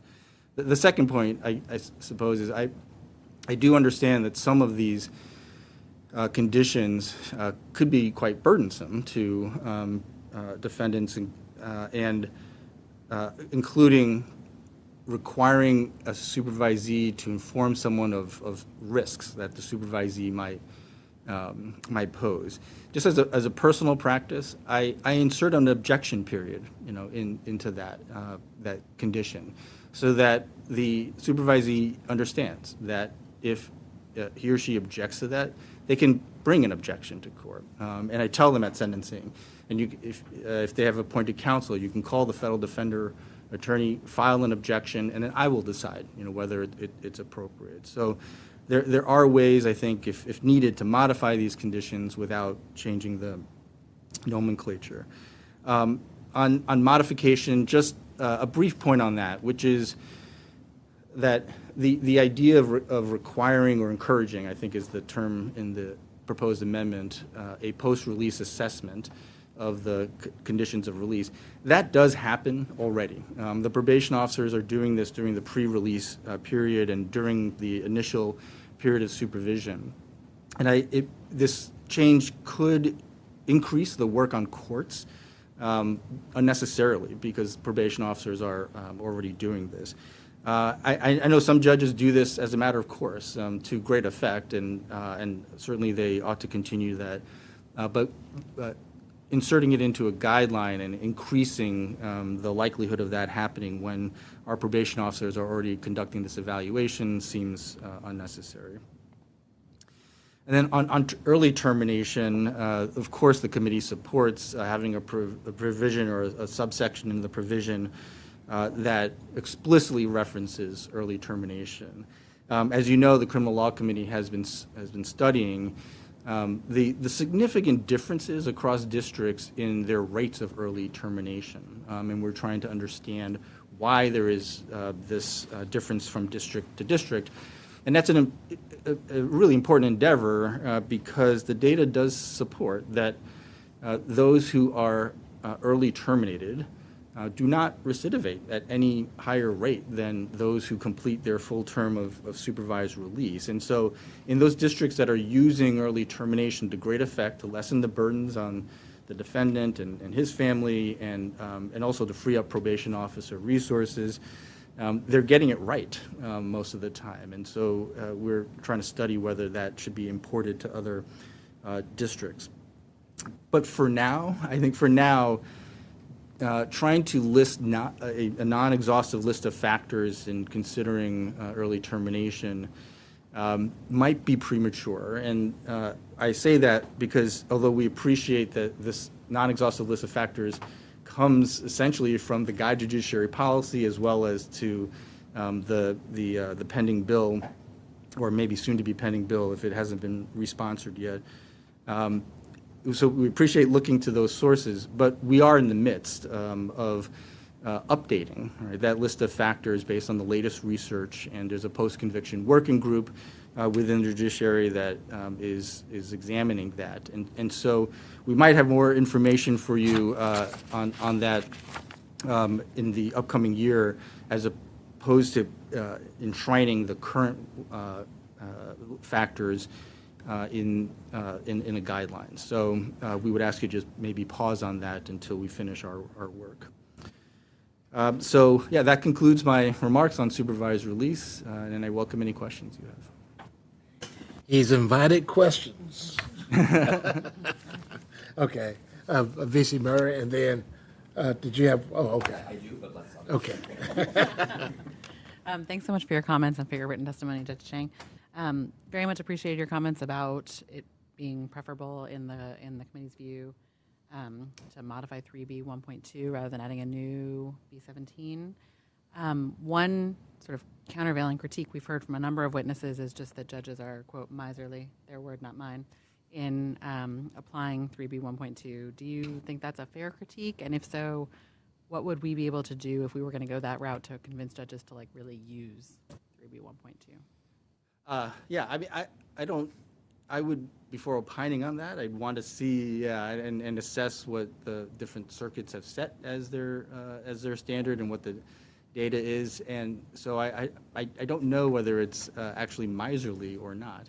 I mean, one possibility would be to take some of the low-level trafficking functions that have been expressed in that in the potential amendment and put it in commentary in 3B 1.2. And so that might be a way to encourage judges to look at those functions as relevant to mitigating role. And that at least would have the benefit of not requiring litigation over the text of a new guideline, and instead it's commentary, and perhaps that would increase the frequency of the mitigating role application.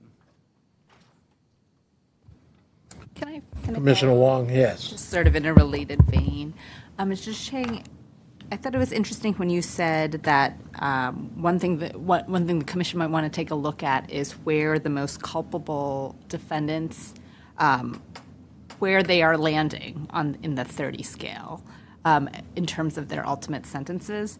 What if, and I was thinking about this after Professor Culkin's testimony earlier, which I don't think you're here for, but he was talking about what if the data showed that those most culpable defendants that we're talking about, that we don't want to conflate with lower level folks, are landing at 38. And that the reason that there are statistical variations from the guidelines is just because it's more of the intermediaries and the middlemen and the redistributors that, as Professor Calkins was saying, are more easily apprehended. And so there are just greater numbers of them, and that's pulling the average sentence down below the guidelines. What would we make of that if the most culpable were actually landing precisely where the guidelines put them, but that there are just numerically fewer of them? Yeah, I mean, it's not a matter, I don't think, of like statistical significance. Right? That's we get into statistical significance when we're not sure if like there might be measurement error. We know these are the sentences, and so if the sentences of level 38 defendants, because they are the wholesale suppliers, they're the cartel figures, they're still at level 38. That suggests that they ought to stay at level 38, and that there should not be, this compression. And then it seemed like that the primary motive, which is quite valid, that the drug quantity and type is unfairly increasing the sentences of those who play. They drive the car across the border and they don't know how much is in the trunk. They might not even know the drug type or quantity, but it's still relevant. But based on mitigating role, they ought to be able to drop much further down, or perhaps there's a cap. So I think if level 38 defendants are staying there, then that suggests that there ought not be a change, a compression across the board. The data question for us then actually to look at level 36 and 38 defendants and where they fall along the function line, sort of on a more ad hoc basis?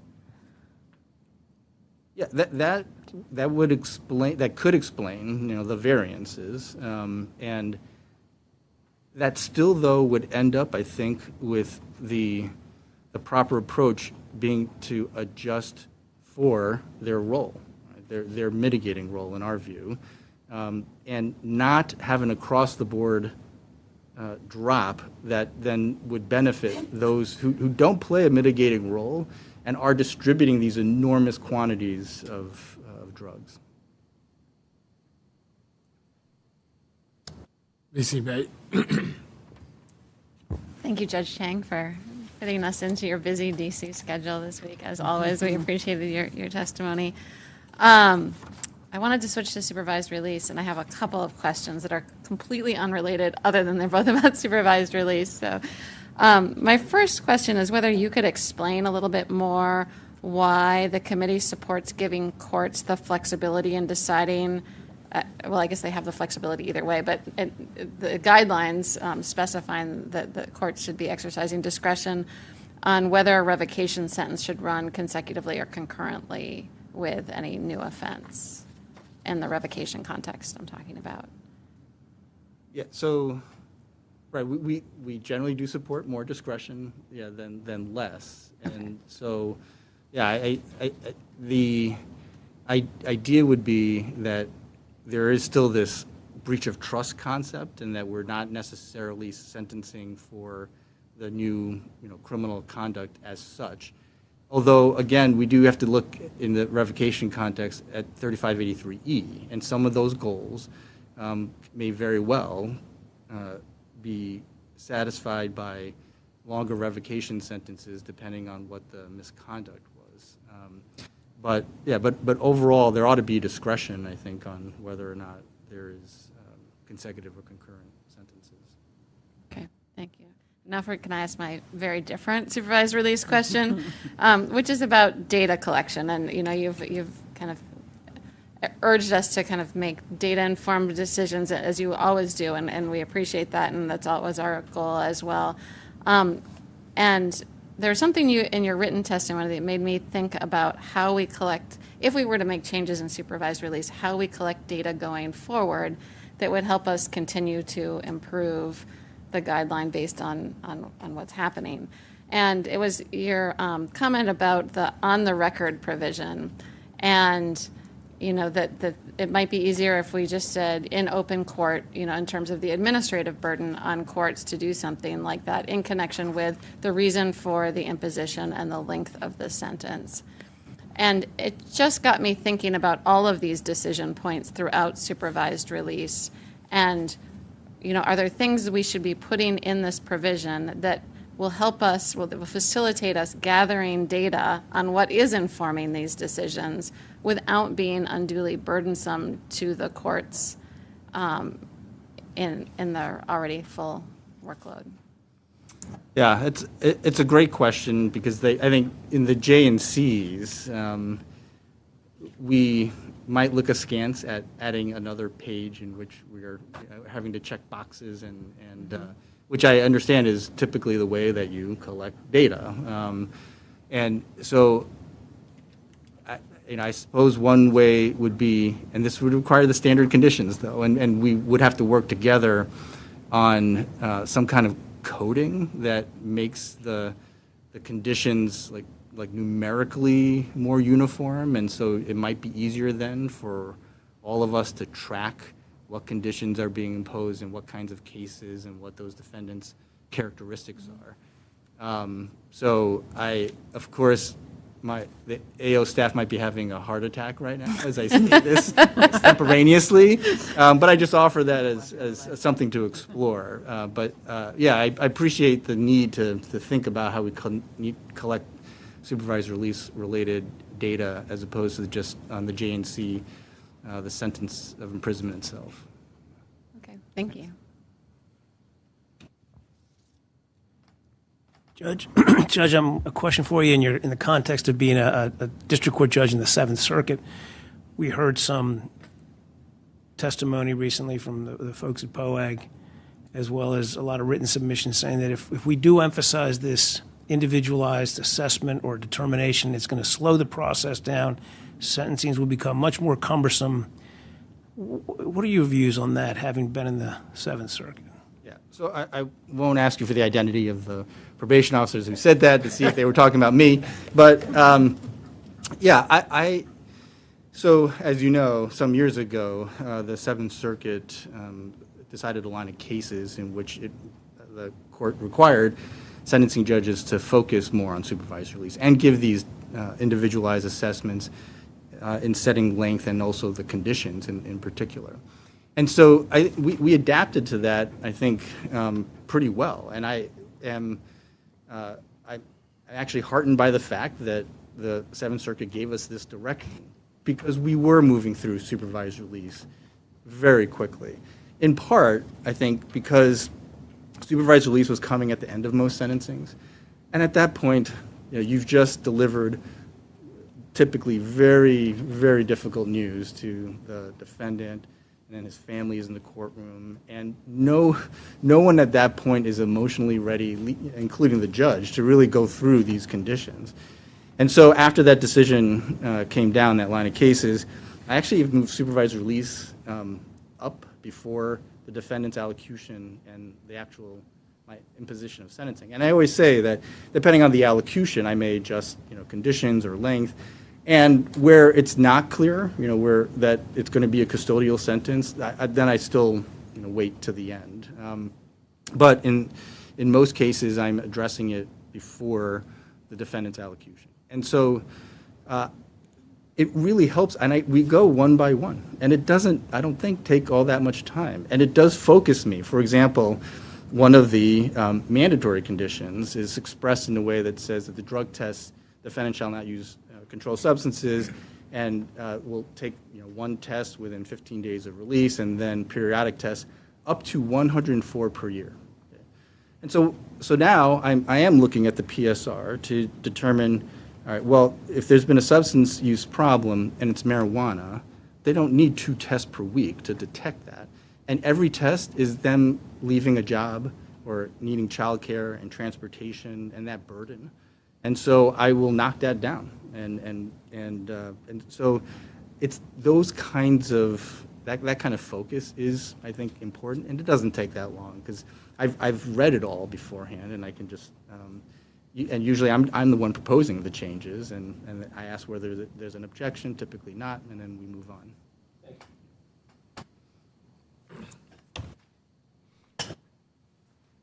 Yes.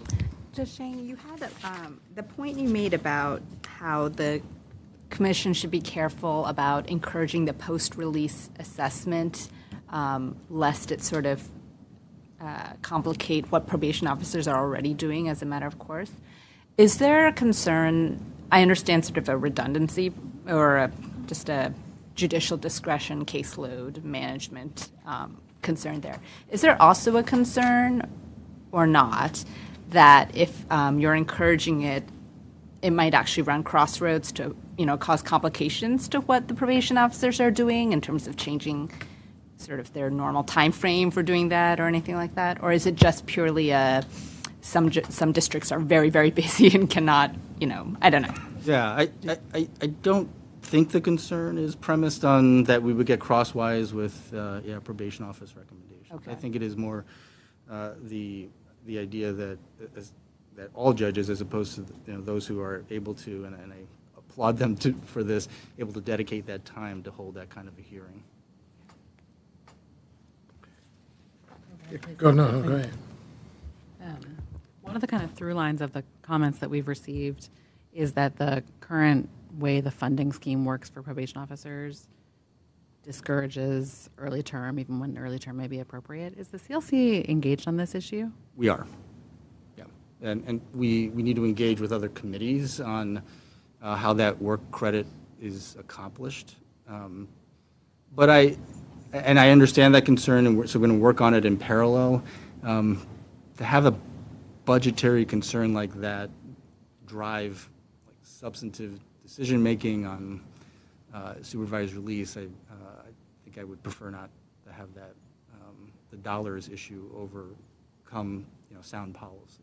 Yeah, no, and we just have to act against the backdrop of the way the scheme. Oh, yeah, absolutely. Yeah, thank you for that question. Commissioner Miles. It's kind of a timing question. I think I heard you say during your testimony, just in your opening statement just a few moments ago, that maybe because of the working group that the AO has convened on early termination policies, maybe premature to list out factors to consider. You also mentioned a couple times in your written submission the pending Asteris case before the Supreme Court. We can't rush them, right? And so the commission operates in a certain cycle. And I was just wondering, in light of those two things, whether the committee's ultimate bottom line is maybe wait a while, or is it just those particular provisions you think might have to wait or could use refinement in a future cycle? Yeah, well, on the post-conviction working group, what I want to do is get to our committee's June meeting and then figure out from there what that timeline is going to be. And so I think I could provide a little bit more detail on the timeline after our committee's next full meeting. On the Asteris question, presumably it'll come out by June, and it does seem like the only question is very specific 3553A2A, and whether that is part of it. If you just refer to the statute, which is already progress, then I think whatever comes along with Asteris will just be imported into that very statutory site. But at least we would all know that those statutes actually control supervised release. I have one question, I think, with respect to giving the supervised release conditions prior to a person going to jail or prison. Here we see sentences of 60 months, 240 months, and even higher. The special conditions or standard conditions or any conditions might not be appropriate for that individual who is 22 years old before you, and when he comes out, he's 45 years old. So should the judge after the person is released, get with the probation officer to sort of do an individualized assessment at that time? Do our policies allow us to do that now, or should it allow us to do that in the future? Well, I think internally the probation officers do that now. Right? That is their, as a matter of judiciary policy, that they conduct an individualized assessment during that pre-release period when BOP is letting us know that this person's going to be transitioning to the probation office supervision, because often they're in the community, right, under BOP custody still formally, and during this pre-release process, the probation officer has access to the supervisee and can start planning and talking with family and doing home visits and so on. So I think that's already done. Your point's well taken that we are at sentencing often setting supervised release conditions that are not going to be implemented for a decade or more. And so that's why it is important for the probation officers to do that assessment. But bringing the court into it as a matter of overall policy, I think may be redundant and occupy time that is not needed when we have our expert probation officers to rely on.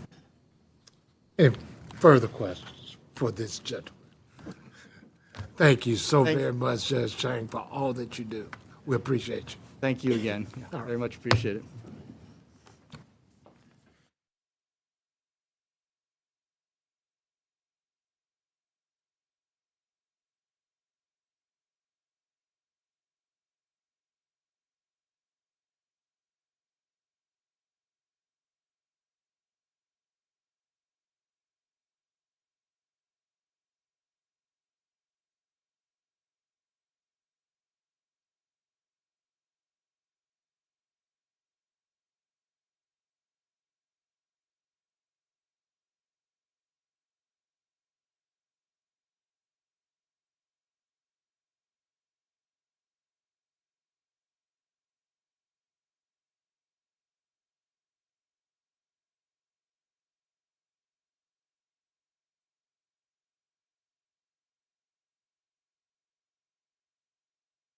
That's for last.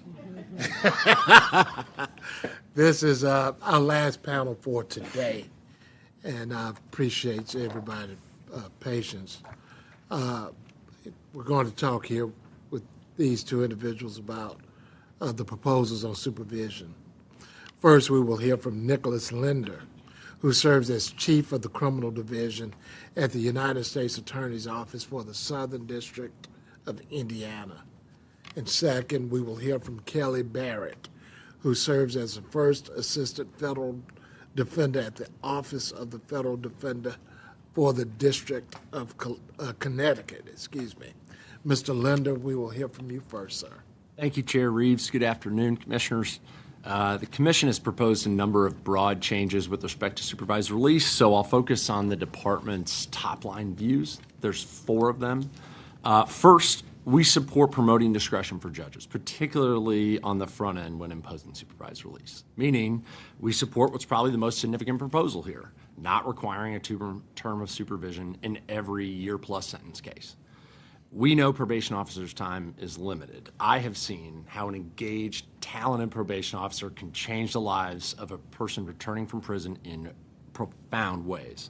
But an overloaded probation officer who can't devote the time necessary to establish rapport, learn their client's needs, and help them overcome the barriers to reentry is not going to accomplish that goal. So reinforcing judges' discretion in this way, we think, will help. Second, we caution, however, that when adding new procedures, the Commission should take an incremental approach. Big picture, we think the current guidelines are largely right on the amount of supervision, so to speak, that should be applied to the supervised release process.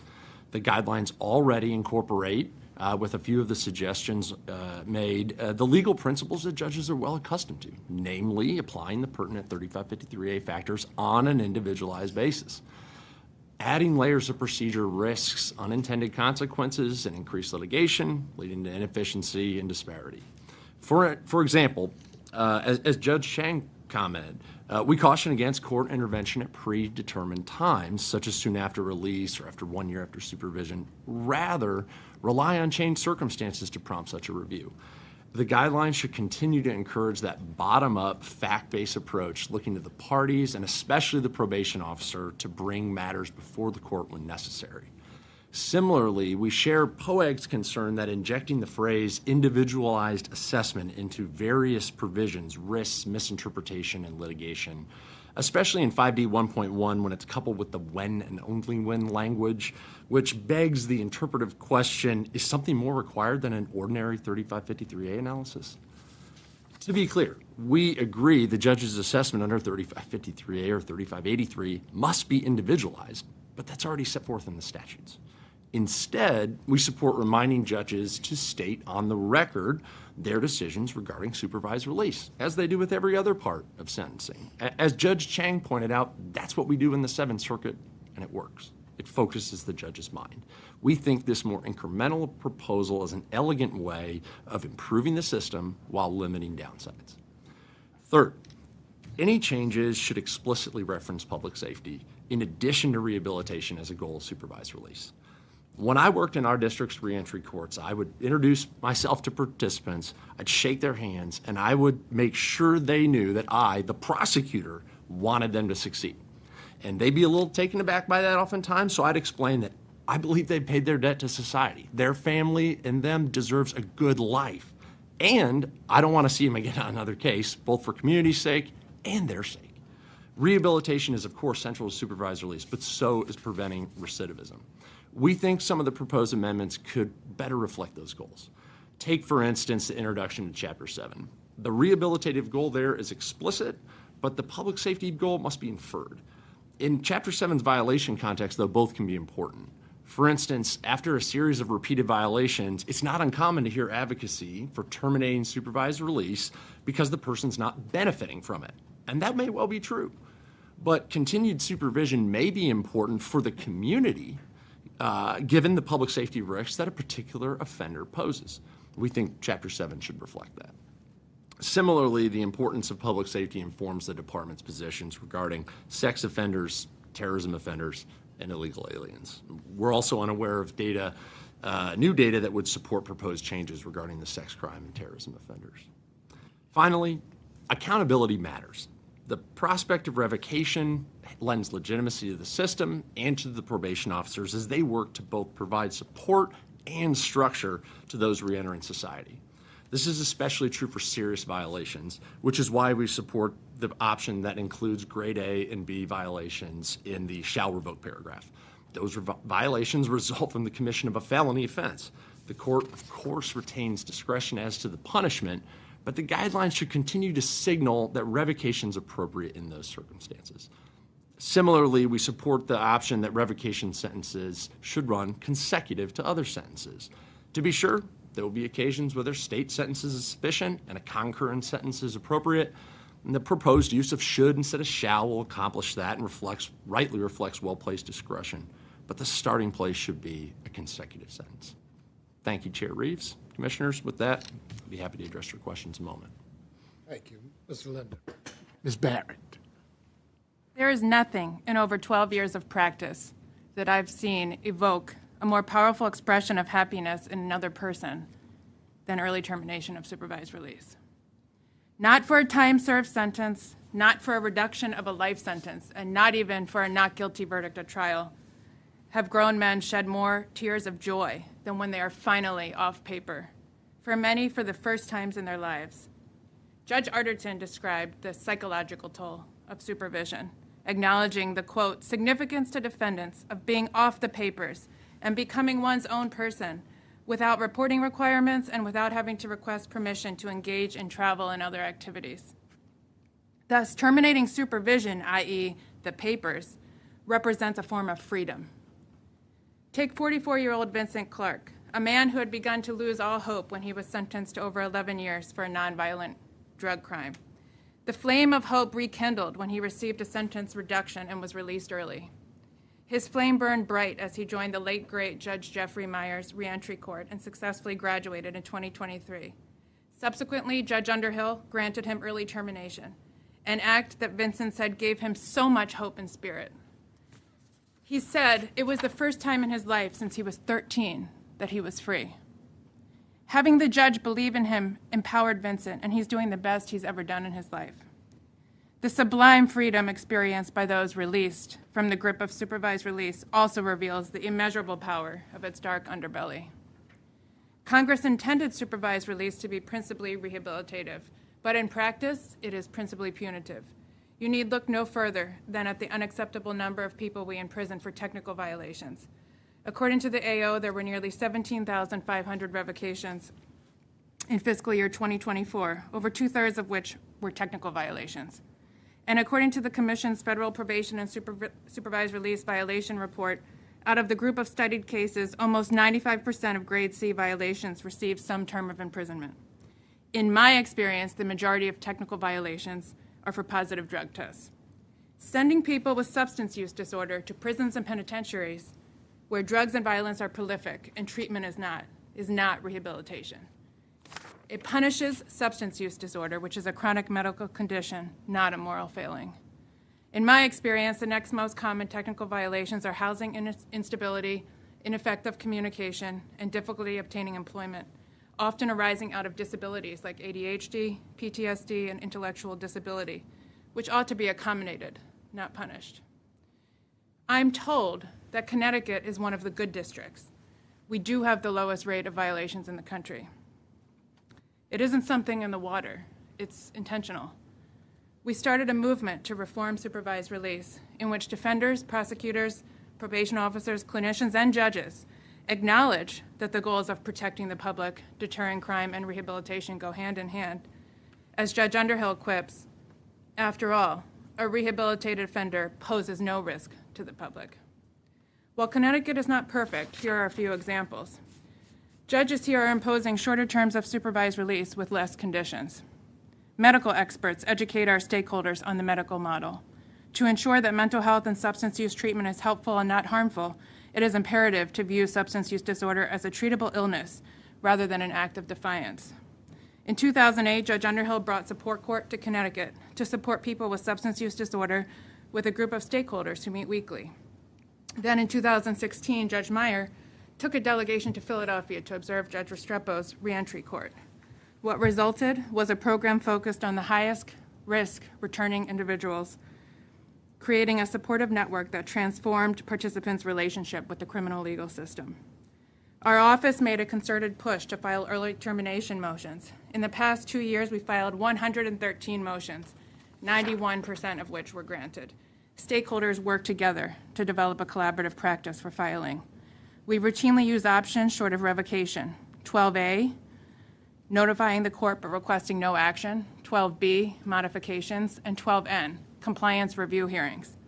And collaborate with stakeholders about interventions before formal revocation is charged.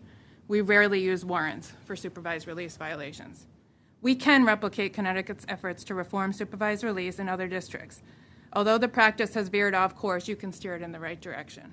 If you adopt the most discretionary options in this amendment and incorporate our suggestions, it would rekindle the flame of hope for individuals navigating the important work of rebuilding their lives and community connections after prison.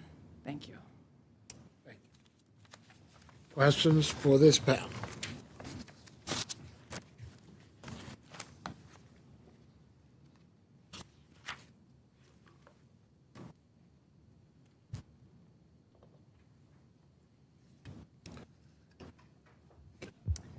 Go ahead. Yeah, please do. Please do. This question is primarily for Ms. Barrett, but happy to have anyone weigh in.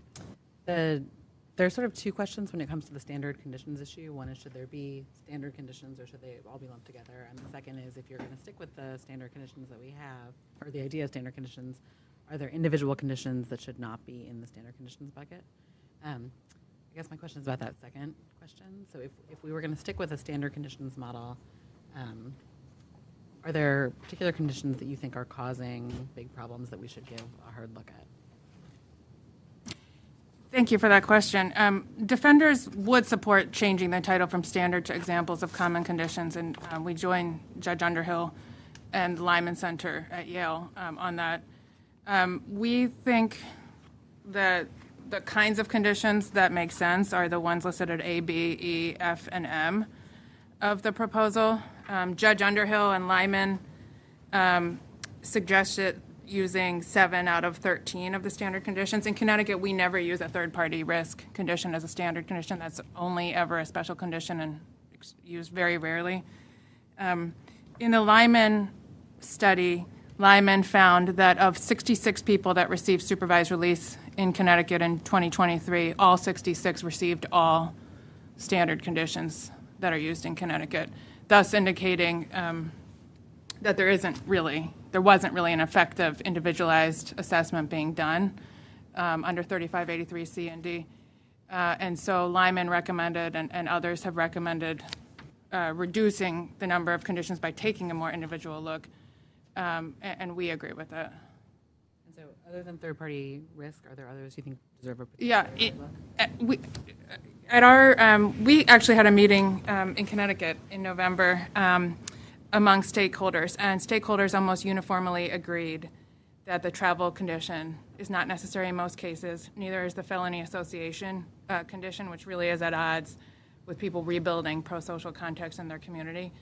The government in our district routinely agrees with not having those conditions. Judges have also begun limiting the number of standard conditions imposed to really only, I think, 1, 2, 4, 5, 6, 7, and 13, and sort of excluding things that are already required by law. And by including them as a condition, it's just sort of creating a tripwire for punishment when it's already otherwise covered.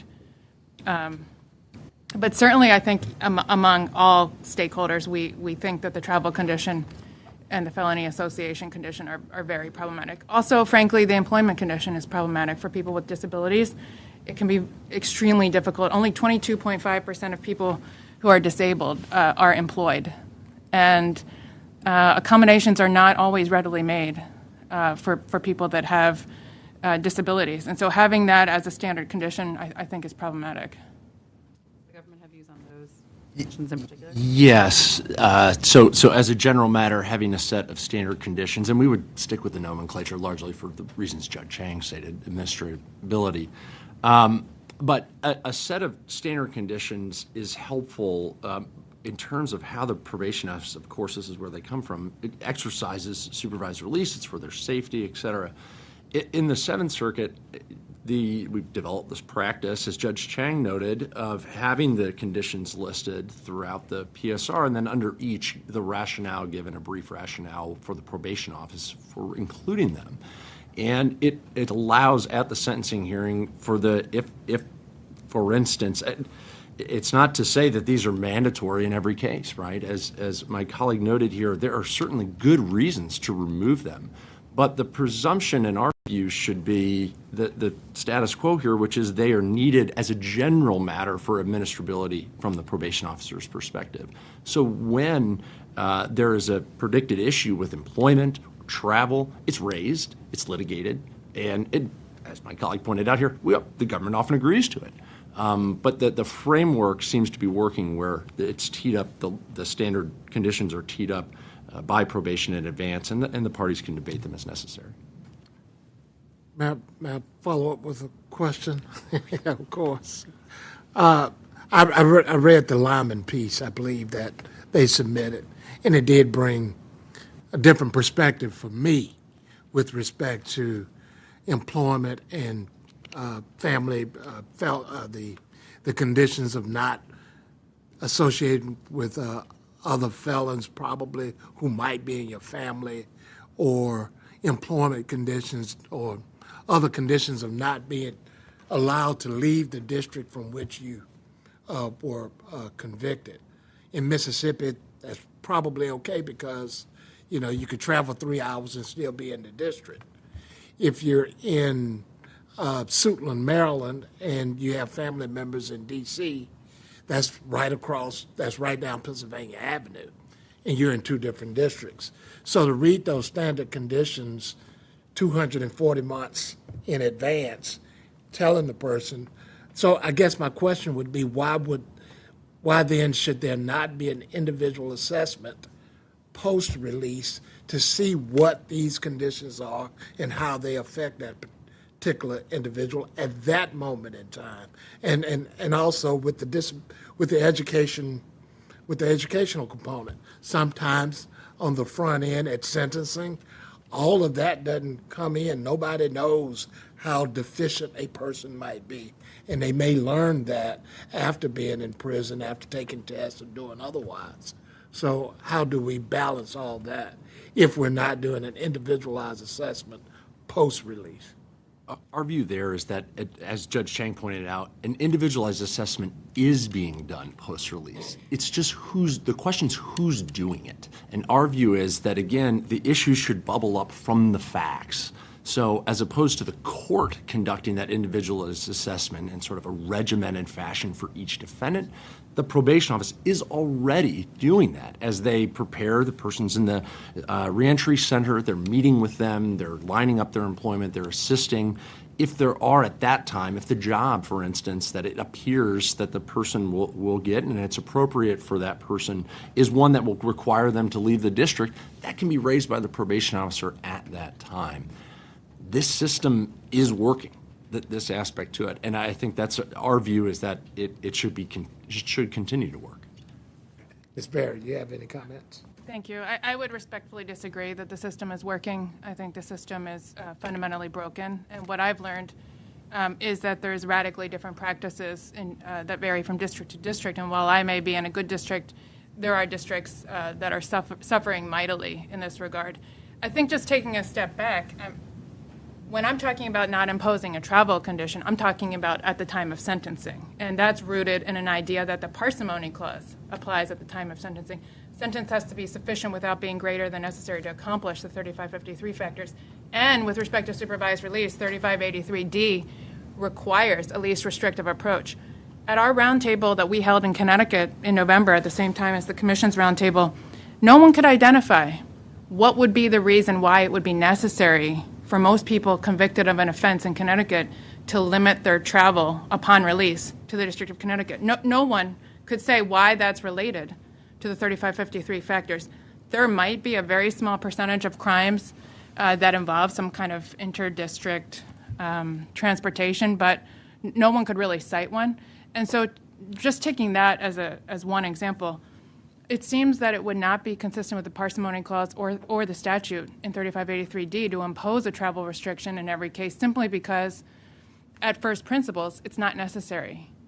And then on top of that, to think that any time an issue comes up when someone needs to travel down the line, the immense amount of energy that goes into trying to modify something after the fact when they might not have ready access to counsel, by the time the issue percolates up to the court, at that point, the person's probably already lost a job opportunity or the chance to travel across state lines to go to a family funeral.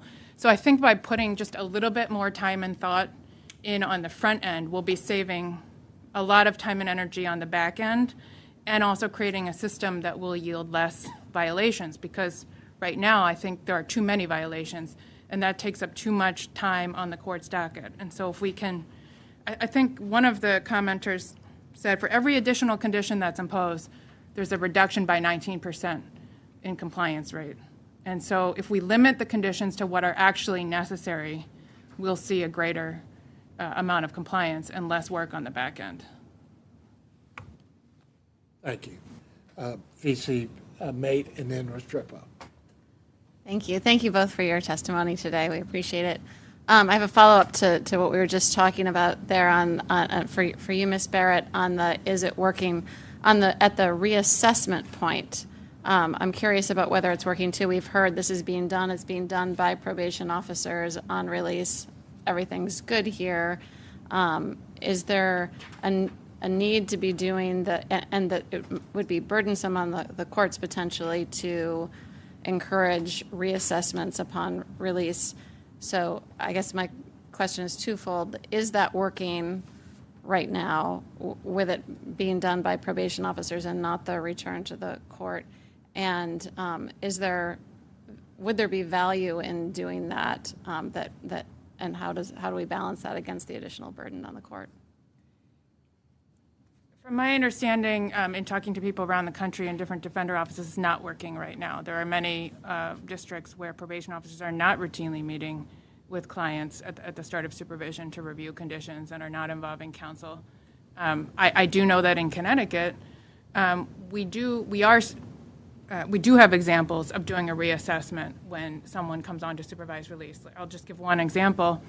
One of our judges made a condition at the time of sentencing that we would get together for a telephone conference 30 days after the person was released. And so we had a simple telephone conference. It was 15 to 20 minutes long. And the purpose of it was because the judge wanted to see how the conditions were working, if anything needed to be modified. And in fact, there was an issue with the client's residence. He had been ordered to go into a halfway house, but when he was released, a job opportunity arose in a different part of the state. And he had an ability to move into a different residence. So very easily, by having that 15-minute phone call, the judge was able to modify the conditions, adjust for the changed circumstance, and at the same time encourage the client to participate in our support court program, which the client did. And he ended up graduating support court and getting an early termination of supervised release.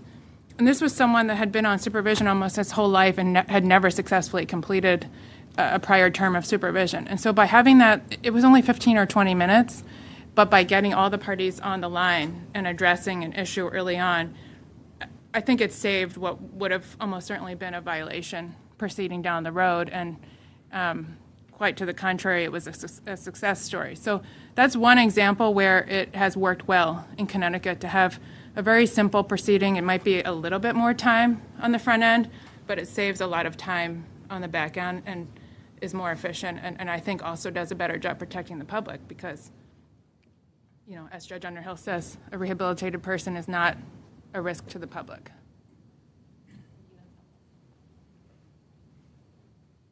It's a question for both of you. One of the conditions we've included in the proposed amendments is pursuing a high school, maybe a GED. Good idea, bad idea? And should we limit it to GEDs or should we include other sorts of vocational training in terms of encouraging folks to participate in some sort of program? I'd be happy to answer that. I think it's great if people want to get a high school diploma or GED, and if they're able to do so, that's a laudable thing, and people can certainly do that. We don't think it should be a condition of supervised release. There's nothing that doesn't add anything to the picture other than provide a possible punishment if they're not able to attain that goal. And I can say in my personal experience, having had several instances of clients trying to obtain a GED or a diploma who have had disabilities like intellectual disability or ADHD, it's been nearly impossible to find a program that will accommodate someone with those disabilities to be able to get what they need to get a diploma or GED. And some people aren't going to be able to do that. And probation officers don't always have the clinical skill, although they may be very well intentioned. They may not know if someone is suffering from that kind of disability. And so it sets up a paradigm where people with disabilities may be punished. Also, although it may be a good thing to get a diploma, I don't think it's something that needs to be a condition in order for that to happen.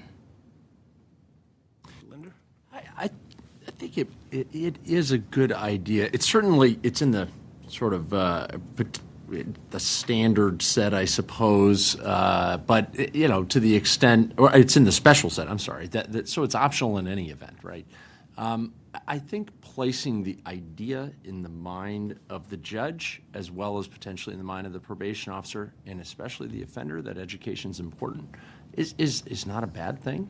And candidly, the high school equivalent or high school diploma, just the note of it may prompt, as you point out. I don't think you need to add vocational training. It just may prompt the notion of it. I think folks who take pride in satisfying the goals, and I suppose I just view the system with a little more optimism that it's not a trap. This isn't a trap. To the extent someone does have a disability, it should be individualized. It should be looked at, evaluated. Counsel can advocate for that, of course. And if it is going to turn out to be a trap for someone, it shouldn't be imposed. But I think the possibility, placing it on here, education is just critical for employment and for structuring a person's life. I have a couple of follow-ups. You said counsel can sort of litigate that on the front end. But on the back end, nobody has counsel when they get out. In all likelihood, when the person is sitting with the probation officer talking about what is my life going to be like on supervision, so there won't be any back and forth with counsel at that point. I don't think. But I wanted to ask this other point. Early termination has always been around, and I want to ask, with respect to your respective districts, how often did you see a move by probation or a supervisee for early termination? And I ask for your respective districts and what you might be hearing from your colleagues in other districts. So in the Southern District of Indiana, with maybe the exception of, say, sex offenses or other different offenses that are very, very serious, if the person is performing well, if they are no history of violations, or even if there is a very, very minor violation, but they have those pro-social goals, right? I think your factors are in the right place.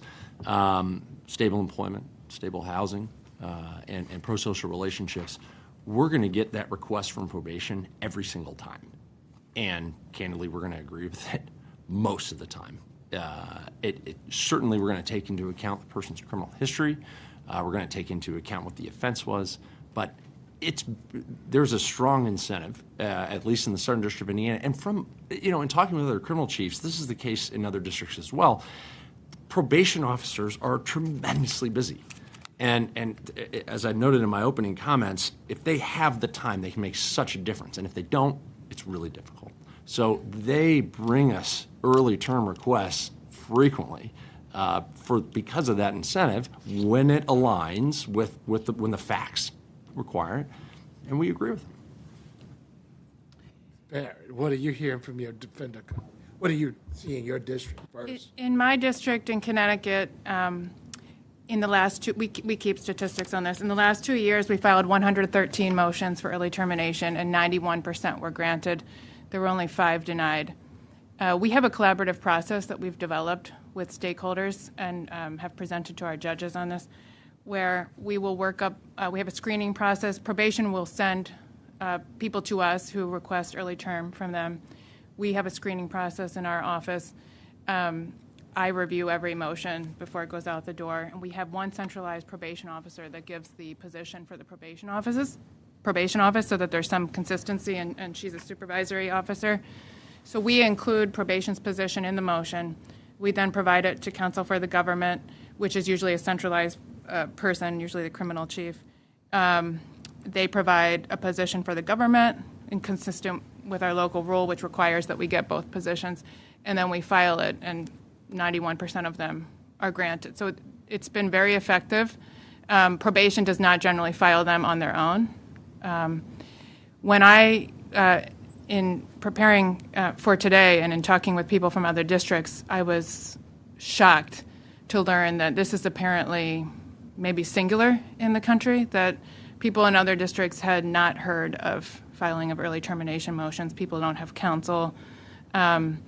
People expressed a lot of resistance from judges, different standards that are being sort of like lobbed on to it, requiring extraordinary or changed circumstances, which is not what the law is. So I think Connecticut, from what I've heard from other defenders, is somewhat of an anomaly. But I think we've worked hard to develop a collaborative process with stakeholders, and I think it could be mimicked in other districts.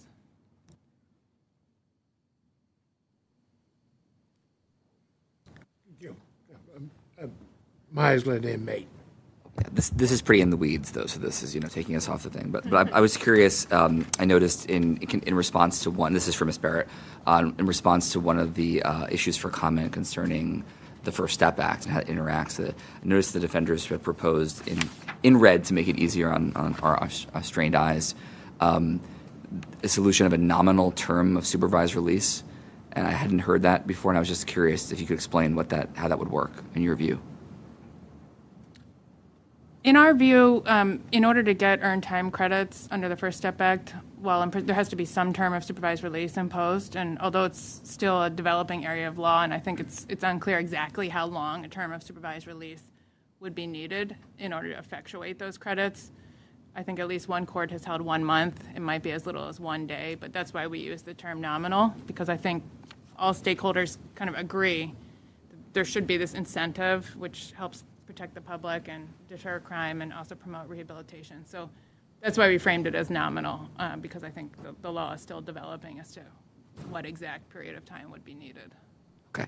But the idea is with a 1-day term of supervised release, it would just be a technical imposition to trigger the ability to apply the BOP, the First Step Act credits, but it wouldn't actually involve any supervision by the probation officer. Right, with the goal of promoting rehabilitation, protection of the public, and deterring crime. Similar to when judges impose a sentence of a year and a day, that triggers good time.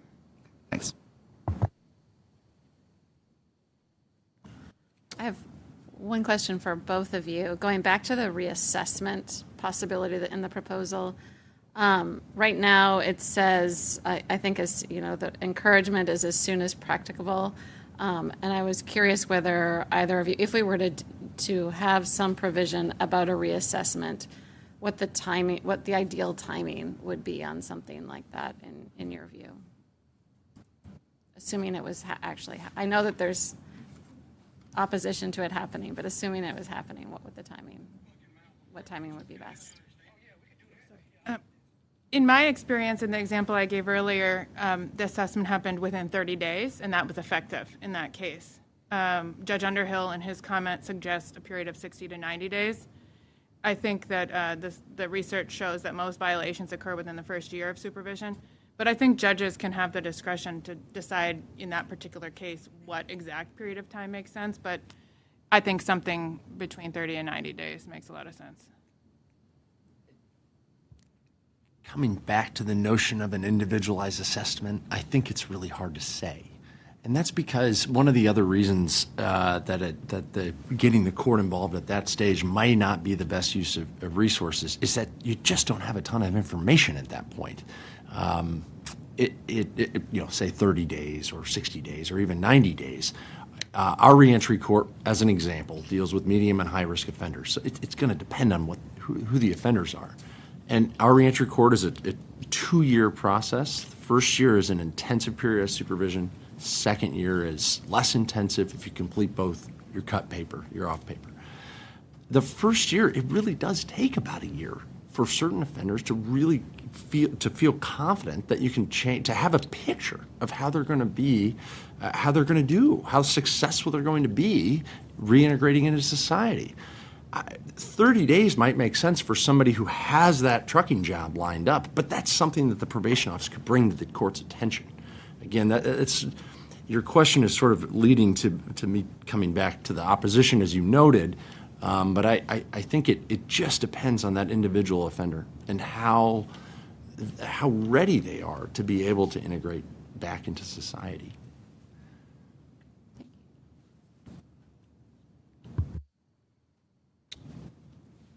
Any further questions from this illustrious panel? Thank you, Mr. Linder. Thank you, Ms. Barrett. Thank you, Chair Reeves. With that, I would like to bring today's hearing to an end. On behalf of my fellow commissioners, I want to thank again each of our panelists, each of those individuals who submitted comments, and to our staff for making this all happen today. We've heard this testimony today. We'll consider the testimony, and we will use and debate that testimony to make our sentencing policy, which we hope ends up being right, fair, and just. The hearing is now adjourned, and we will reconvene tomorrow morning at 9:30 a.m. For the next day of hearing. Thank you.